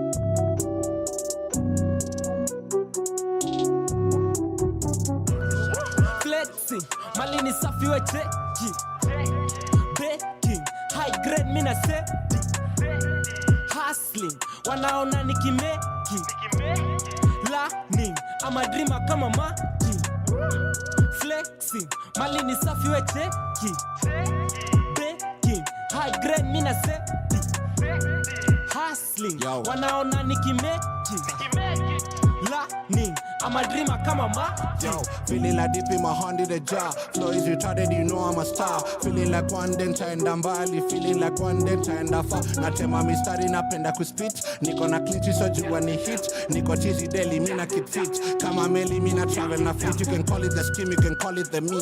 Call it anything you want, you are free. I'm freeing my mind and freeing my thought. Hii mission sita wai ya bot. Gari mingi nimejaza kwa lot. Geri misi angali nyuma kalot. Liza direction ka boss una flat. Bought a new backing back for my girl. Nyinyi wengine mnacheka nkifall. Daily na dungo tadhani ni plot. My fake niggas pulling fake triggers. No cap nigga, I'll destroy you. Been a real nigga and a heal nigga. Fuck with me nigga, I don't know you. You don't know me, then you don't know me. I'm a boss nigga, let it flow in. I'm in the river, my nigga, so now I'm flowing. Was it the girl, now look she glowing. Actualize it, now you exploring. You got your goals, nobody's for you. You gotta always be independent. Don't depend on these people are hell-bent. You spoil the shit, you never let them. What's the use of fucking with a fake friend?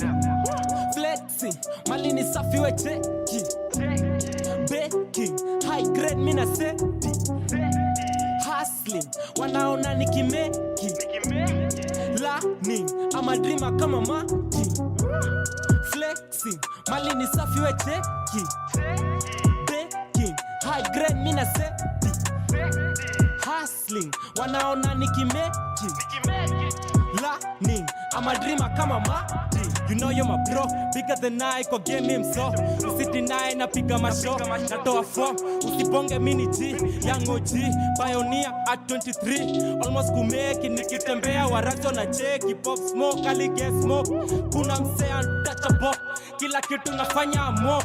Niggas be talking, my nigga ko jealous, my moro ko envious. They wanna be me, plotting to kill me. Wame try mara tatu na bado na stand tall, niko protected na angels. Ni Mungu alipanga, uwezi nikanga, siwezi sikiza pasta nganga. Pelekwa na rada, una step, siwezi kuita bazenga. Word on the streets, nichalikuwa kwa ngori, hiyo ndo story. 12 am wali pull up na nduthi, wanaume kama 10, wakashindwa na kazi. Cheki na breathe, skin is smooth, najulikana kumaliza mavazi. Neka marapa kwa has, gun salute or blast, fallen soldiers. Michi ni down, nachukua crown, King Solomon. Vitu si common, nakupa wisdom, take caution. Unataka consultation, mali ni safi we cheki. Baking, high grade mina seti. Hustling, wanaona nikimeki. Learning, I'm a dreamer kama mati. Flexing, mali ni safi we cheki.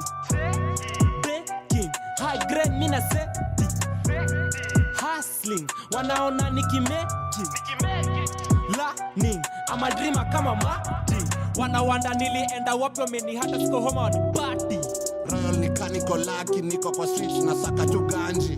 Jerry na Clinchi ni masha, ucheza chini tuko mbali wezi kacha. Daily na Gerrit mkwanja, tuko mbele shini namba ya kwanza. With the best, itaskizwa east mpaka west. Yo, never rest, tunapiga beats, fuck man west. Hapa ntambua the rest, mboka ni safi niko na magest. We flexing hard, tukiwa na squad, kuepuka njaa, tuna pray to Jah.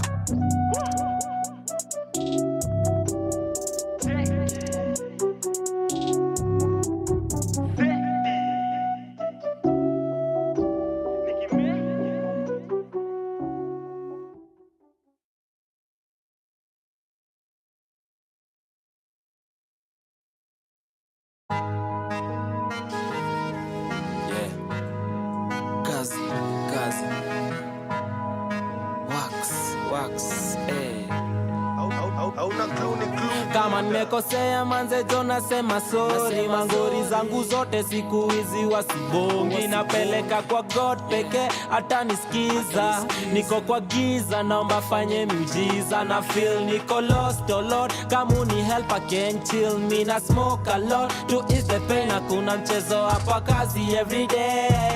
Sita manga kanko lazy, sita play.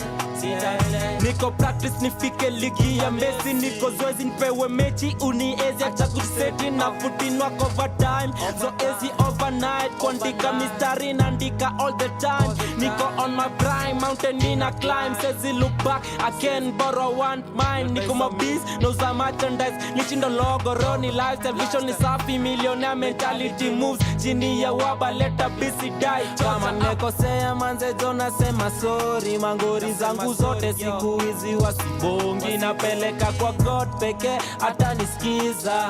Niko kwa giza naomba fanye miujiza. Na feel niko lost oh Lord, kama uni help I can chill. Me na smoke a lot to ease the pain. Hakuna mchezo hapa kazi everyday. Sita manga kanko lazy, sita play. Watu wengi waneza kumess, najidai wezi shika phone. Na kushosi lazima ni call, namba yako swap delete. Shauri yako usispeak kwa street na skim. Think deep ama using, voice the beat ziko sing. Melodies mina sing, cheki mavitu nafanya mafala ni kama waradi. Soki kwa uso umepigwa wajue wewe ni mrazi. Kuna mchezo hapa kazi, umangi ka uko lazy. Uradi ka unipendi, kazi nipate ganji. Leo kalema nimekosea manze jona sema sorry. Mangori zangu zote siku hizi wasibongi. Napeleka kwa God peke hata nisikiza. Niko kwa giza naomba fanye miujiza. Na feel niko lost oh Lord, kama uni help I can chill. Me na smoke a lot to ease the pain. Hakuna mchezo hapa kazi everyday. Sita manga kanko lazy, sita play. Hakuna mchezo hapa kazi everyday. Hakuna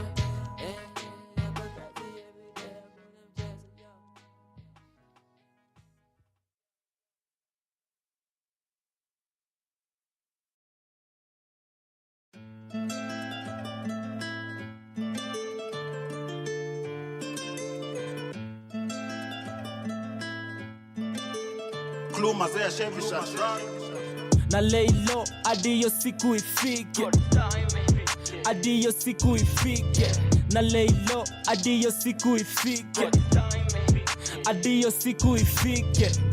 Kwa mneti na waona wakichachisha, na waona wakichachisha, kwa mneti na waona wakichachisha, na waona wakitatisha. Wajui rada yangu, unadai mi wingie nikitoka, na turn my grams to bands. Soon nitafika SA nishike my rents. Most of the time mi ushinda alone, introvert ama loner. Mary Jane by my side mi ni stoner. Usiwai question ability mbona. Nimetoka far from standing on the block, hopeless na mangwai ko socks. Money is the conversation na deliver kwa mabank, wanashinda wakirudi. Himali ni safi, stumi kiberiti gasta washa na lighter. No chit-chat na kono kichatisha, niko made by slightness courageous. Namba 2 kama Venus, siko hapa kuplay, hakuna kulezia round. Nimekuja hizo ganja dima pound, mindo diamond kwa dad sita get na lay low hadi hiyo siku ifike, hadi hiyo siku ifike, na lay low hadi hiyo siku ifike, hadi hiyo siku ifike. Kwa mneti na waona waking, sisi tuko mta tunadai hizo madings. Tutamstock alafu jo tu pull up, akona Benz pia akona commas. Tukimtoka tunashika kistock, juu ya protection tunapachupia Glock. Cheki iyo mlango kuna mse ana knock, bei ni kibao usiogope piga chop. My product is dope, nilecha kuori kogopa makop. This is the life I chose, I can't stop. Siko hood lakini maliko kwa block. Skia hii sound sifai kuwa underground, nafaa kuwa crown. Nisha win kwa hii battleground, yeah. Na lay low hadi hiyo siku ifike, hadi hiyo siku ifike, na lay low hadi hiyo siku ifike, hadi hiyo siku ifike. Kwa mneti na waona wakichatisha, na waona wakichatisha, kichatisha, tisha. Kwa mneti na waona wakichatisha, tisha.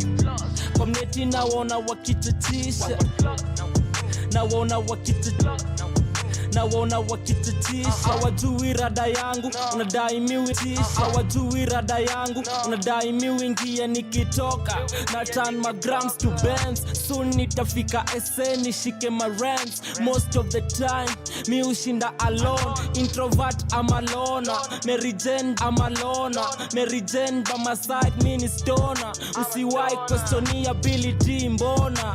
Nimetoka far from standing on the block, hopeless na mangwai ko socks. Money is the conversation na deliver kwa mabank, money is the conversation na deliver kwa mabank. Wanashinda wakirudi, himali ni safi, stumi kiberiti gasta washa na lighter. No chit-chat na kono kichatisha, niko made by slightness courageous. Namba 2 kama Venus, siko hapa kuplay, hakuna kulezia round. Nimekia round, nimekuja hizo ganja dima pound. Mindo diamond kwa dad sita get na lay low hadi hiyo siku ifike, hadi hiyo siku ifike, na lay low hadi hiyo siku ifike, hadi hiyo lay low hadi hiyo siku ifike, hadi hiyo siku ifike. Kwa mneti na waona wakichatisha, na waona wakichatisha. Kwa mneti na waona wakichatisha, na waona wakitatisha. Yo bro, unacheki awase wana floss na mambling pale IG kwa mangoma wakising. Sisi tuko mta tunadai hizo madings. Tutamstock alafu jo tu pull up, akona Benz pia akona commas. Tuchore vile tutamkoma, tukimtoka tunashika kistock, juu ya protection tunapachupia Glock. Cheki iyo mlango kuna mse ana knock, bei ni kibao usiogope piga chop. My product is dope, nilecha kuori kogopa makop. This is the life I chose, I can't stop. Siko hood lakini maliko kwa block. Skia hii sound sifai kuwa underground, nafaa kuwa crown. Nisha win kwa hii battleground, yeah. Na lay low hadi hiyo siku ifike, hadi hiyo siku ifike, na lay low hadi hiyo siku ifike, hadi hiyo siku ifike. Kwa mneti na waona wakichachisha, na waona wakichachisha, kwa mneti na waona wakichachisha, na waona wakichachisha. Yeah, ingoma inaenda se wote wako hopeless, wako mtaa wana form. Una browse hapo internet unachikivila sana live good, na we una any na kushosi compare na say just do your thing, lay low, do work hadi hiyo siku ifike, na God atakubless. Yeah, maji isa.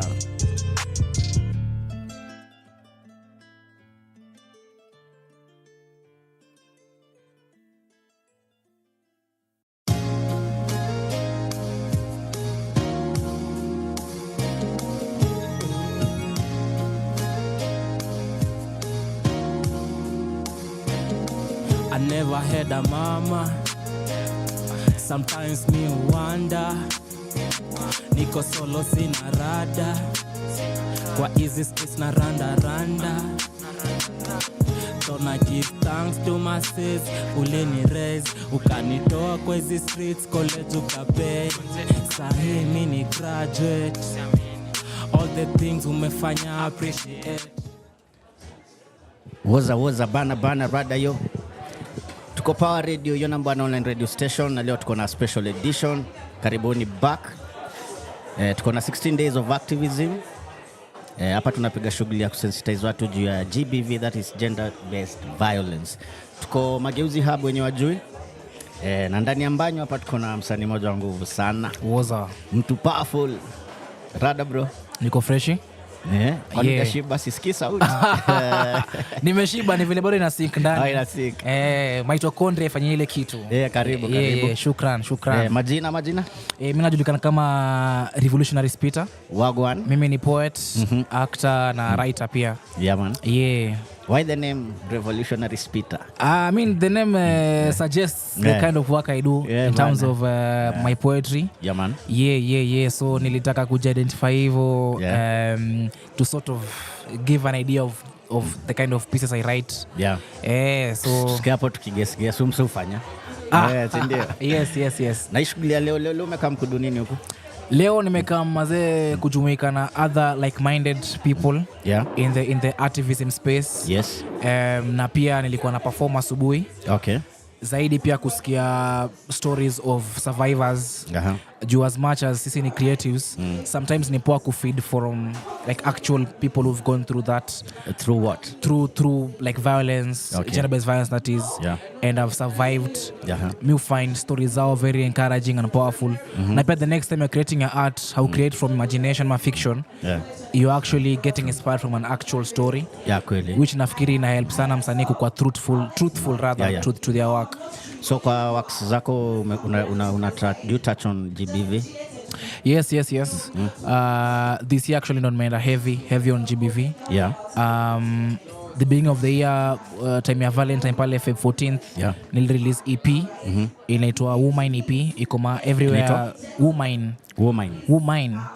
So woman is just a word play or a derivation from woman. But instead of man, nimeka mine. Oh, woman. Yes. Yeah, nice one. The possessive pronoun mine. Which ina play mara mbili. Ina play to show that niaje as much as unago shida zako as a woman, pia mimi ni zangu pia za man nazibeba. So they're also my problems, they're mine. So nakubeba natembea na wewe as you fight all these social injustices and patriarchy and all that shit.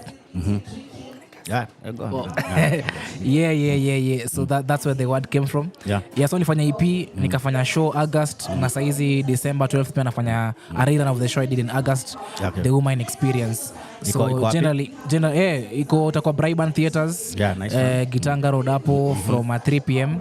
We're having our rerun. So mwaka wote tuseme nimecommit to kupiga stories za GBV stroke femicide. Na kuna drive behind kuanza kuandika hizo story, was there an incident ama? I think drive? For a minute nilikuwa outside Nairobi, and where I was for the first time nilikuwa na experience neighbor wangu akigo through hizi vitu from the spouse. Okay. So before that you can experience that close of violence. Na alikuwa hainipei peace yani, cause pia niko pale niko helpless na feel tamsaidiaje madam, but una feel unafaa kudu kitu. So nikanotice pia majirani pia hawa mind, hawa take action. So niko bothered like niko mbona nyewe wasema nachukulia kitu ni kawaida na si kawaida, washa normalize. So nikasema maybe naweza kuwa siwezi in this a new place to me. It's out of, nobody knows me here. Probably siwezi fanya a lot but kitu najua ni art. So nitachannel hiyo place of helplessness and all that experience nimekuwa nayo into art. Ndio pia educate wase. Na pia realize kuwa some things sisi kama wanaume hufanya tujui kama ni hurtful kwa madem au hata kama unafanya makosa. So I felt let me just contribute my voice to this beautiful initiative and make the world a safer space for women to like exist and thrive.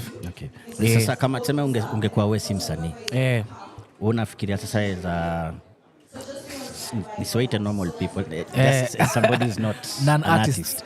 What do you think you can do? What if you are not an artist? Unafikiri ungefanya nini kuchangia hii shughuli ya kusensitize watu juu ya GBV?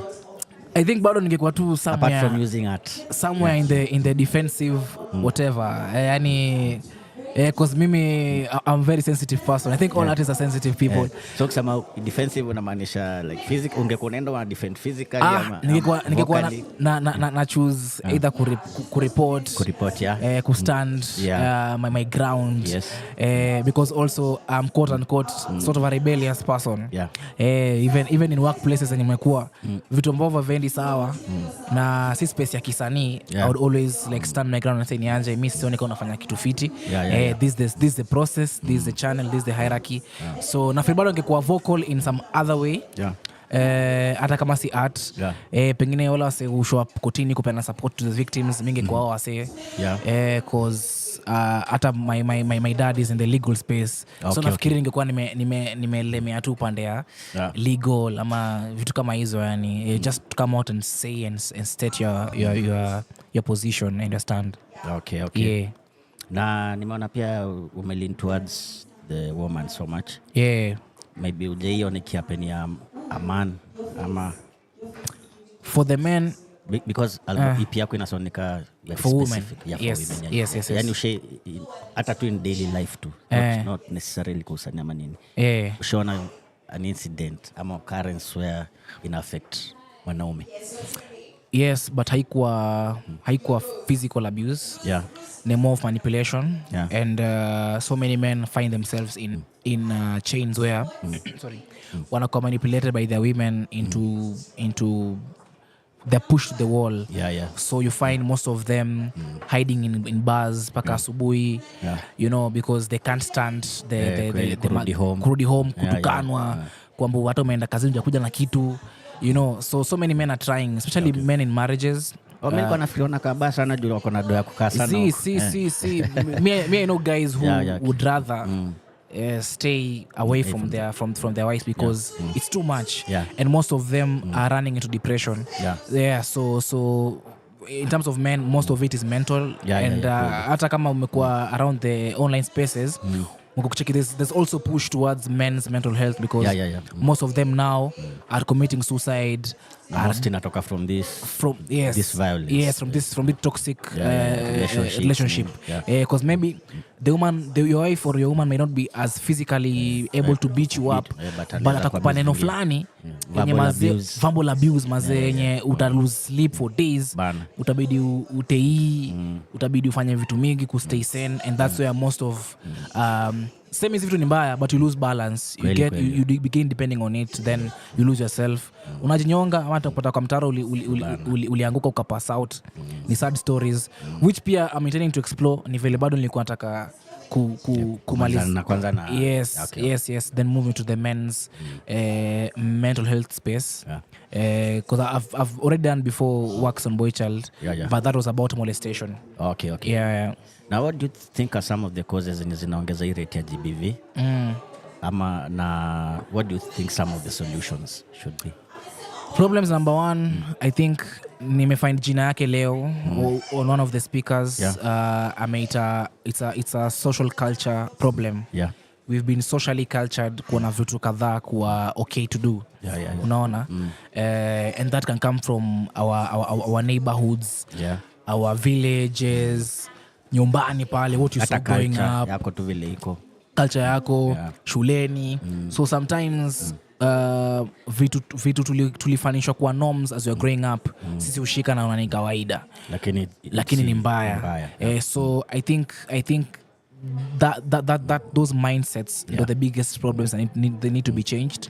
And the biggest way to do that is again through the work we do as artists, as advocates, advocacy work, just to let people know that, you know what, whatever you're doing ni mbaya. Because even in the show I'm talking about, there are segments where we portray the ladies who are stuck in these relationships. Stuck in these workplaces when you're abused by their bosses, but hawajui kama ni abuse. Wanafikiria even love inafaa kukua. So both men and women need to be educated to identify that whatever being done by jamaa si sawa, and unafaa ku report ama unafaa kuhepa ama unafaa whatever. So a lot of that need to happen, because hata wewe maybe you know somebody who is stuck in such a place, but every time utaka kumongelesha anakuambia achana na mimi, but unaweza pata situation moja tuseme kama workplace. Unaogopa kuvictimiziwa, maybe unaweza speak out against the boss, ukafutwa. Yes. What do you think inaweza tackle some of those things? I think hapo sana when it gets such critical cases, mimi husema mazee, we decide. Misha kuambia ushampeleka na rada juu hapa as it is, you know very well ujamaa anakutumia, you know very well ujamaa alikupa job just because anataka kukunyemelea. So wewe choose what is more important to you, because now it begins to a personal decision where come them kuchanua. Unaonaje, ni poa save your dignity and save your life by stepping out, or you want to keep on it until mali itafikia? Because sometimes it's very unfair, because ukicheki mdem and try hard maze, hana any other means of income. Probably she's a single parent and try to raise watoi, and here it is msana take advantage of the only income source they have. So sometimes in the dilemma zenye uko hata uko sasa hata nitakusaidiaje, but you just do your part to let them know that, you know what, here is the truth, and if possible get them an alternative. Kuna hii space tofauti, pengine you can go get a job, ama kuna hii biashara tunaweza anza. Ndio maana mimi appreciate sana those bodies that are in place and giving women like loans at low interest, you know, or place where wanaweza come together kafanya kitu as a community, as a group rather, at least to independent. At least utokeo place yenye kuna msana kunyemela kila asubuhi, because it makes sense. Kweli. Bude na kayo topic ulikuwa prepared for it. Sasa ndio tusili kitu suniachie tu piece moja. Ama iko kwa kichwa? Iko kwa kichwa. Si mara hiyo. Okay. Kiakapela kimoja ki strong. Au sio? So this goes out to our mothers. Yes. Those who sang a dirge before they could sing a wedding song. Or sang a dirge after singing a wedding song. Their lives are like a free Spotify account on shuffle. Song after song, hoping a lullaby would come by and put their nightmares to eternal sleep. This goes out to that campus girl who needs pills to sleep. She gets academic D's for rejecting a lecturer's D, and all her parents can think of is that asomi kwa bidii. Her esteem is bruised from all the undoing she's been accused. This goes out to that loving wife who's routinely abused. Yet her parents tell her to stick on because it's the magnet pulling them out of poverty. This goes out to all the women who've been sold out as property. A reminder that your value counts to infinity and that you have no price. You are the goddamn prize. This goes out to all the women who getting verbally stabbed is no longer a surprise. This goes out to that neighbor who sheltered that crying woman that fateful night. You are a hero in your own right. This goes out to those of us who grew up in violent homes. How I pray your heavy hearts lead you to the light. This goes out to victims of madness, of gender hate, of bipolar partners, of marital rape. This goes out to all the women who from toxic environments are trying to escape. You are heroes, even without capes. This goes out to all the men who fall in love with damaged women and walk with them through healing. to the men who understand that sometimes for a woman to feel safe around you beats all feelings. This goes out to our fathers who loved and did right by our mothers. This goes out to that woman and the other woman doing something right for peaceful coexistence to redefine. This goes out to women. Wow. Dope sana. Dope sana. Shukran. Nimesikia vile ningeenda church like services 10. Zikuwa zimeshika. Kwa na show next time na Twitter pia tunakam. Au sio? Naona kuna kazi yenyewe dope vile ni dope sana. Shukran. Huyu anaitwa Revolutionary Spitter. Yes. Na mmejua kwa nini anajiita hivyo? Yeah. Venye nimewashow tuko Power Radio. Tuko kwa shughuli ya 16 days of activism ina go on up to the 10th of December. Hapa tuna sensitize watu juu ya gender based violence. Tumetoka kusikia msanii hapo na piece yake, ametupatia pia mawaidha yake. Imekuwa mzuka sana. Shukran mazee. Na hope tutatembelea kwa station tuko na time. Tunakam. Karibu sana. Tunakam. Sasa wacha turudi kwa event. Alafu tutakuwa na interview nyingine tukirudi. Sahau wazi. Power Radio Malisu sema tune in, empower up. Wagwan.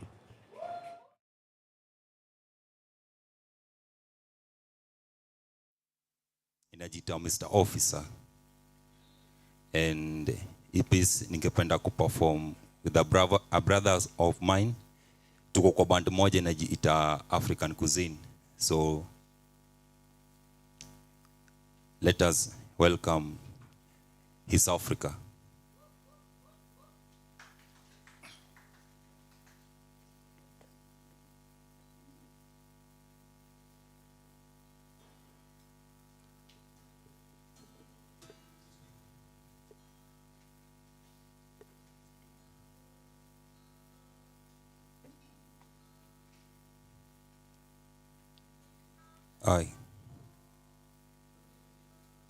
I have been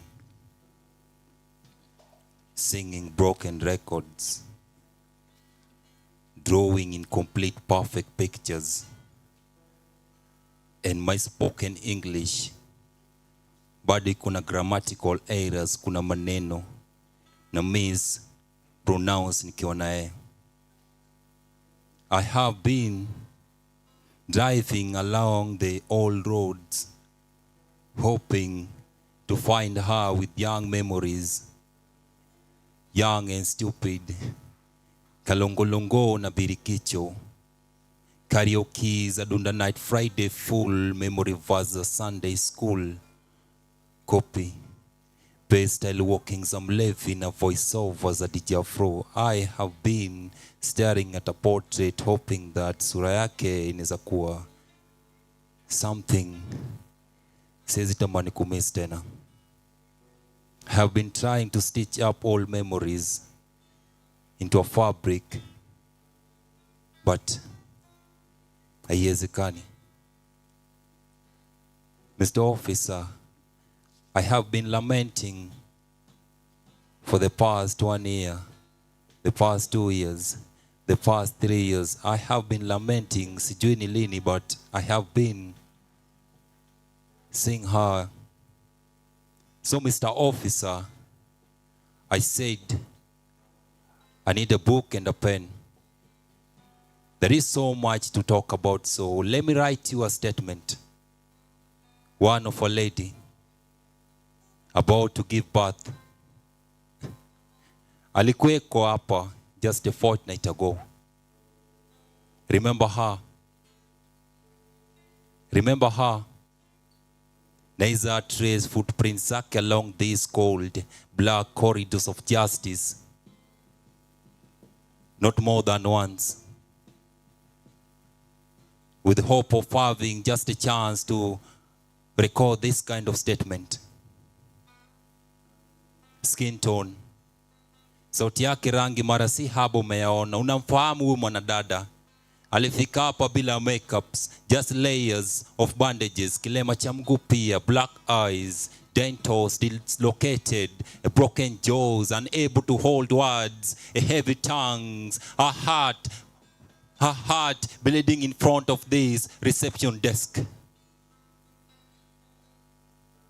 I can still feel her presence, sudden hungry. All she wanted was to be served a plate of justice. Still, you didn't have the stomach to hear her case. Mr. Officer, wewe ni wa mtaa, umezaliwa hapa, kizungu zako si tofauti na za Sunday school. I remember your mother ametulea sisi wote na Kiswahili za Kikomba, ujanja wa jogoo mjini.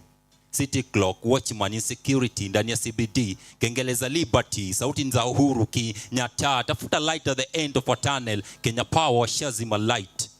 Giza, totoro, beauty kwa kona, godoro, bed of lies, mumivu kwa mgongo. Ndoto zinakufu na place that used to host pillow fight na laughter za Mr. Right.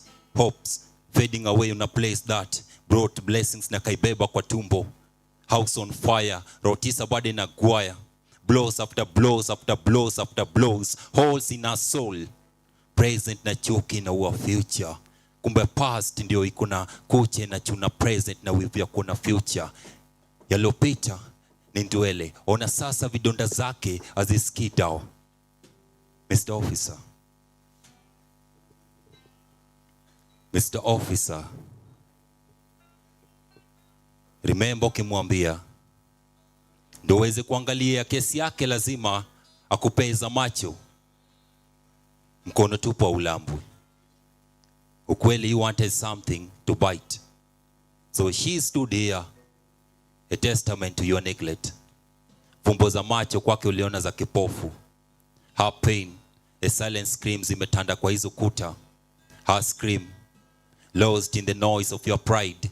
Kikulacho kiburi ulimlisha vijiko vyote ila likosa kushiba. She was more than a case number. She was more than a statistics in your file. She was more than years of broken records umekuwa kitupilia mbali. She was a human, a mother, a sister and a daughter deserving dignity, respect and above all justice.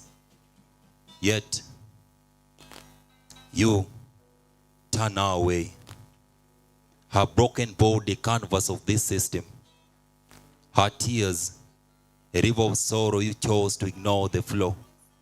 Her flames, her dreams, her hopes, a flame ulizima na roho yako baridi. Mr. Officer, can you not see her blood stains your hands? Generation dying by your hands. Mr. Officer, her story isn't hers alone. It echoes the stories of women silenced by violence. Her dreams shattered by cruelty.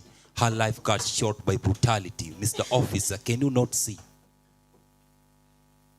Mr. Officer, can you not see? In this fight, majina zao ndio injili letu.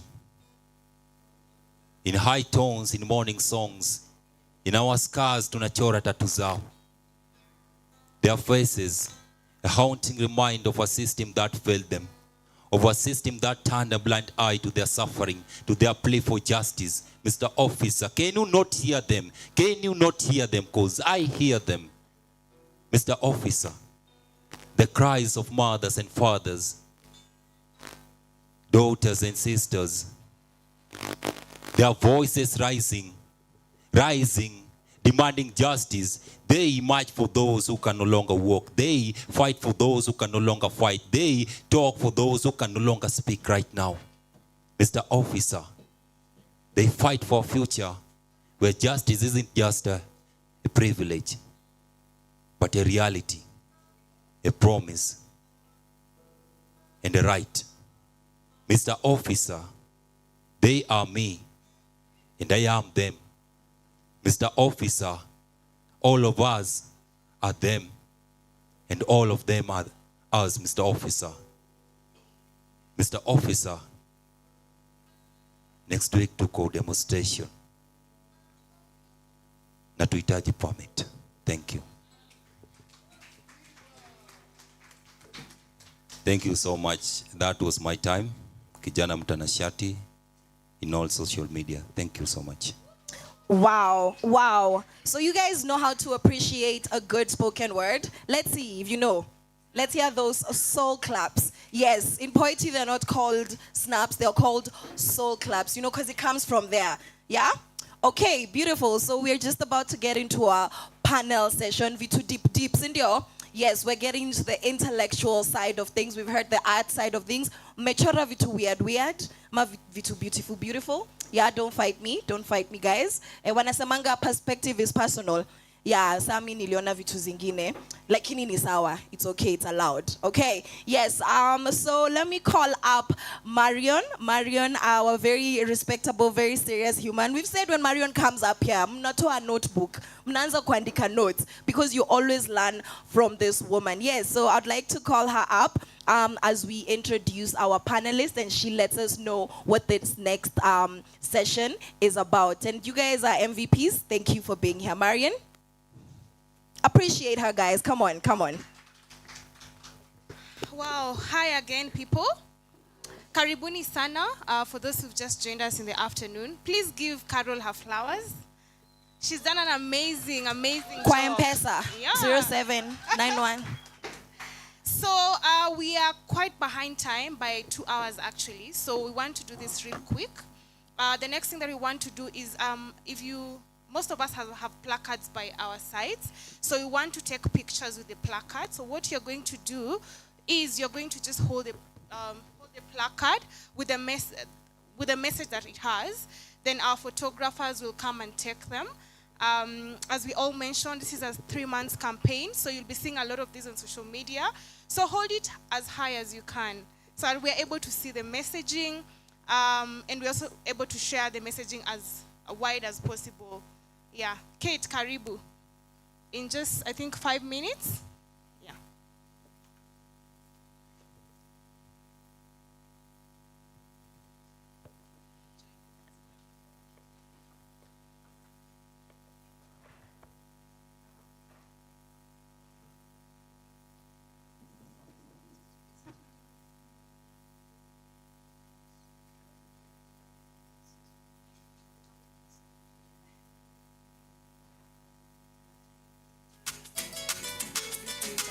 Okay, I'm sorry guys, I'm told that we are not able to take the photos because of the lenses, but we can do it later on after the panel.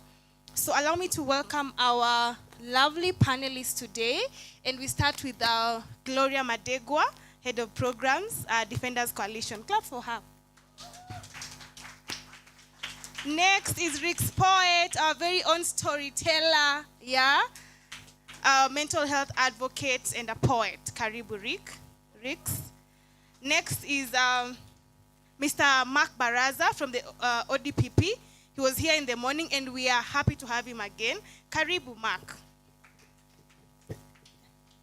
Then next we have Letitia from FIDA. Please have a seat. And lastly, Kawera. Georgina Kawera, our very own good partner from the grassroots level, the executive director of Shine a Light. We welcome you on stage.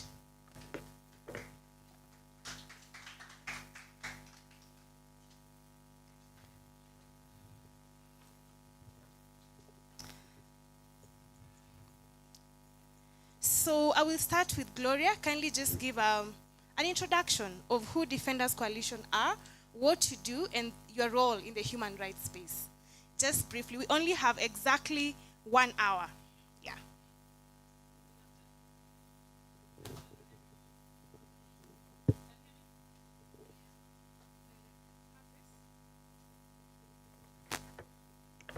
Good afternoon, everybody. Good afternoon. My name is Gloria Madegwa. I work with an organization called the National Coalition of Human Rights Defenders, but popularly known as the Defenders Coalition. And our work as an institution is to ensure the safety, security, and well-being of human rights defenders. How many of us in the house are human rights defenders? Quite a good number of us, so that means our work actually is around ensuring that you are safe, you are secure, and your well-being has been catered for. So in a nutshell, what we do as an institution is to ensure that human rights defenders and activists, as we popularly are known, are able to work in a conducive environment with regards to the laws and policies that guide our work, the Constitution being number one, that it has enabled us to be, it has enabled us to continue with our work as activists and as human rights defenders, ensuring our safety. But also, most importantly, what we are also trying to do is to ensure that there is a law that is specifically for human rights defenders, a human rights defenders policy. It has been in the shelf for the last 7 years, and we hope that very soon something will come out of it. But by and large, I would want maybe just to focus on our work with regard to the Gen Z. Number one, we received a lot of money from the public with regards to supporting people who had been arrested, paying bail, ensuring that lawyers are on standby to go and bail them out of police stations. And that is basically our work. When human rights defenders are arrested because of the work that they are doing, because of human rights work, we come at the forefront and support their work, and many other things that we do, and hopefully I'll get an opportunity to mention them as we have this discussion. Thank you.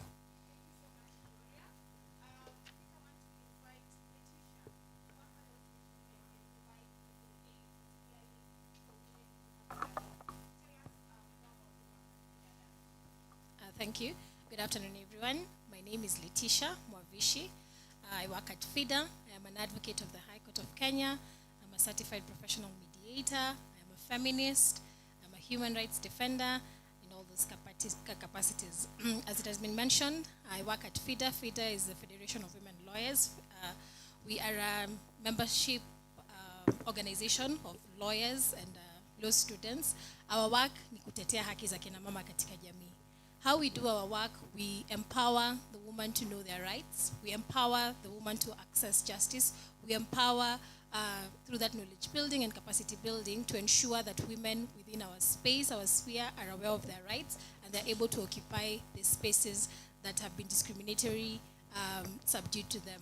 So how we work, we offer free legal advice. We have 3 offices. What happens is when a client walks into our office, we're able to listen to them. As I mentioned, we're a membership organization of women lawyers and students.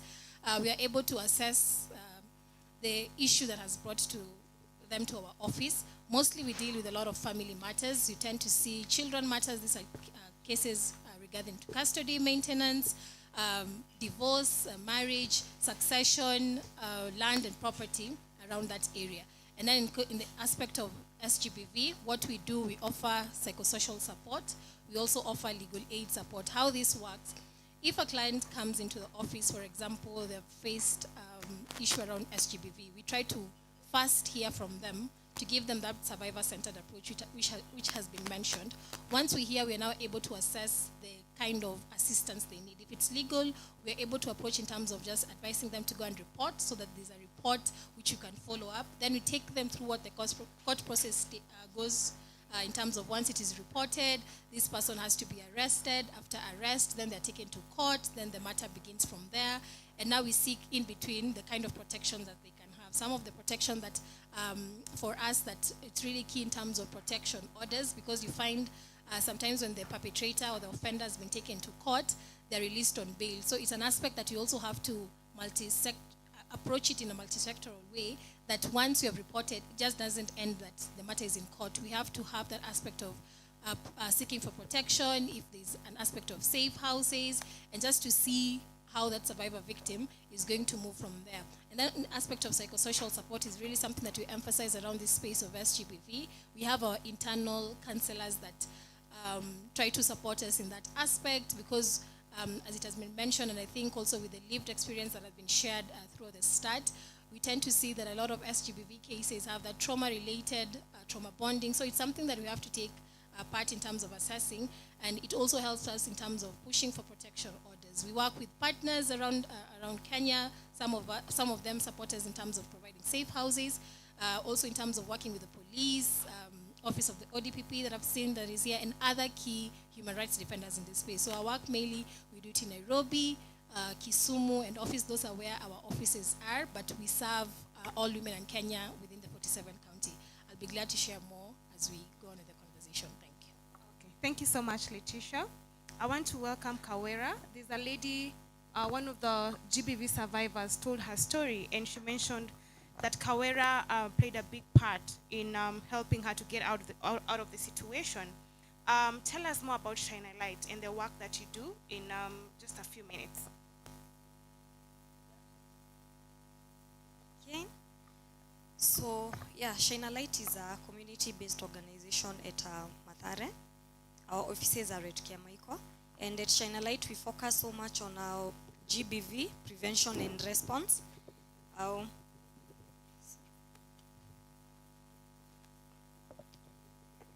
Then we focus on SRHR, that is access to information and services, because we realize most of the young girls are do not have information about SRHR, are not able to get services on SRHR as well.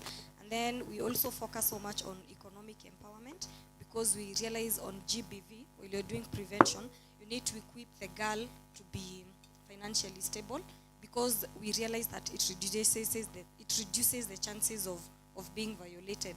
Then we also, at Shine a Light, we also focus on our peace, security, and governance. That is where we do a lot of accountability. That's where we are now working together, making sure that the systems that we have, because we realize the challenges that we have, the inequalities that we are having in the communities are systematic. How about we do social accountability? We do a lot of civic education and participating in the public participation to make sure that people have information of what is going on and the responsibilities of the duty bearers. So we give people the information, the community the information, so that at least we can be able to catch up. And then on GBV, again on response, we normally have safe spaces. That's where we get girls who come to release the traumas they have. Because initially, Shine a Light, we did not have a lot of money to take these girls to spaces where they can get professional counseling. Myself, I'm a therapist, so I'll use the knowledge that I have in the safe spaces. That's where girls would wanna tour the stress they have. That's where people like Akina Nyambu and more others. We have quite a number of girls who have healed, who they can now stand in front of people and be able to say their stories. Thank you so much, Georgina. The next person is Rix. The space that you operate in, Rix, is very interesting. I follow you on your IG personally. The way you tell stories, the way you express masculinity is very different. So maybe tell us a little bit about yourself and why you choose to push the narrative, you push the way you do it. Yeah, thank you. My name is Onyango. Some people call me Rix. I am a writer, I'm a poet, I'm a storyteller, a mental health activist, and sexual and reproductive health and rights activist as well. My work is majorly centered around challenging the dominant, harmful narratives of heteromasculinity. And being a firstborn of my home, growing up in a very abusive house, and seeing too much male violence around me got me questioning from a very early age why men around me were like that.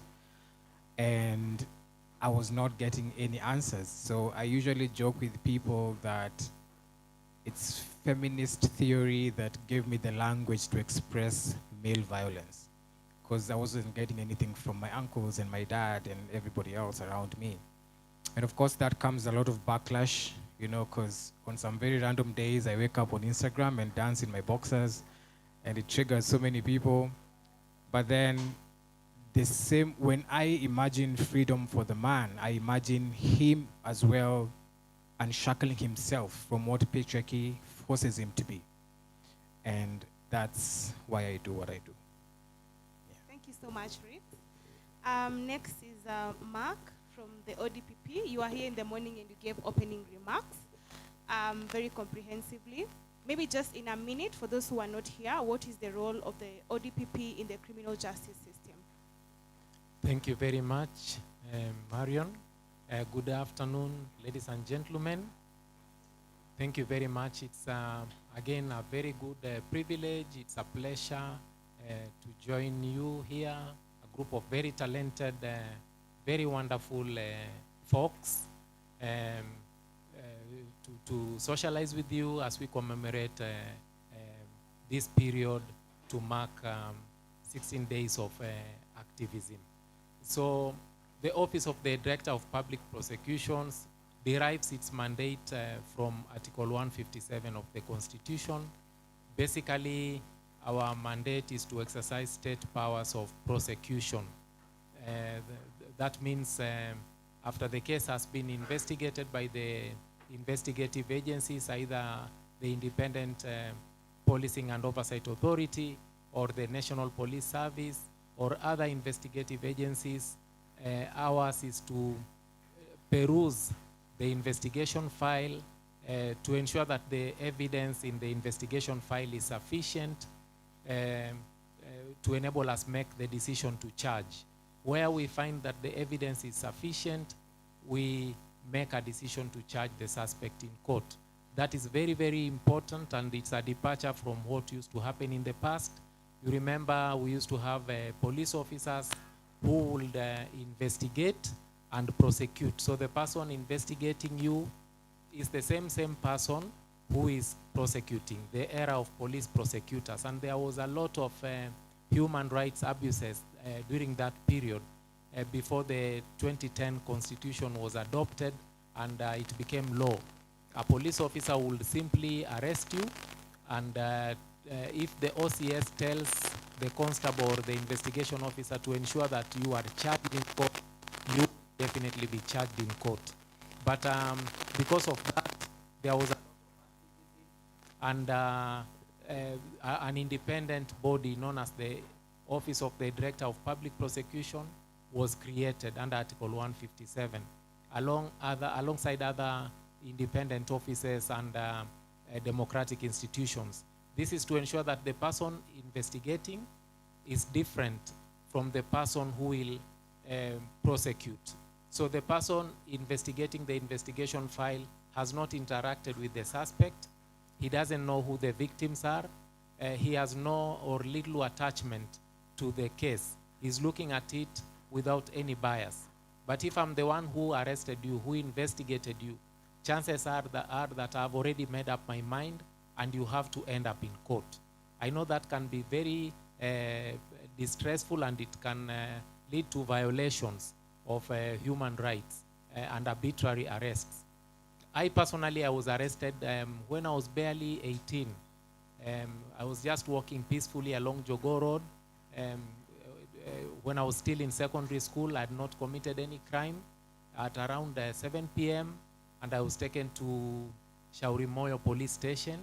And believe you me, spending a night in a police cell is not a joke. It's very traumatizing when you spend even a single night in a police. It's a very awful experience. Very awful experience for those who have never been there. Please don't desire ever to set foot in a police cell. The hygiene conditions are horrible. You spend the night there without any blankets, no bed. There are no blankets there. There are no mattresses there. There are no beds there. The sanitation and washroom facilities are wanting. And that's not just in Kenya, but that's the position even in the United States of America. That's how cells look like. So a cell is not a good place, and therefore an arrest where it is supposed to be made, it should be lawful. It should not be arbitrary. Someone should not be sent to a cell, especially a minor like me at that time. You are sent to a cell, and that's why I decided I have to become a lawyer so that I can know my rights and the rights of those people in the community. So nowadays, it's different. If you are arrested, the file will not go to the same police officer who arrested you. It will be forwarded to the Office of the Director of Public Prosecutions. We look at the file. We don't take you to court unless we are sure there is sufficient evidence. We have developed a policy known as the decision to charge policy. All prosecution counsel have been trained and sensitized in all the 47 counties within the Republic and all the sub-counties within the Republic. All prosecution counsel are required to peruse the police file, ensure that there is sufficient evidence before you sign that charge sheet. because the police officers are no longer signing the charge sheets. It is the director of public prosecution who takes you to court. And therefore, where someone is taken to court, one of the safeguards is that we must ensure, first of all, there is sufficient evidence before that person is charged in court. If there is no sufficient evidence, no charge. Allow me to cut you short Thank because you. of time. I'll get back to you in a few minutes. And I just want to pick from where you've left to Gloria about issues on arbitrary arrest. And I just want us to reflect on the recent mandamanos. Defenders is on the front. You're always running to police stations to demand for the release of human rights defenders. So what would you say is the state of human rights in Kenya right now, holistically? And what are you doing to change the narrative or the status quo? I will start by saying that for very many years now, we have continued to see the civic space shrinking quite a lot. Shrinking in terms of people, as much as the Constitution gives us the freedom to assemble, the freedom of speaking our minds, we have seen continuously over the last couple of years that those particular rights are being infringed every other day. When I zero in to Maandamano and even before, actually the coalition has been in existence for 16 years. So this is something that we have been doing for the last 16 years. This is actually the 17th year. Bailing people out has been the norm. But if we compare the statistics in the last 5 years, there has been an escalation because the arrests have gone up, and this is as a result of people speaking out of the vices and the violations that are happening, especially at the community level. We have seen people stepping up. Human rights currently in Kenya, if I was to give my honest opinion, it has gone to the dogs, for lack of a better word. Our leadership, our government has no recourse when it comes to human rights. Human rights will only be followed if and when the government feels it is okay for us now to follow human rights. For example, now we have started hearing that apparently there is now need for us to speak about femicide in Kenya. And yet this has been something that has been with us for years. Since 2018, we have been speaking out and saying there is need for us to address the issue of femicide. When I now zero in again to the work that we specifically do as an organization and addressing the last 5 months from June when we had the Gen Z protests, we have had to go to police stations, not alone only as an organization, but in collaboration with other organizations. We have bailed out 1,689 people who have been arrested. Why?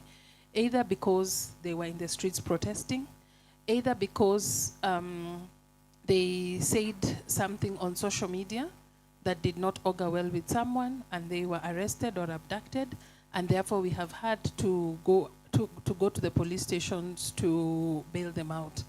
There are two ways to look at this.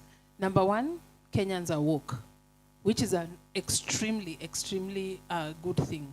But also on the flip side, we are seeing a lot of reluctance from the government with regards to how the government is supposed to react or to do when people go to the streets. For instance, our current laws do not there's no law in Kenya that requires for someone to get permission when they are going to the streets to picket or to protest peacefully.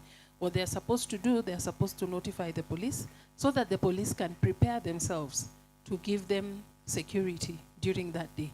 But what we have continuously seen is that this particular aspect of the law has been misinterpreted, and the police feel that they're the ones to give permission on who to go to the streets or not.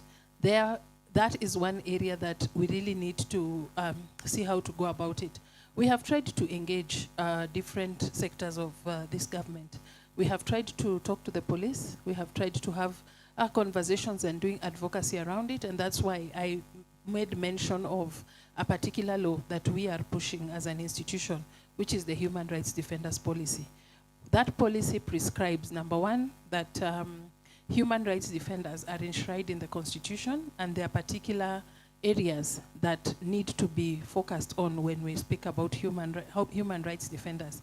And therefore, for us as an advocacy to ensure that human rights defenders in this country are recognized and appreciated is the fact that pushing for a policy that is very specific to the work of human rights defenders and activists will give us much more leeway to be able to do our work peacefully and in a secure environment. Right now, the law is at the Attorney General's office, and we hope that the discussions can start. We had started discussions, but elections came.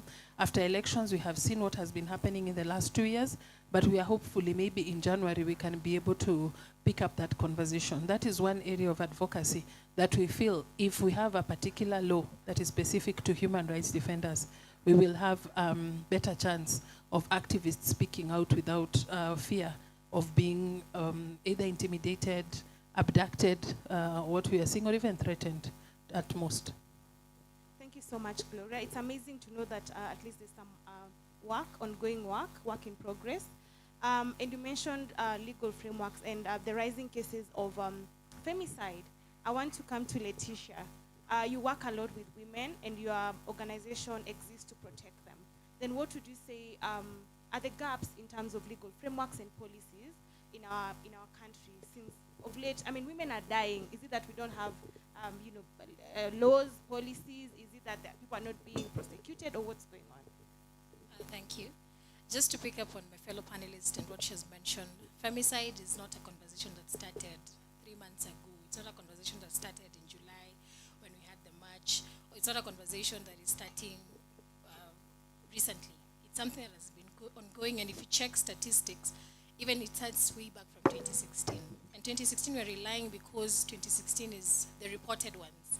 So you might even have like data that is unreported in terms of issues around femicide. So in terms of also understanding why femicide and the issues around law, the legal framework, we have to understand why this is happening. And it's a conversation around SGBV. The connotation about why we refer it as gender-based violence, it's based on how gender is being understood.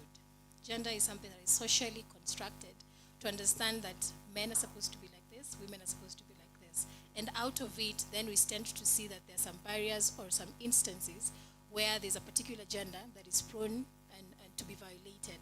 And in many cases, we see that the number is high when it comes to women.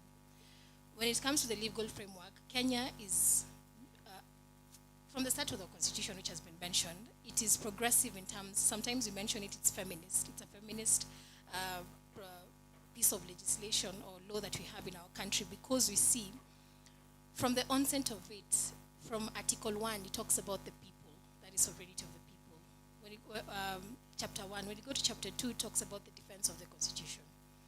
And then for me, the most unique thing that I mostly like to rely on is Article 10, which talks about the values. It has that aspect of human rights. It has that aspect of social justice. It has that aspect of equality.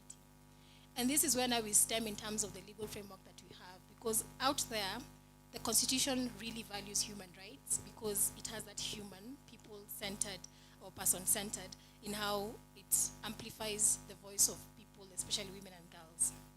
And our particular focus, of course, it's Article 26, all the way to Article 55, which talks about the youth. All those articles have identified the rights of people in different segments.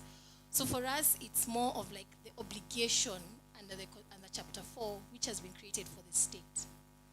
And just to add, maybe even add a voice on what in terms of the status of human rights, for me, I value the fact that Kenyans are woke, as it has been mentioned. We are aware of our rights.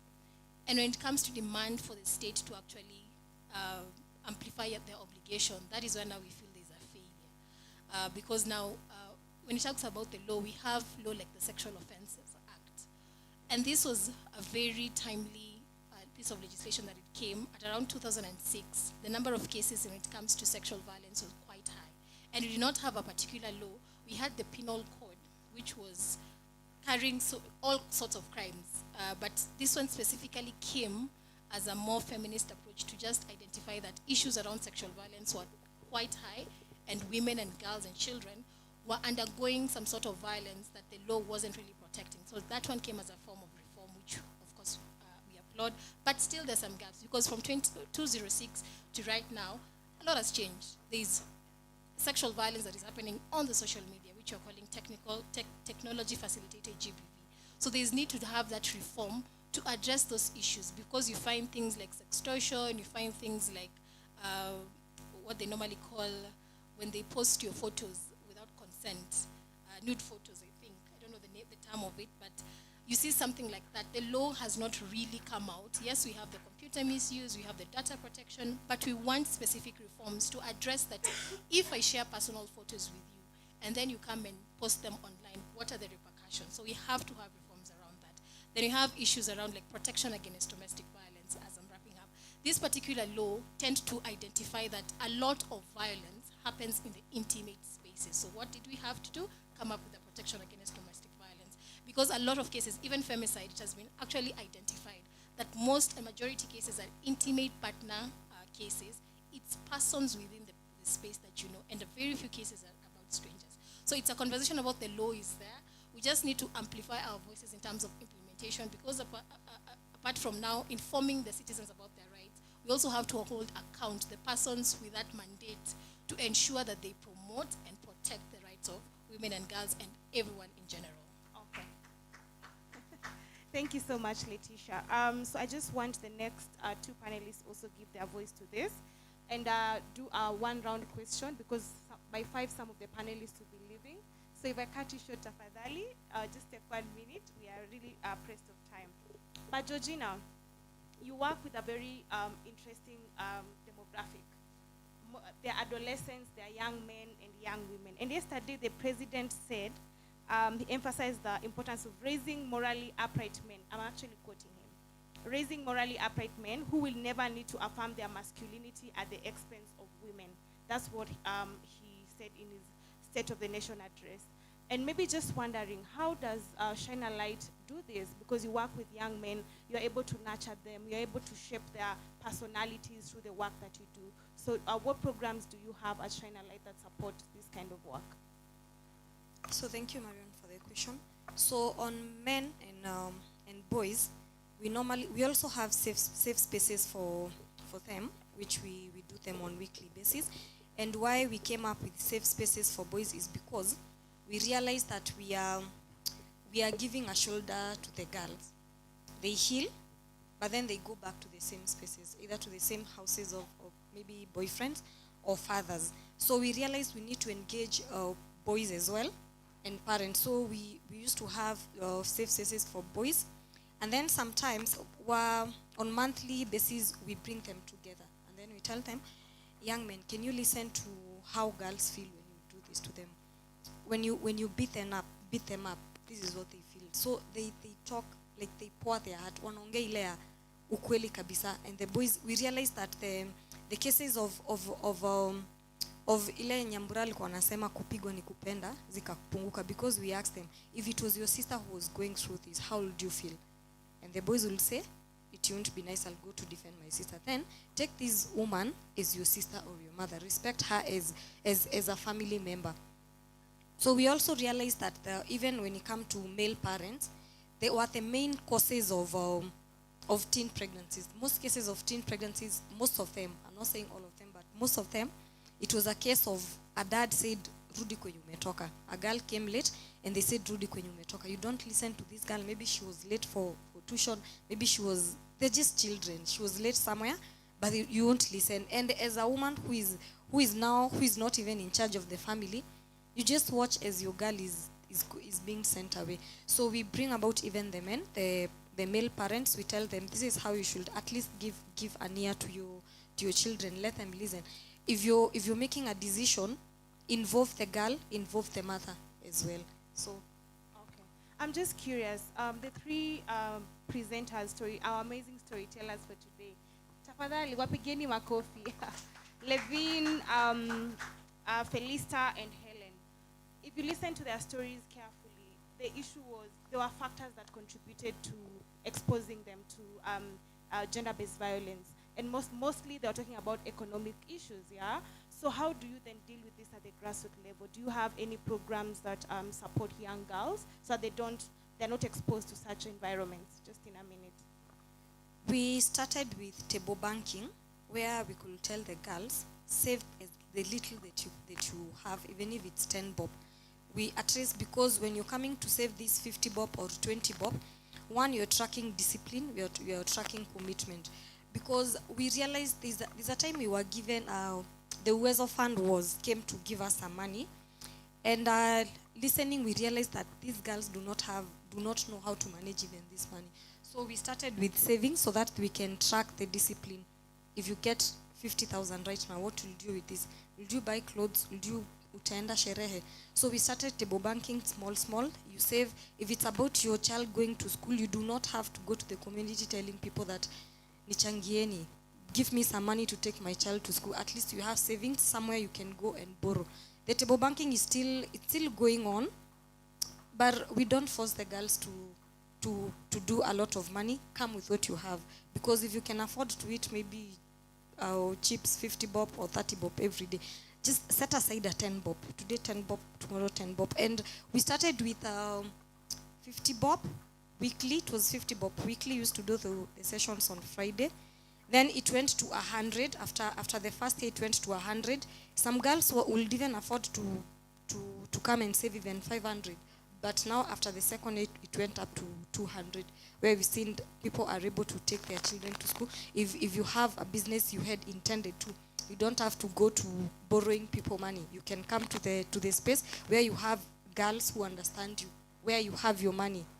You come and borrow from there. Wow, thank you so much, Georgina. That is very amazing. Rix, you are really trying to change narratives through your social media pages and the spaces that you exist in. And most of the time we talk about gender-based violence from a female lens and not a male lens. So what does GBV look like for men? And do they experience it? Do they talk about it? And if they do, where?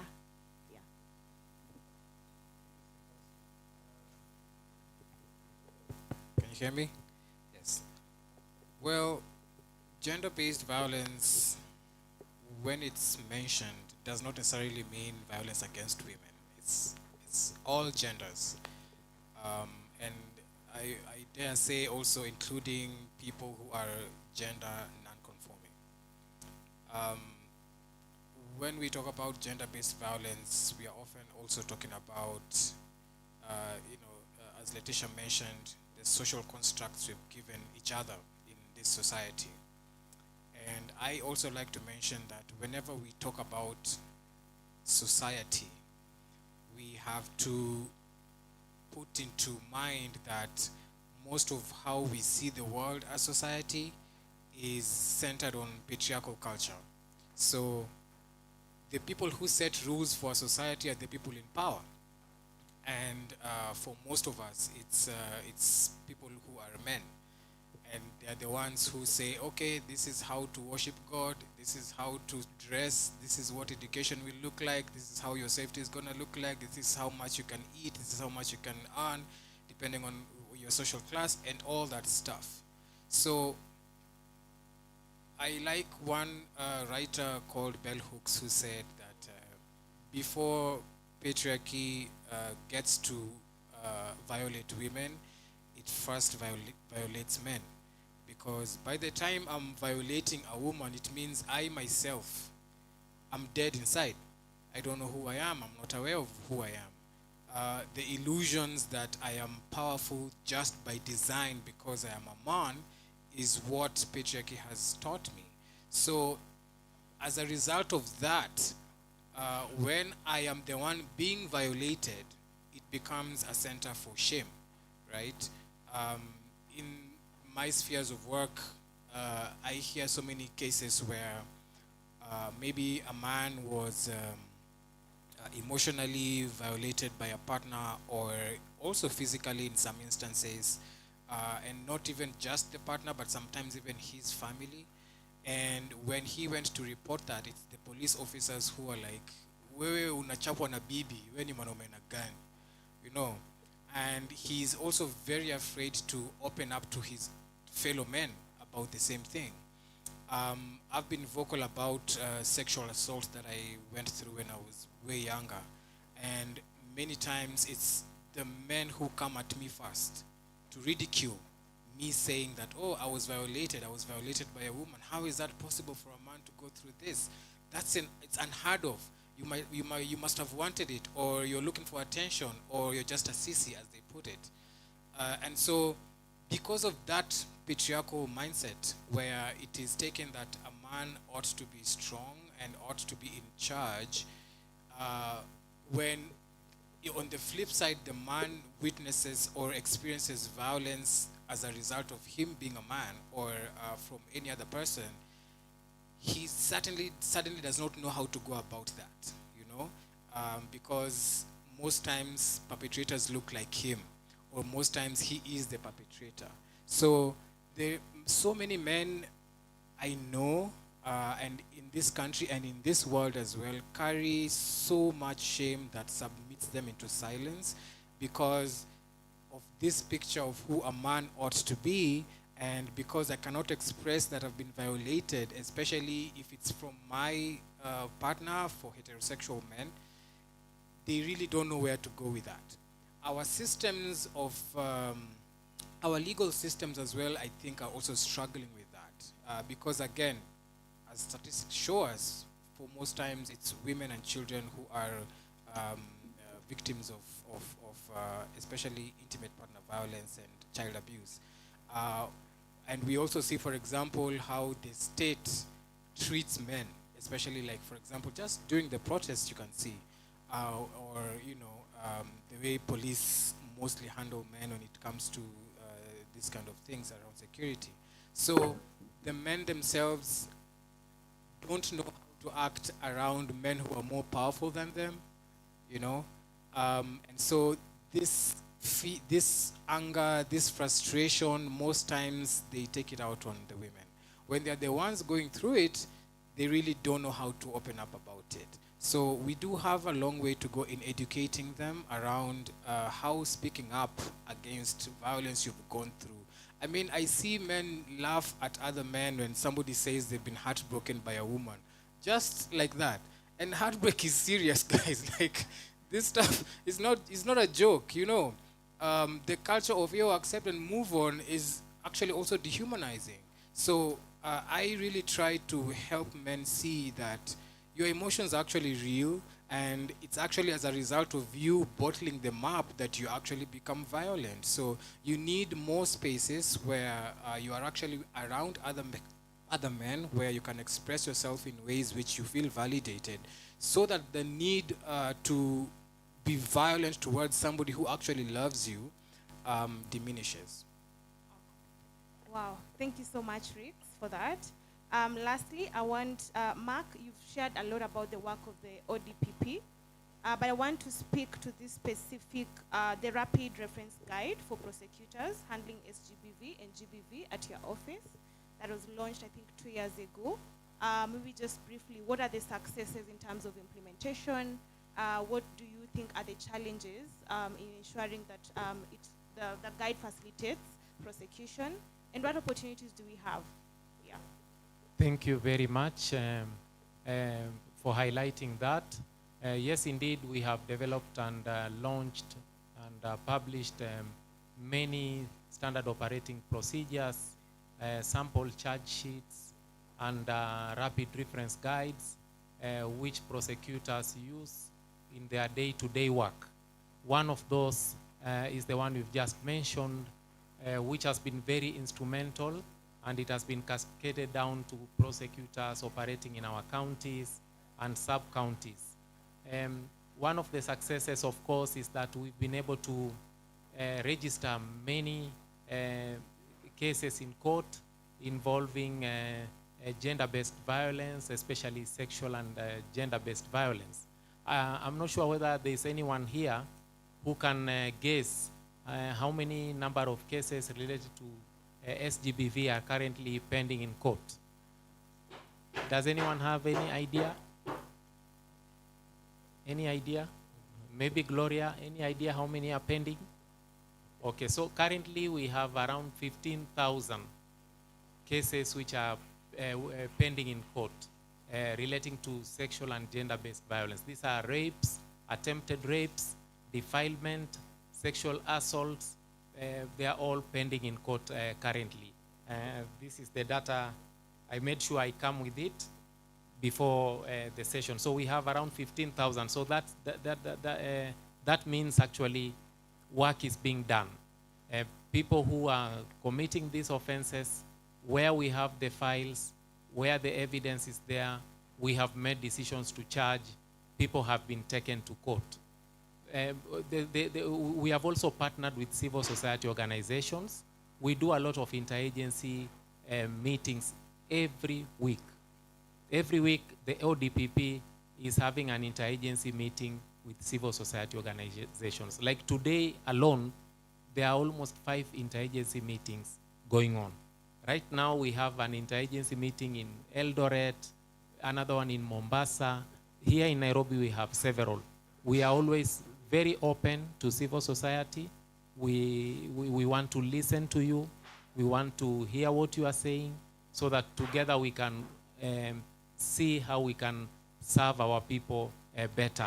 Even council from civil society who are taking up these matters, maybe to help the victims, we welcome you so that we can work together, because you who are interacting with the victims, you stand at a better position maybe to listen to them and to understand their needs. So help us bring justice to these victims. If you have come across pieces of evidence, let the investigation officer know about this piece of evidence that is in your possession, because we do not want to contaminate evidence or the chain of custody issues. I think Letitia understands what I'm talking about. The journey that piece of evidence takes from the time it was recovered to the time it's presented in court, that journey is known as the chain of custody. If we cannot explain that journey to the court, then that the probative value of that piece of evidence is reduced, and you can see a suspect walking free. That's one of the challenges. Another challenge is that sometimes victims don't step up. They don't step up to, some of them only say what happened to them many years after the incident, of which it now becomes very difficult for us to secure justice to these victims. We call upon civil society organizations, we call upon the media, we call upon other partners, sensitize the community. These things we are talking about here, you may be very much aware about them, but believe you me, if you go to the sub-counties and the village level, you'll find people who don't know what they're supposed to do in case they become victims of SGBV. Some of them keep going on back to the same partner who is abusing them for years because they don't know that there is help. Yet we have offices. The ODPP has established offices in all sub-counties. There isn't any sub-county where we don't have offices. All counties, we have offices. When it comes to offenses of this nature, which are perpetrated by state agents like police officers, we have a civilian oversight authority known as IPOA. It has a hotline number. Not very many people even know of that toll-free number, which you can just pick your call. Even if you don't have any credit, you can call IPOA. They can investigate. People don't know these things. And because of that, they are not able to come forward and report so that we can take up these cases. So let us partner together. Let us sensitize our people so that they can know. For us, ODPP, resources are limited. But every quarter we ensure that we go to a county, we engage the public. Sometimes we go even to radio stations, we go to the media stations, both print. We have a social media handle on X, Facebook. We try to engage the public, try to sensitize them. It's not much because the amount of work that needs to be done is huge. So this is just like a drop in the ocean. And on our own, we cannot be able to achieve. We call upon you. If we join hands together, we can be able to enhance access to justice to the people. So success will depend on how we merge, how we join hands together and serve the people. So yes, the policies have assisted us. So many people are in jail. As I told you earlier in the morning, we have 60,000 inmates in our jails. And every inmate, the government spends around 260 shillings every day to feed that inmate. So per year, we are spending around 3 billion shillings for these inmates in prison. If we can put in place measures to ensure that crime prevalence is reduced, that money could be taken and channeled to something more useful if we can reduce crime. Because we don't want all our revenue to go feeding people in prisons. We can use that money to prevent crime from happening and enhance justice to our girls and our women. So thank you very much. Thank you so much, Mark. Allow me to open the floor. We are only left with 15 minutes exactly. So 5 minutes for questions. If you raise your hand, tafadhali swali ni moja. If you're able to ask it in less than 1 minute, even better. So that we have the panelists answer them as they give their closing remarks. Tafadhali, directly to one particular person, if it's possible. Caroline?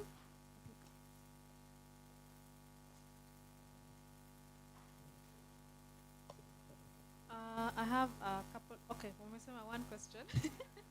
Okay, one question I guess to all of you is, what are some of the action points that we should follow up after this panel discussion? What do you promise to us who are here?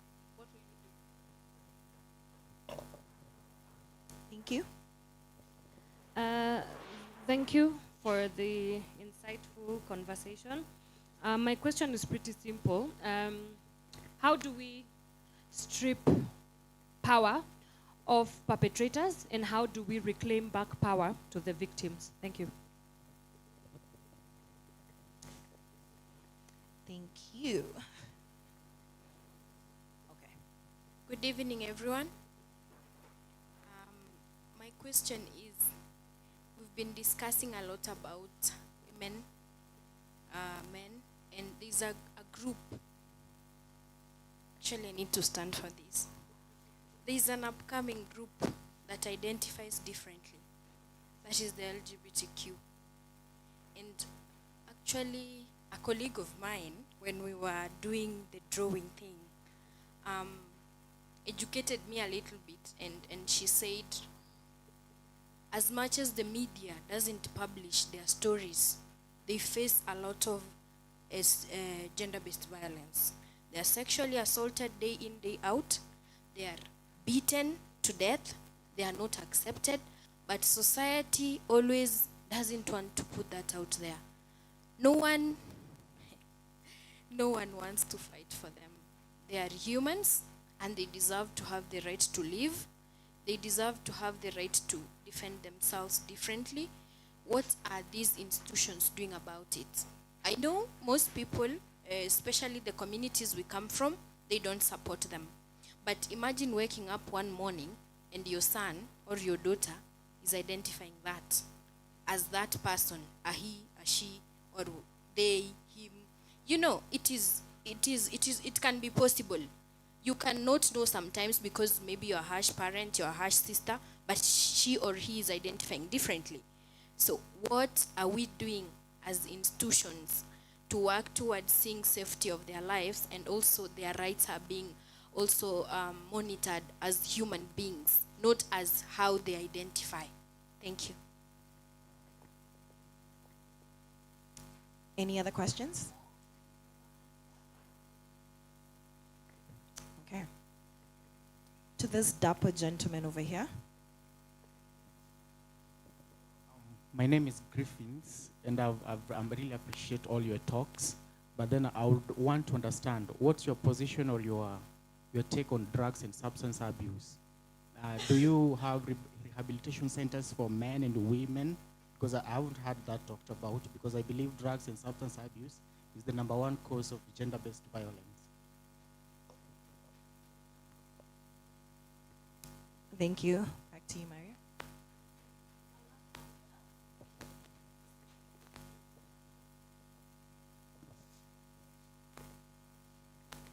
So mine is very short. I know knowledge equals to power, and we have all this knowledge, and most of us are privileged to be in these cities or urban areas, but especially people from the legal side.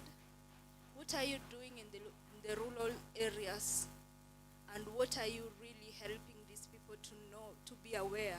For example, I've witnessed somewhere where a woman is beaten almost to death, but she goes back with a cow. Someone is given a cow, the father, and he supports that. It's not about, it's about poverty, but also they lack knowledge. So because I come from a family of lawyers, I normally challenge them that you only do your law and legal activities somewhere, but you've left other people behind. So it's high time the legal to go back to where we come from, because most of us, we originated from somewhere.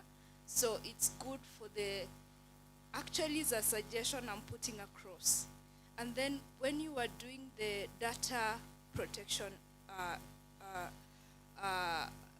is it data protection law, I was very disappointed to see that it doesn't protect any, especially an example I can use, women who sell themselves, or men, and their pictures are used even with media houses without their consent, but people are proud of it, and these people, they are running away from family, but you find that people who should protect them, they're the ones using these pictures. Thank you. Okay, thank you so much for the questions. So I'd like to welcome the panel. Maybe Gloria, would you like to respond to any of the questions? Yes, I would like to take a shot on the support that, at least at an institutional level, we offer to grassroots human rights defenders. We have invested a lot in trying to ensure that human rights defenders at the grassroots level understand different facets of the law that they need to understand, and especially those that are run within the counties, because that is where most of the violations take place. And if they do not understand what sort of laws govern the areas in which they work in, definitely there'll be violations. And then I will, just picking up from what you have said, there's a lot of cultural interference when it comes to law, and therefore there's usually a balance that really needs to happen when, for example, mediation is happening, because I know mediation takes place a lot at the community level, and therefore cultural differences, of course, they have a space in our constitution, but also they are limited to certain levels. Not all cultural practices that are done or that are conducted within different communities should, of course, be upheld, so long as they are in conflict with the constitution, which is the supreme law. Then definitely something is amiss. But from where I sit as an institution, we try a lot to make sure that we offer knowledge with regard to the legal space. Allow me to speak something about the LGBTQ. I would want to correct one notion. It is not an upcoming group. The LGBT, people who do not identify with any gender are with us, have been with us for the longest time. The institution I work with recognizes this, that they are people, number one, and therefore there is no point that we have to treat them differently. If they are sexually violated, they should be treated as any other person. We should be able to make sure that they get recourse, they get justice, and therefore we have come to a place as an institution, number one, where of course we identify with the Soji community in this country, But also number two, trying to make sure that they have their rightful space in our communities. Because my sexuality should not come it should not come in between me and something that is justifiable in this country. It is my sexuality, and it has got nothing to do with whether the Constitution says that there is freedom of assembly or we have the right to protest. Nowhere do that particular right that I have in the Constitution is in conflict with my sexuality. So what am I saying? Number one, we as an institution work with the LGBT community in this country.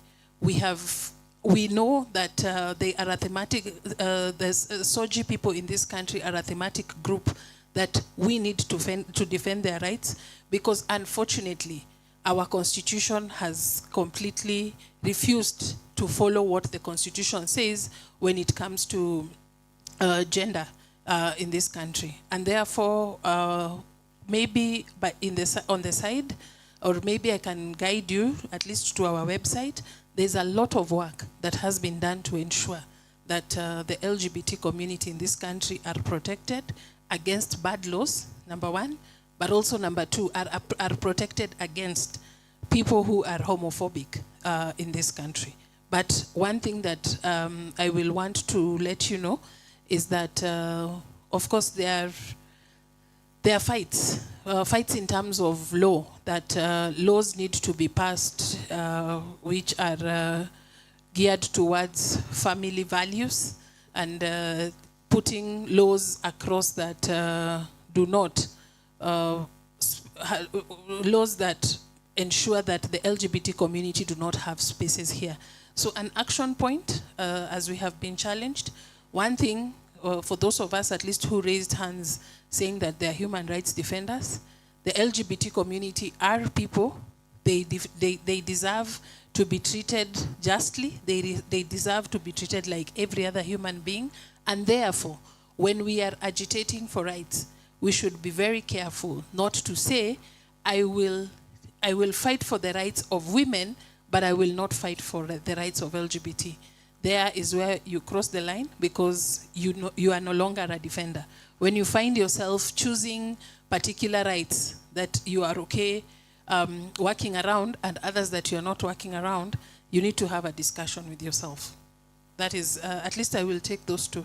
Yeah, thank you so much. I actually just wanted to say that maybe you can give your closing remarks so that we just for once. Okay.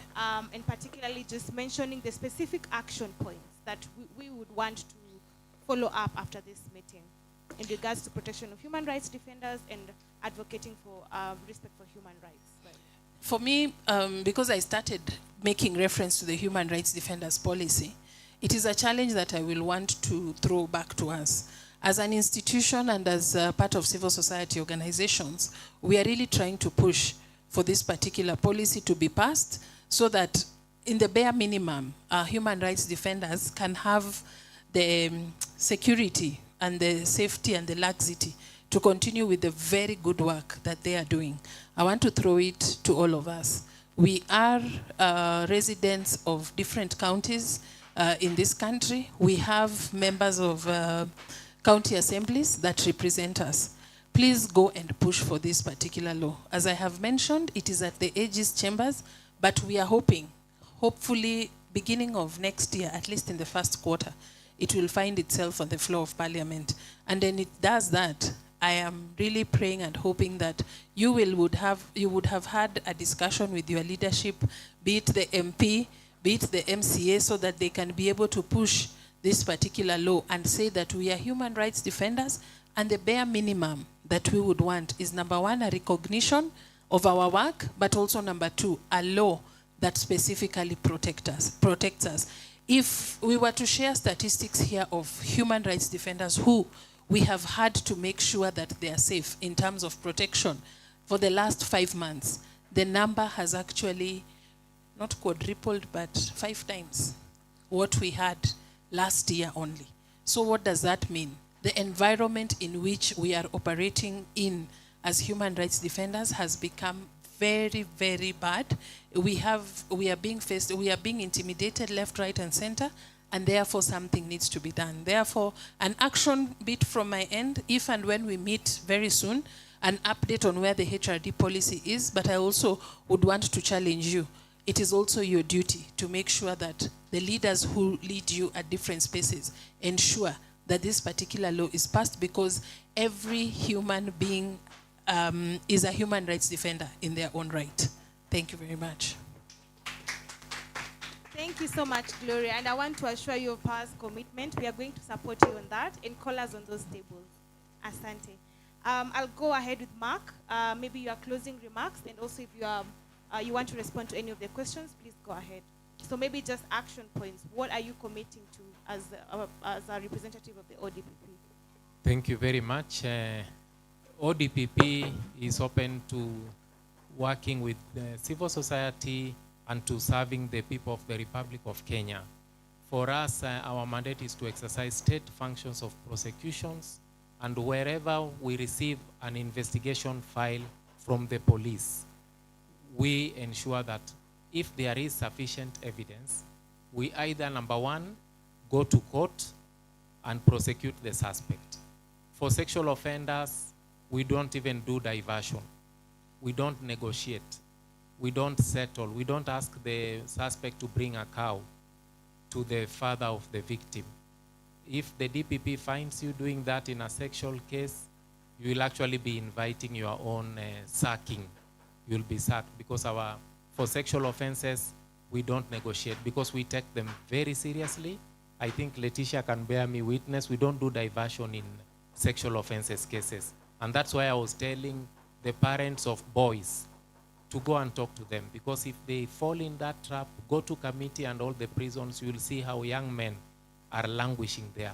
We've taken so many to jail, and some people are even asking us to go slow on them. But we are telling them, we can't go slow. This is the law. You asked us to. Contrary to what is out there in the media, we are really prosecuting sexual and gender-based violence. Go to Kibra or any law court, any day, you will see yourself, at least 5 people are being arraigned daily for plea. So the problem is not at the prosecution or law enforcement level. It seems law enforcement, prosecution is not deterring people. So something needs to be done. And that's why I was challenging society. Talk to the children, educate them, the church, civil society, everybody. We need to come together. And this is a conversation that has been going on for a very long time. It didn't just start yesterday when the president made his speech. This is something that has been, government agencies have been doing it. And going forward, we can assure you of that as ODPP. We can assure you of that. And then we also call upon you, share data with us. Sometimes a government agency goes to the press, it publishes data saying this number of people have been abducted. This number of people have been killed. A government agency, I'll not mention it by name, but you have not forwarded a single file to the ODPP. The only files we have received are from IPOA and the National Police Service. And IPOA forwarded 10 files in respect of the recent protests, which are still under investigation. Because so far, a lawyer will tell you that if you take someone to court and you don't have the bullet, he might walk out on a technicality. You could be taking him to court to clean him. So as a prosecutor, I have a duty to these victims. I don't want to prosecute someone merely for the sake of it, because charging someone is easy. The DPP can decide, okay, tomorrow take all these people to court. But the question is, a defense counsel is waiting for you there. Are you going to get a conviction? And if they are acquitted, what are the chances of these victims ever getting reparation? Because the suspect has been acquitted.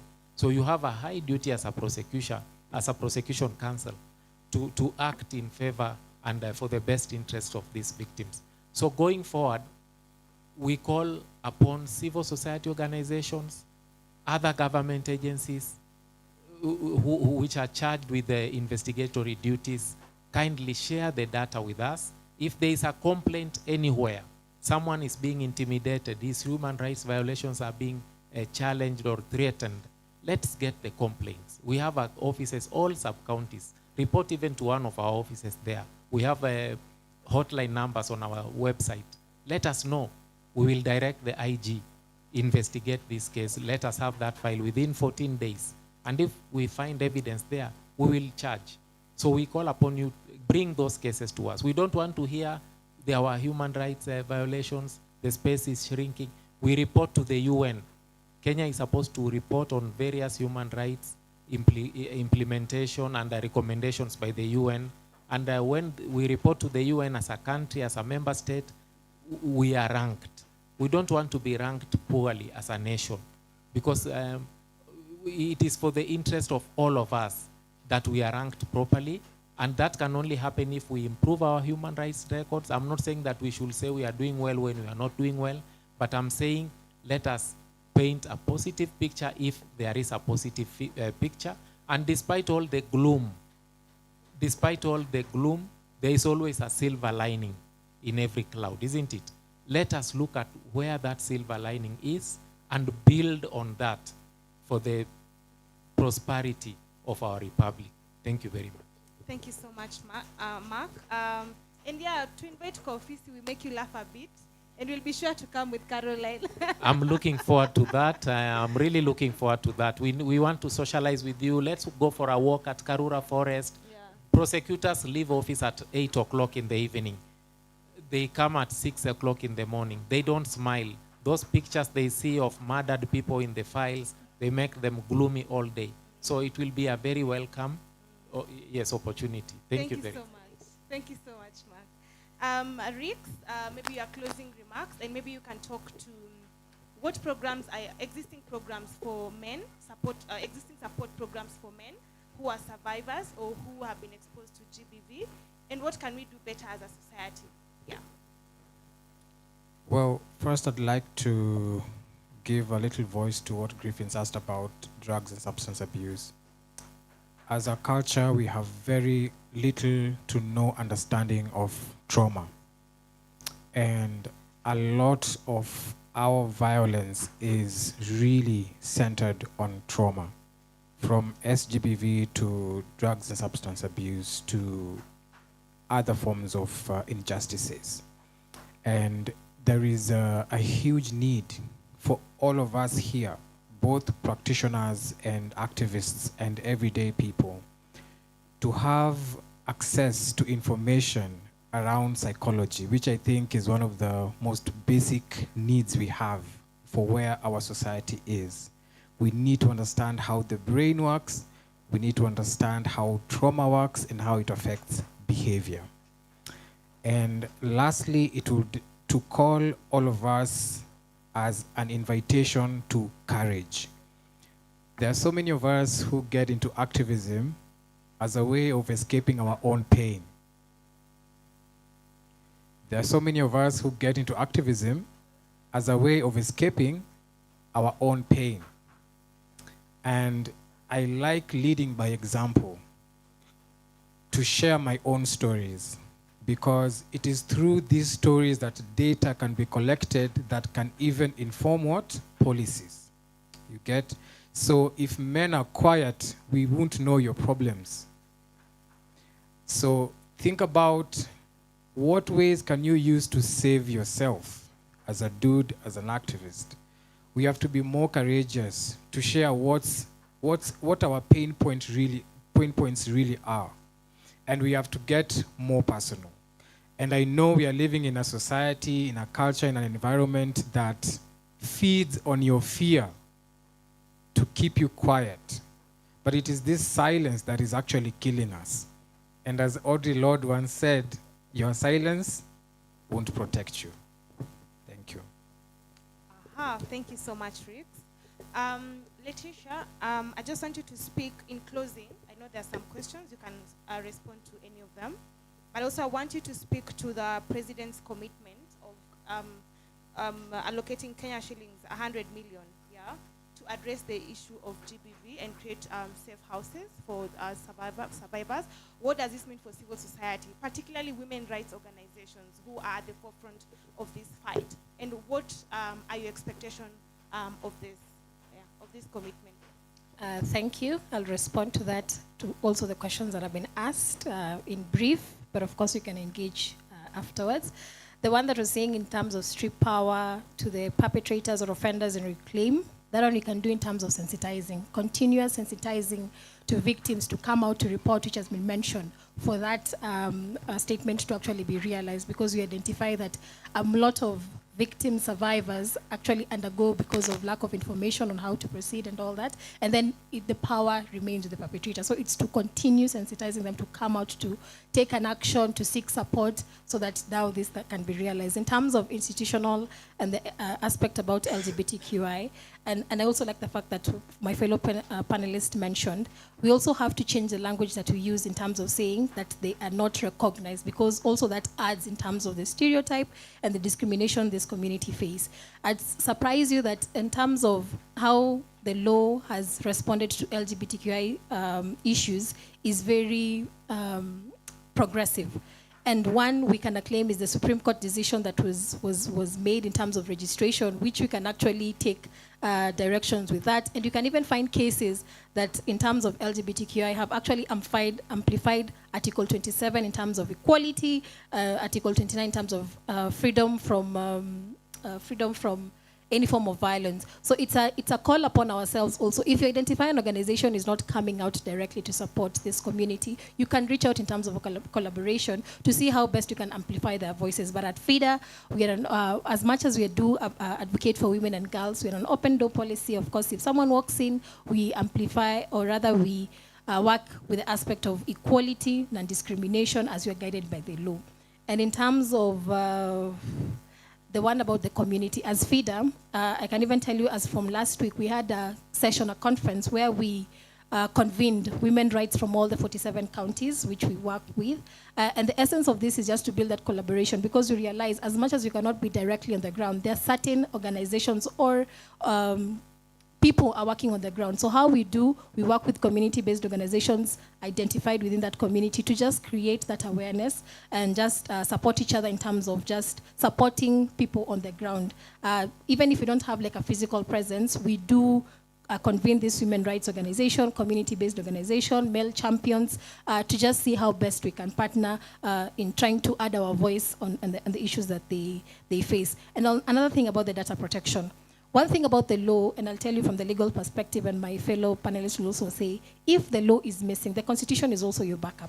In terms of issue about privacy, privacy is a human right. So if the law has not directly addressed it, privacy as a human right, so long as you've not, and I think apart from, I think this year, maybe last year, we have seen the Office of the Data Protection Commission actually coming out. If your photo has been used in a billboard and you didn't consent, this person who was used has to actually show how did they obtain your consent and something like that. So it's more of just sensitizing people that when something has been happening, if your photo, if something of personal has been used and you have not consent is whereby someone explains, it's not just a consent, it's informed consent. Someone has to tell you, I'm using your photos for this, I'm going to gain commercial, or it's going to be used in this and this, then you give your informed consent. So that one is something that you can also just link in terms of amplifying or sensitizing people around this area. In terms of data protection. But it's a growing area that really needs us to come out to just first know, under the Constitution, you're protected in terms of your human dignity and your privacy in that space.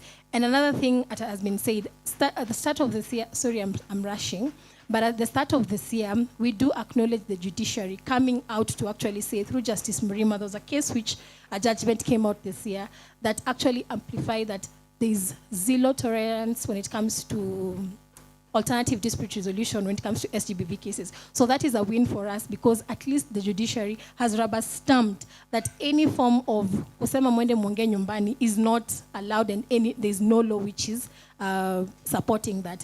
And then in terms of the action points, as an institution for us, we did issue a statement sometime last month, And one of the demands that we are calling upon is for the declaration of femicide as a national crisis, because it has gotten to a point that in 2019 we came out to say it has to be declared in 2020, and still there's a bit of laxity in the same. So of course our action point is to realize the statement that we issued that last month to be realized in terms of declaring femicide as a national crisis, appointment of the CS gender to actualize the role of that office in terms of promoting issues around gender equality and gender responsiveness. And another thing, of course, is to follow up in terms of the cases that have been reported. What has been done in terms of arresting, what sort of support in terms of the victims are given and all that. And also our commitment is also to realize in terms of what the law has provided in terms of protection for victim survivors of gender-based violence, what form of support the government is giving. And then also the response, I'll just give a bit in terms of the question that you've asked. Right now the judiciary, or rather justice actors, are trying to take a step back. Let's look at the perpetrator. What makes a perpetrator commit a crime? So it's an area that also I think some key justice actors are trying just to see. So for example, I think there was a study which was done in 2016. Can't remember exactly the person who did, but it was trying to just check, because I think there's a report of young youth juvenile offenders that are committed in prisons. And my fellow panelists also mentioned there's that approach that we are looking in terms of decongestion. So you find most of the cases related, example A is most of the offenders, they actually have some why they committed that crime. And of course, drug abuse, they have been part and parcel of a pattern of violence that makes them prone to. So it's a space that it's being looked at to see how best to respond, so that even if you're looking at the victim side of view, let's also look at this perpetrator. Why is this perpetrator doing this crime in the heinous way that they're doing? So it's something that you can look out for in terms of the development and how it will take.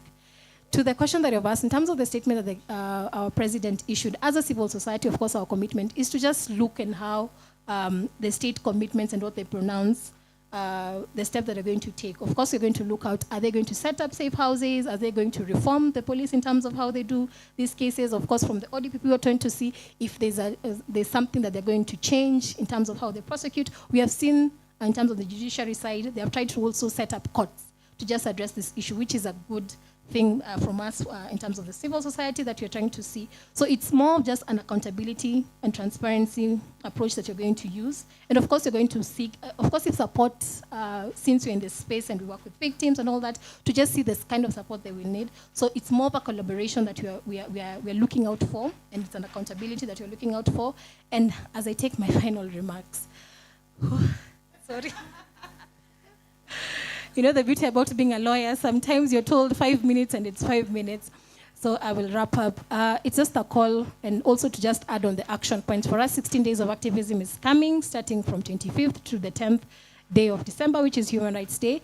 Us is a continued commitment to add our voice towards prevention and effective response toward SGBV. We're going to do sensitization. We're going to go to the ground. We're going to partner up with key stakeholders. We're going to be there to just sensitize in terms of informing the community about their rights, informing the people about the types of violence, informing the people about ways they can access in terms of justice, and also hearing from the people, so that we can see collectively that it's not just a government responsibility, it's not the feeder responsibility, it's not the ODPP, it's not an individual responsibility, but it's a collective responsibility, so that we ensure that we mitigate these issues year in, year out, and then we reach towards the goal of zero tolerance to GBV. So from us, FIDA, anyone who's feeling that they need to seek our services, our toll-free is 0800 720 501. You can reach out to us. For those who want to partner with us so that we can amplify our voices collectively. Thank you so much. Thank you so much, Letitia. Wow, that was very insightful. So lastly, Georgina, I want to invite you to also give your insights on the questions that they have asked, if you have any feedback on them. But most importantly, you are a human rights defender, but even better, a woman rights defender. And you face a lot of challenges in the work that you do in terms of security and even just safety in general. So how do you navigate that? And what would you tell someone who's looking up to you, who wants to come into this space? And what would you recommend as action points from this conversation today? So, Mario, next time, there's, I'm very young in this space. Next time, please start with me. Because if you start with Akina Gloria there, then you finish up with me, they've emptied everything. But anyway, I'll add a few points that maybe they might have forgotten, or just a top up. So the challenges that I face as a human rights defender, number one, you're a lady who is single. You're told, who is a single mother, you're told at your age, what do you know? You're single, you do not have experience in families. What can you tell us? There's nothing you can tell us. Shine a Light, we deal with diverse communities, we deal with everyone, the LGBTQ. So, number two, you're branded. Not once, not twice I've been branded as a lesbian, whichever name they want to call me. I've been called all of them, but that do not stop me from working with humans, because I say they are humans. Let's not label people names. Let's just know they are humans. If you go to the police station, you uko hapa kushirikia kutumikia watu ama mbuzi. Kama ni watu, si huyu ni mtu, mtumikie. Whatever these people does under the blankets, it's up to them. Just assist the person as a human being. And then threats, I get a lot of threats. I get to you, your inbox image. The threats that I get oftenly are quite a lot, especially after the protest season. I was nili hivi kunywa hivi kidogo, I could have been taken. Fortunately, someone got me. I was out of the country for some time, and when I came back, officers who are my friends, they were asking me, where were you? Tulikuwa tunakutafuta. And they know where I stay, definitely. Do you think as a HRB police don't know where you stay? They know where your children, they know everything about you. When I came back, the first thing the OCS asked me is, ulikuwa wapi? Tumekuwa tukikutafuta, nikomendo mimi. And if anything happens to me, OCS ni wewe. And the first thing I did is to tell Marion, you know what? These people are trying to nitafuta. In case of anything, join number OCS dada. So we get a lot of threats, and then sometimes people do not want, they refuse to recognize the work that you're doing. There are meetings in the community, maybe about women and girls, and you're not invited. And if you go to the spaces, you're denied a chance to speak, because maybe you might highlight a case that maybe there is an officer who is there who did not act well on a GBV case. Quite a number of cases. There's a little girl who was defiled by two brothers, and the officer proudly told me, achana kufuatililia na hizi mambo mingi. Hivi ndivyo mnapoteanga. Hizi kiherehere yenyu hivi ndivyo mnapoteanga. So these are the threats we get. But what I say sometimes, when you're very authentic and you do your work vile inafaa, bila kuongezea chumvi, bila kufanya, like you do your work vile inafaa, sometimes you bear fruit, because you don't need to fear. And then on responding to the questions, what are we doing on our drug and substance abuse? You realize that when teen mothers, when they realize they are pregnant and they have been abandoned in the community, they rush into drugs. So what do you do? In our safe spaces, these are the things that we talk about. We try to get these girls out of drugs. We can't do everything as Shine a Light. Of course, we do a lot of partnerships. We are young organizations. We do referrals. We work a lot with MSF, where we refer the girls there. And then drug and substance use. When you do the tree analysis about drug and substance, you find that there are root causes. Why is this person using drugs? Most of the time it's mental health. Most of the time it's the IPV, the GBV, that the childhood traumas. Those are main causes that make this person to settle into drugs. So what you do is to deal with the trauma first. You deal with the trauma before you go to dealing with the drug, because you take someone to rehab, uende unamsukumililia zinaitwaje madawa aache pombe, but have you dealt with the root cause, the main cause? So at Shine a Light, we focus so much on dealing with the root cause. Deal with the root cause first, and then the drug now comes later. And then I'll say on action points, what we do, what we'll be doing once after here. At Shine a Light, we believe so much in partnership and collaborations. We'll do a lot of networking. We network with as many organizations as possible, because we cannot do this alone. Partnership is also important because of sustainability. When you partner with 3-4 organizations, today I have a grant, Kesho Hana, Uyo Hana will be able to use what she has.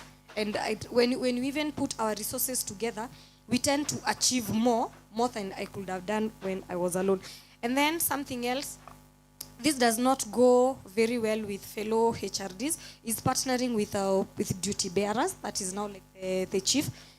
We've been working with you at Kemaiko. The issue that we are tackling, it's because we have a good relationship with the duty bearers. That's why tumefika. We are almost done. We are like 99% done. It's because of the partnership we have with the duty bearers.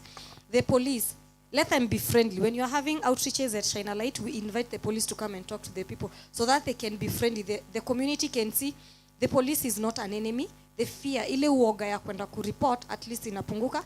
And we realize that that since Shine a Light came in, we can proudly say the number of reported cases went up. And we have a paralegal desk at Huruma Police Station. That's an initiative that we started. We have there's a gender desk. There is a youth desk at Huruma Police Station. Gender desk was there.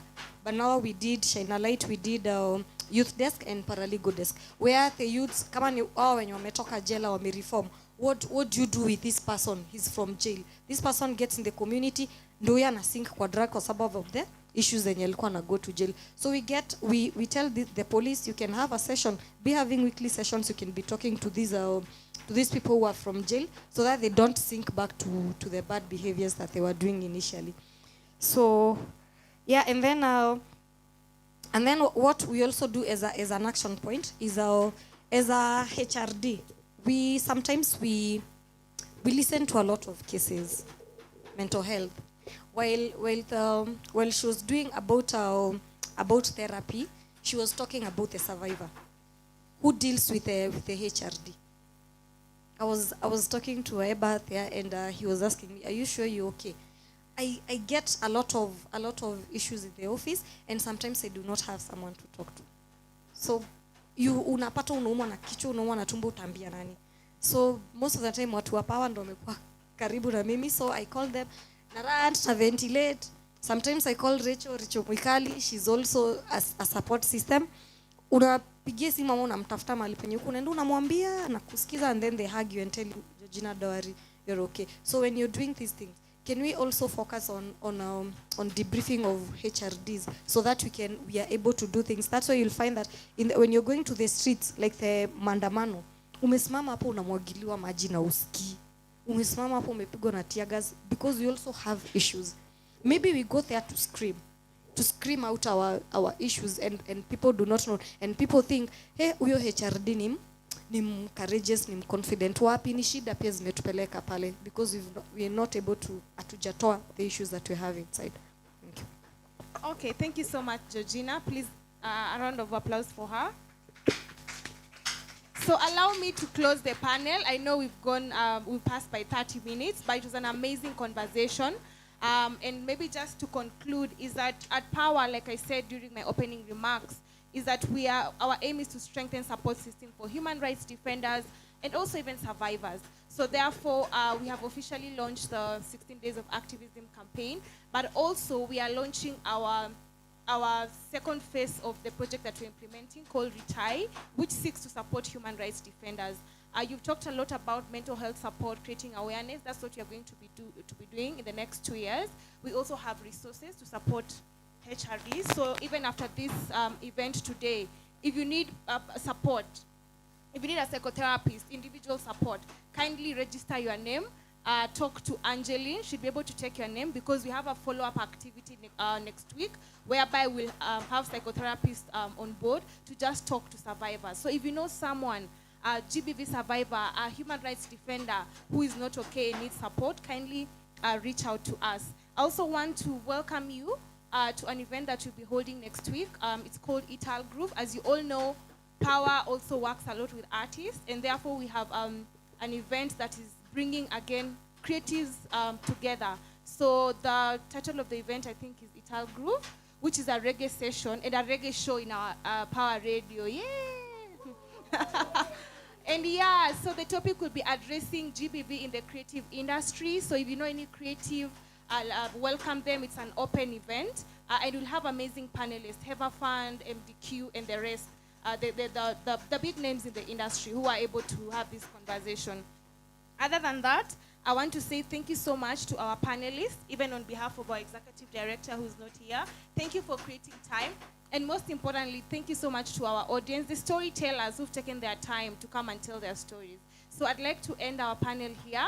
I know we had lined up some activities. I don't know if they're still on. There was bead making and I think candle lighting for victims who died.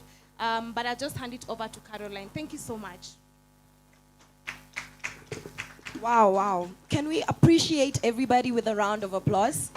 Please. This panel has been such a well of knowledge. It's been so rejuvenating. And honestly, personally, I feel safe. I feel like there is hope. You know, I feel like there's people out here working for us, you know, informing us and just giving us a sense of direction. So truly, like Marion said, we are honored. Thank you so much. And to everybody who's here, we really, really appreciate you. So now, briefly, I'd like to just call upon a couple of artists. Yeah?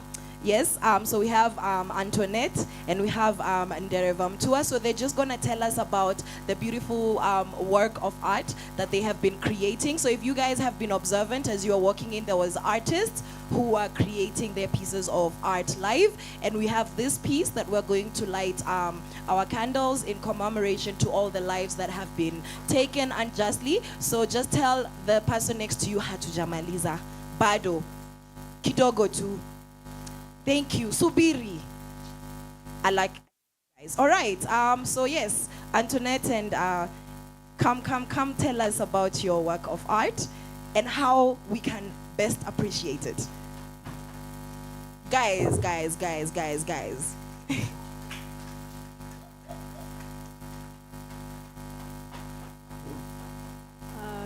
I think Tua is shy, so he gave me the microphone to start first. But my name is Antoinette. I'm an artist, and today the piece that I did outside, mine is outside, and basically what I was trying to highlight. Waza bana rada yo. This is Power Radio, your number one online radio station. Na tuko Mageuzi Hub. Shughuli ni ya 16 days of activism, mali tuna address issues to do with gender-based violence. Tumetoka kusikiza panel discussion hapo. Na discussion ilikuwa the state of HRDs. Unajui HRDs ni human rights defenders and GBV in Kenya, challenges, opportunities and the way forward. Tumekuwa na mapanelisti wa nguvu sana kama Gloria Madegwa kutoka Defenders Coalition. We had Leticia Mwavishi from FIDA Kenya. We had Rick Spoit, who's a mental health and wellness advocate as well as a spoken word artist. Tumekuwa na Georgina Kawira, human rights defender and executive director of Shine a Light CBO from Mathare. And then we had a member from the Office of the Director of Public Prosecution. We also have an artist in the house today. Tua power sana. Bana nimekuwa na kwa hizi space sana. Yeah, manze. Unaweza jiintroduce? My name is Kijana Mtanashati. Wagwan. Mimi ni msanii, spoken word artist. Yes. Nafanya creative fashion designing pia. Okay. Na nimetoka pale Mathare. Okay, Mathare. Yeah. When it's social justice nini? I think I'm not into social justice groups, but uwanga na work now. Okay. So mostly na work na artist. Okay. And social movement like niko part of Activista. Okay. Yes. Oh yeah, I know Activista. So mimi ni activista. Okay. Yeah. Nimekuwa na kwa hizi space sana. Nini imekuleta huku leo? Today tulikuwa na event inajiita The Face Behind the Mask. Yes. So today nimekuja ka msanii. Okay. As a performer and kuongelelea issue yetu tunapitia pale mtaani. Yeah. Gender based violence, tuko na police brutality and all that. So how does hizo vitu zote zinasanya to our future? Yeah. So tukikosa kuziongelelea right now, hatutakuwa na brighter future kesho. Kweli. So in your art una incorporate such topics? Mimi mostly naongelelea gender based violence. Yeah. Na bado naongelelea teenage pregnancy. Okay. Na tena naongelelea police brutality. Okay. So those ziko linked pamoja. Hizo ni vitu zina happen sana mtaa yako. Hizo ni vitu nimegrow nikiona na bado zinaendelea. Umetoka Valley ama North? Nimetoka North. North. Area 2. Okay. Bado kwa situation ukikompare na Kosovo huko chini ni the same thing. See the same, but now Kosovo ni much worse. It's much worse. But ile area 2 now you see girls as early as 12 years washaanza kuwa na mimba, unaona? But now after that how do they survive? So hapo ndio unapata wanaume wana take advantage. Na tuseme kama ama underage wenye unasema na get maball. First of all, on your offense. Unaona gava ina do anything kukabio story ama so from ile area umetoka. The thing naweza kuambia like gava iko na power. But the problem now ni sisi wananchi. Hatuna hiyo information, hatuna knowledge. Unaona? But kitu kama mtu kulala na minor, hiyo si knowledge mtu anafaa hata unafunzwa mali ni kitu unafaa kujua. So the point yangu ni kama tuna knowledge so tunakuwa more ignorant. So unajua tu vizuri wewe ni minor, si ndio? Na wazazi wako najua umelala na mtoto wao minor. Unaona? Nao kuna hizi shughuli za chini ya maji. Mara wazazi wampewa this and this, wanakanyagio story, unaona? Na ikipeleka huko mbele unapata huyu mzee anajuana na au polisi, unaona? So kuna kitu inapitishwa anasema atagharimia mtoi and all that. But the fact ni asha commit crime. Kweli. Achana na responsibility. Umelala na underage. Hiyo kitu ya kwanza ni crime. Kweli. So hakuna kitu ya responsibility and all that. So responsibility inaingia kama umelala na mzee mwenyewe ako na ID. Over 18. So hapo ndio sasa another case.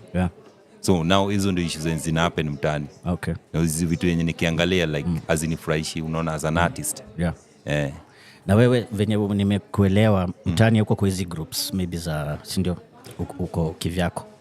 You as an artist uko alone. Kuna impact yote umekuwa na is it hard for you ku try kukabidhi vitu without backup bila booster? So me niko na backup.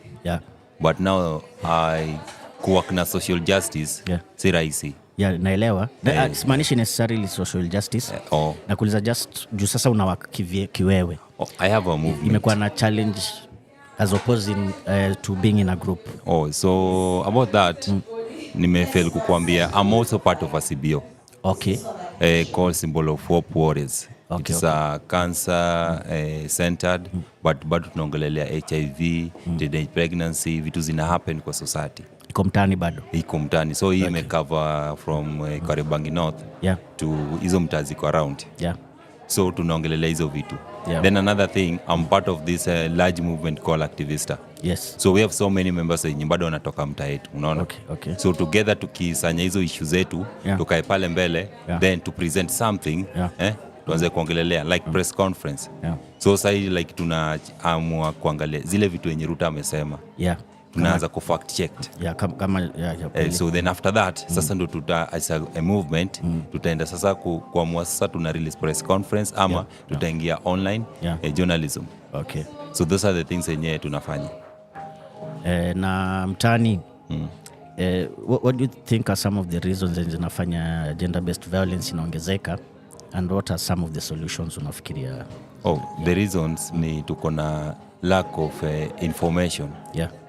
Like sheria. Wazazi wanafaa ujue sheria. Now tuko in a generation where sika kitambo. Sasa watoto wanagrow haraka, homo zinakuwa haraka. Now before wafike hapo, information gani unawafundisha? Unaona? Wazazi wanafaa wafundishe watoto wao.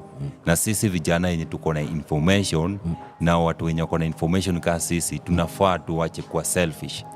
Unaona, like nikiwapatia information sijui this and this will happen. This is about the community, not solo person. So tukiamua kupitisha information, tuwaelimisha, tuwa-empower. Now, dealing with an empowered person ni tofauti na kudila mse mwenye hayuko empowered. Huyu mse akona kazi, akona skills and everything. So kwa nini anahitaji boyfriend mwenye anamnyanyasa? Hakuna, si ndio? So in case aingia relationship, ataingia not because of situationship, because of something else. Now those are the things yenye tuna plan. Then tunatumia sana.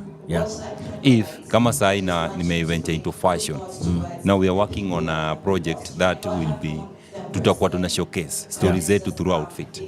Now through that project kuna tutakuwa na wale members wenye wana grow up nataka kuwa model.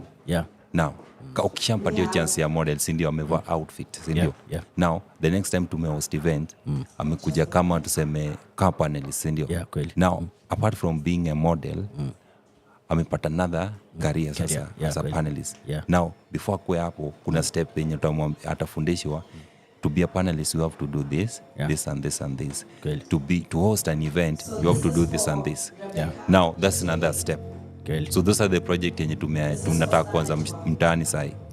So hizo ni vitu yenye tusha package. So kuanzia the year 2025 tutaanza kwa fashion to tell our story. Those are group of artists na bado tuna involve community. Na hizi vitu zote zitakuwa centered tu pale Mathare. Haitaenda nje. So those are the thing like na believe tukitumia art inaweza leta everything on board. Kila kitu tunaweza leta education, tunaleta public participation, kila kitu through art, because art ni rahisi sana. Ukianza kuperform right now kila msee atakuwa ni nini unaongelelea. So those are the things yenye watu wakisha kuja hivi before tumalize performance ama before tuendelee tuna discuss issues. Now tutaongea na CHPs wale wenye kwa mtaani tuna organize now shughuli zenye zinaendelea. So those are the things yenye tunaanza kufanya sasa. Na new work na authority masanse hivi. Me personally sijai kuwa in good terms na polisi because of their ignorance na hii mambo yao ya uongo na kila kitu. So unaona mzee ukimuuliza ukweli, for example unaambiwa certain document unafaa upewe, ni right yako kupewa, but unapata polisi anadhani ujui, so anakulipisha na kama wakishagundua unajua anafukuza hapo na kwambia enda police station nyingine. Personally nilienda ku replace ID. So that's like 2 years ago. Abstract. So now nimeenda pale police station yetu hapo hivyo. So nimeenda naambia nataka hii abstract. Wamenipatia nini, nipige photocopy. Nimepiga kurudi wanaambia nitoa ISO. But the thing ni hiyo abstract pale imeandikwa free. Nikauliza mbona nilipe so na hapa chini imeandikwa free. At least mungetoa hii free ndio nisione. Na wakaniambiaje, wewe sijui uko na kiburi and all these. Wakaniambia wewe enda police station nyingine. Nao nikaenda sasa Huruma. So Huruma kwenda huko unapata wanalipisha chwani. Japost. So 50 bob ile side nyingine ni so. Nao nikaleta sasa nikasema hii hapana, niwaambia nimetoka side nyingine nikambiwa so mnaniambia 50 bob. So nini inaendelea hapa? Na mkubwa kusikia hiyo story akasemaje, hudumia ukijana atoke hapo mbio. Asilete shida. So those are the things yenye as much as yenye mimi sisemi sita work na authorities. Na inaeleweka kulingana na area umetoka. At a point tuta work na authorities. Bakisha reform. But at a point tutakuwa like tuna engage. Lazima watu usikie. Kweli. Na kitu ya mwisho, hii shughuli unafanya hii muziki na the nature of the content, kusema kweli si lucrative. Si ati ni lucrative hivyo. The nature of the content in address using your art. Kwa nini ustick hapo? Ama what's the drive? Or why do I continue doing this? So like mimi, people are born different. Mimi nilizaliwa sample ni tofauti. So nimegrow in environment yenye I can convert negative energy into something positive. Kweli. So nimepata like all along naweza survive anyway, but now my brother haezi. Kweli. So I have to do something. But now kila msee ako na weakness. Mimi siwezi simama pale niongee all these details yenye legal authorities and this hizi vitabu zote. But I can speak a lot of things through my art. Kweli. So naweza perform niongele million things yenye siwezi ongea kawaida. Ukiongea tu hivi speech. Actually most of the times sikwangi na hiyo courage ya kuongea vitu za kawaida. So lakini kuperform na perform courageously. I can do that. Naweza perform kwa field, naweza engage wa say this and this and this tunaweza fanya. But now siwezi talk like normal people. Kweli. Because na feel like kubonga iku express vile so I feel like naweza express that through art. Then si nimeanza sana. Now the thing ni kila msana anataka kumake somewhere, but siwezi make it because those people wenye nategemea wani support wanapitia something similar na kile unaongelea. So if somebody anapitia something leo sister yake amekuwa raped, mwingine mamake sijui alikuwa amepigwa na nani fulani na kesi jasikizwa. Now those are the things yenye I have to talk about kweli cause hapo ni mtaa yangu. So that's why siwezi stop cause naishi hapo. So hapo ndio life yangu imekuwa na hapo ndio life yangu inaendelea kuwa. Nile siku sasa utaamua kwa uhame. Utaacha kufanya juu sasa like, uko hapo. Advocacy is something yenye iko ndani yangu. Kweli. Before hadi vile mimi ni msanii. Kuna vitu nilikuwa huwezi fanya mbele yangu. Nilikuwa na last year kwa 16 days of activism. Yes, I was part of 16 days of activism. This year uko hapo pia. Na this year uko hapa pia. Yes. So nini umeona hizi 16 days of activism zina achieve kutoka last year to this year? Una hope inaweza achieve nini in the near future? So personally naweza sema last year ilikuwa fine. So we did our piece, then tukaipost pale social media and wenye tulishare was there some feedbacks. So niko na about 3 artists. Mapoets wenye since that time wanataka kufanya poetry. Now wataka kufanya poetry just for poetry. Wataka kuongelea issue yao. Na wajui how to draft hizo stories zote. Apparently wako na skills ya kuongea as a normal person, but they don't know how to put that into poetry. Now sasa niko kwa mentor.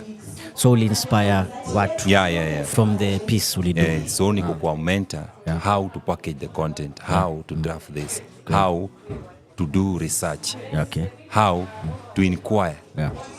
Because huwezi enda kuongelelea about police brutality kama una data.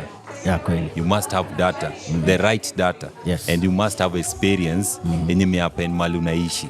Either to you ama to somebody you know. Something yenye kama ni mse mwingine umeiona, you have seen it. Kama ni wewe ume-experience, you have felt it. So that's one. Now this one was like tuseme large scale ya kitu ili happen last year.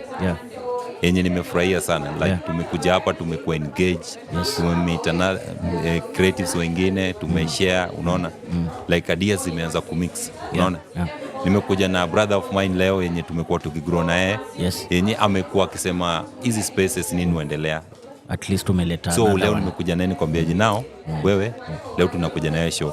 So numbers zina grow pole, at least zina grow. Na hiyo ndio furaha yangu. So tuseme in 30 years ama 40 years sitakuwa na perform. Siwezi make it to the stage. I will be doing something else. But maybe utakuwa umecreate njia wengine. So lazima cause miaka zinasonga na society pia ina grow. We need generation wenye watakuwa na push the same thing. Kweli. Yenye ina change. Au utapush kulingana na time era yao. Yenye iko. So that's the thing yenye inaendelea. Shukran sana ku come through. Sasa tunaenda festive season, sijui kuko na events zinakamia December yenye tunaweza kama. Sina event. Hauna event this year? Niko tu na performances actually for the first time naenda out of the country. Utakuwa wapi? Naenda UG, Ginger specific to perform about social change and all that. That's nice. So events probably nitaanza kuweka next year. So the event yenye afikiria ni yenye iko kwa table ni about the fashion to explore different challenges tunapitia mtaani. Tutatumia fashion as a tool for social change. Itakuwa Mathare. Itakuwa Mathare sasa. So hiyo usikose kutuita hiyo. So itaanza na simple step and all that. Then after that sasa ndio make it the whole area. Kweli. So lazima tuanze somewhere. Nakuombea mema kwa shughuli yako. Ndugu yangu nashukuru sana. Nilikuwa nataka tu tuache tu na kapisa hata kanika 1 minute. Fungaga. So haraka kwanza kamoja ka GBV. Gender based violence. So I'm going to perform a piece nime-perform just today. Go ahead. It's one of the latest piece called Mr. Officer. So Mr. Officer, I said I need a book and a pen. There's so much to talk about. So let me write you a statement. One of a lady about to give birth. Alikuweko hapa just a fortnight ago. Remember her. Mimi mwenyewe naweza ona footprint zake along these black corridors of justice not more than once, with hopes of having just a chance to record this kind of statement. Skin tone, sauti yake rangi, si haba mara ngapi umeyaona hapa. Unamfahamu huyu mwanadada, alifika hapa with bila makeups, just layers of bandages, kilema cha mguu pia, black eye, dentals dislocated, broken jaws, unable to hold words, her heart on her shoulders, her heart bleeding out in front of this reception desk, Mr. Officer. I can still feel her presence. All she wanted was to be fed justice, to save a future in her belly. Yet, you didn't have the stomach to hear her case. Mr. Officer, Mr. Officer, do you hear them? Do you hear them? The cries of mothers and fathers, daughters and sisters, they are crying and their voices are rising, demanding justice. They march for those who can no longer walk. They speak for those who can no longer talk. They fight for a future where justice isn't just a privilege, but a right, a promise, and a reality. Mr. Officer, they are me, and I am all of them. Mr. Officer, they are all of us. Wow, very dope. Thank you. Hiyo ni dope sana, brother. Very deep. Nimeshukuru sana. Najua hiyo kitika liange watu wako. Man. Bana jo. Enyewe nakutakia mema kwa shughuli zako. Na hope kwa hii tutaendelea kupatana. Umefanya poa ku come through. Najua tuta interact with time. Nakumbusha show ni special edition ya 16 days of activism. Tuko Power Radio ya number 1 online radio station na tuko Mageuzi leo. Tunaenda ku wind up. Tumetoka kusikiza kijana mtanashati, a very dope piece. Umetuacha pia wisdom kidogo hapo. Matters to do with GBV, police brutality, teen pregnancy. Na tunamwombea mema kwa kila kitu anadu, because these people are doing a good job out there. Tunataka ku wind up show. Sijui producer kuna activity nyingine? Imekuwa fiti sana. Msahau next Friday on the 29th of November. Tutakuwa same place from 4 to 8 ama 9 ama 10. Ama mkiamua tunaweza piga kakesha. It's 28th. It's from the 28th. On the 20th of November. Tutakuwa hapa with Idol Groove. Hiyo ni show ya reggae. Mkuja tujibambe. Tukaribishe festive season. Otherwise, nashukuru kila mtu mwenye amekuwa tuned in. Kutoka pande yetu si ni kufunga. Until next time. Tunasema adios. Tunarudi hapo kwa mangoma.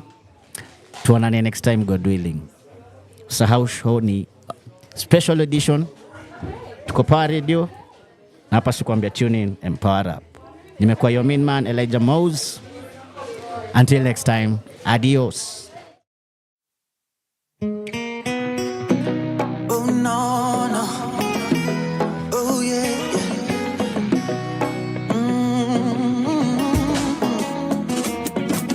Juzi nilikuwa nimetulia kwangu nyumbani, kwa jirani nikasikia kelele za kuhuzunisha, nikasongea kusudia kuelewa kinachoendelea. Mbona mke analia, wampiga bila huruma? Kumbe ni kawaida, toka kitambo ni mazoea. Hakuna raha nyumbani na watoto wanaumia. Vita si suluhisho, no, si suluhisho. Vita si suluhisho, no, si suluhisho. Oh yeah, oh yeah. Oh yeah, oh yeah, oh yeah.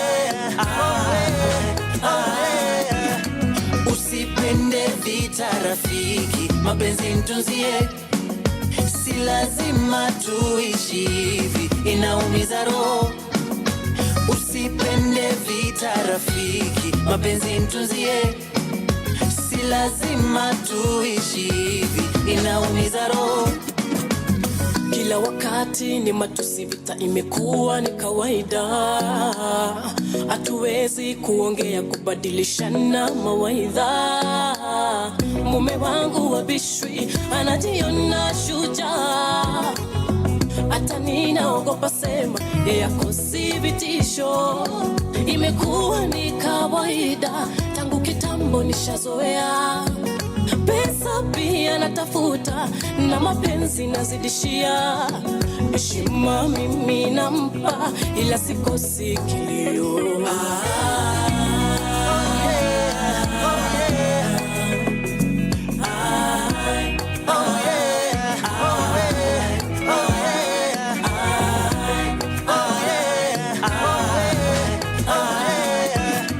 Usipende vita rafiki, mapenzi mtunzie. Si lazima tuishi hivi, inaumiza roho. Usipende vita rafiki, mapenzi mtunzie. Si lazima tuishi hivi, inaumiza roho. Usipende vita rafiki, mapenzi mtunzie. Si lazima tuishi hivi, inaumiza roho. Usipende vita rafiki, mapenzi mtunzie. Si lazima tuishi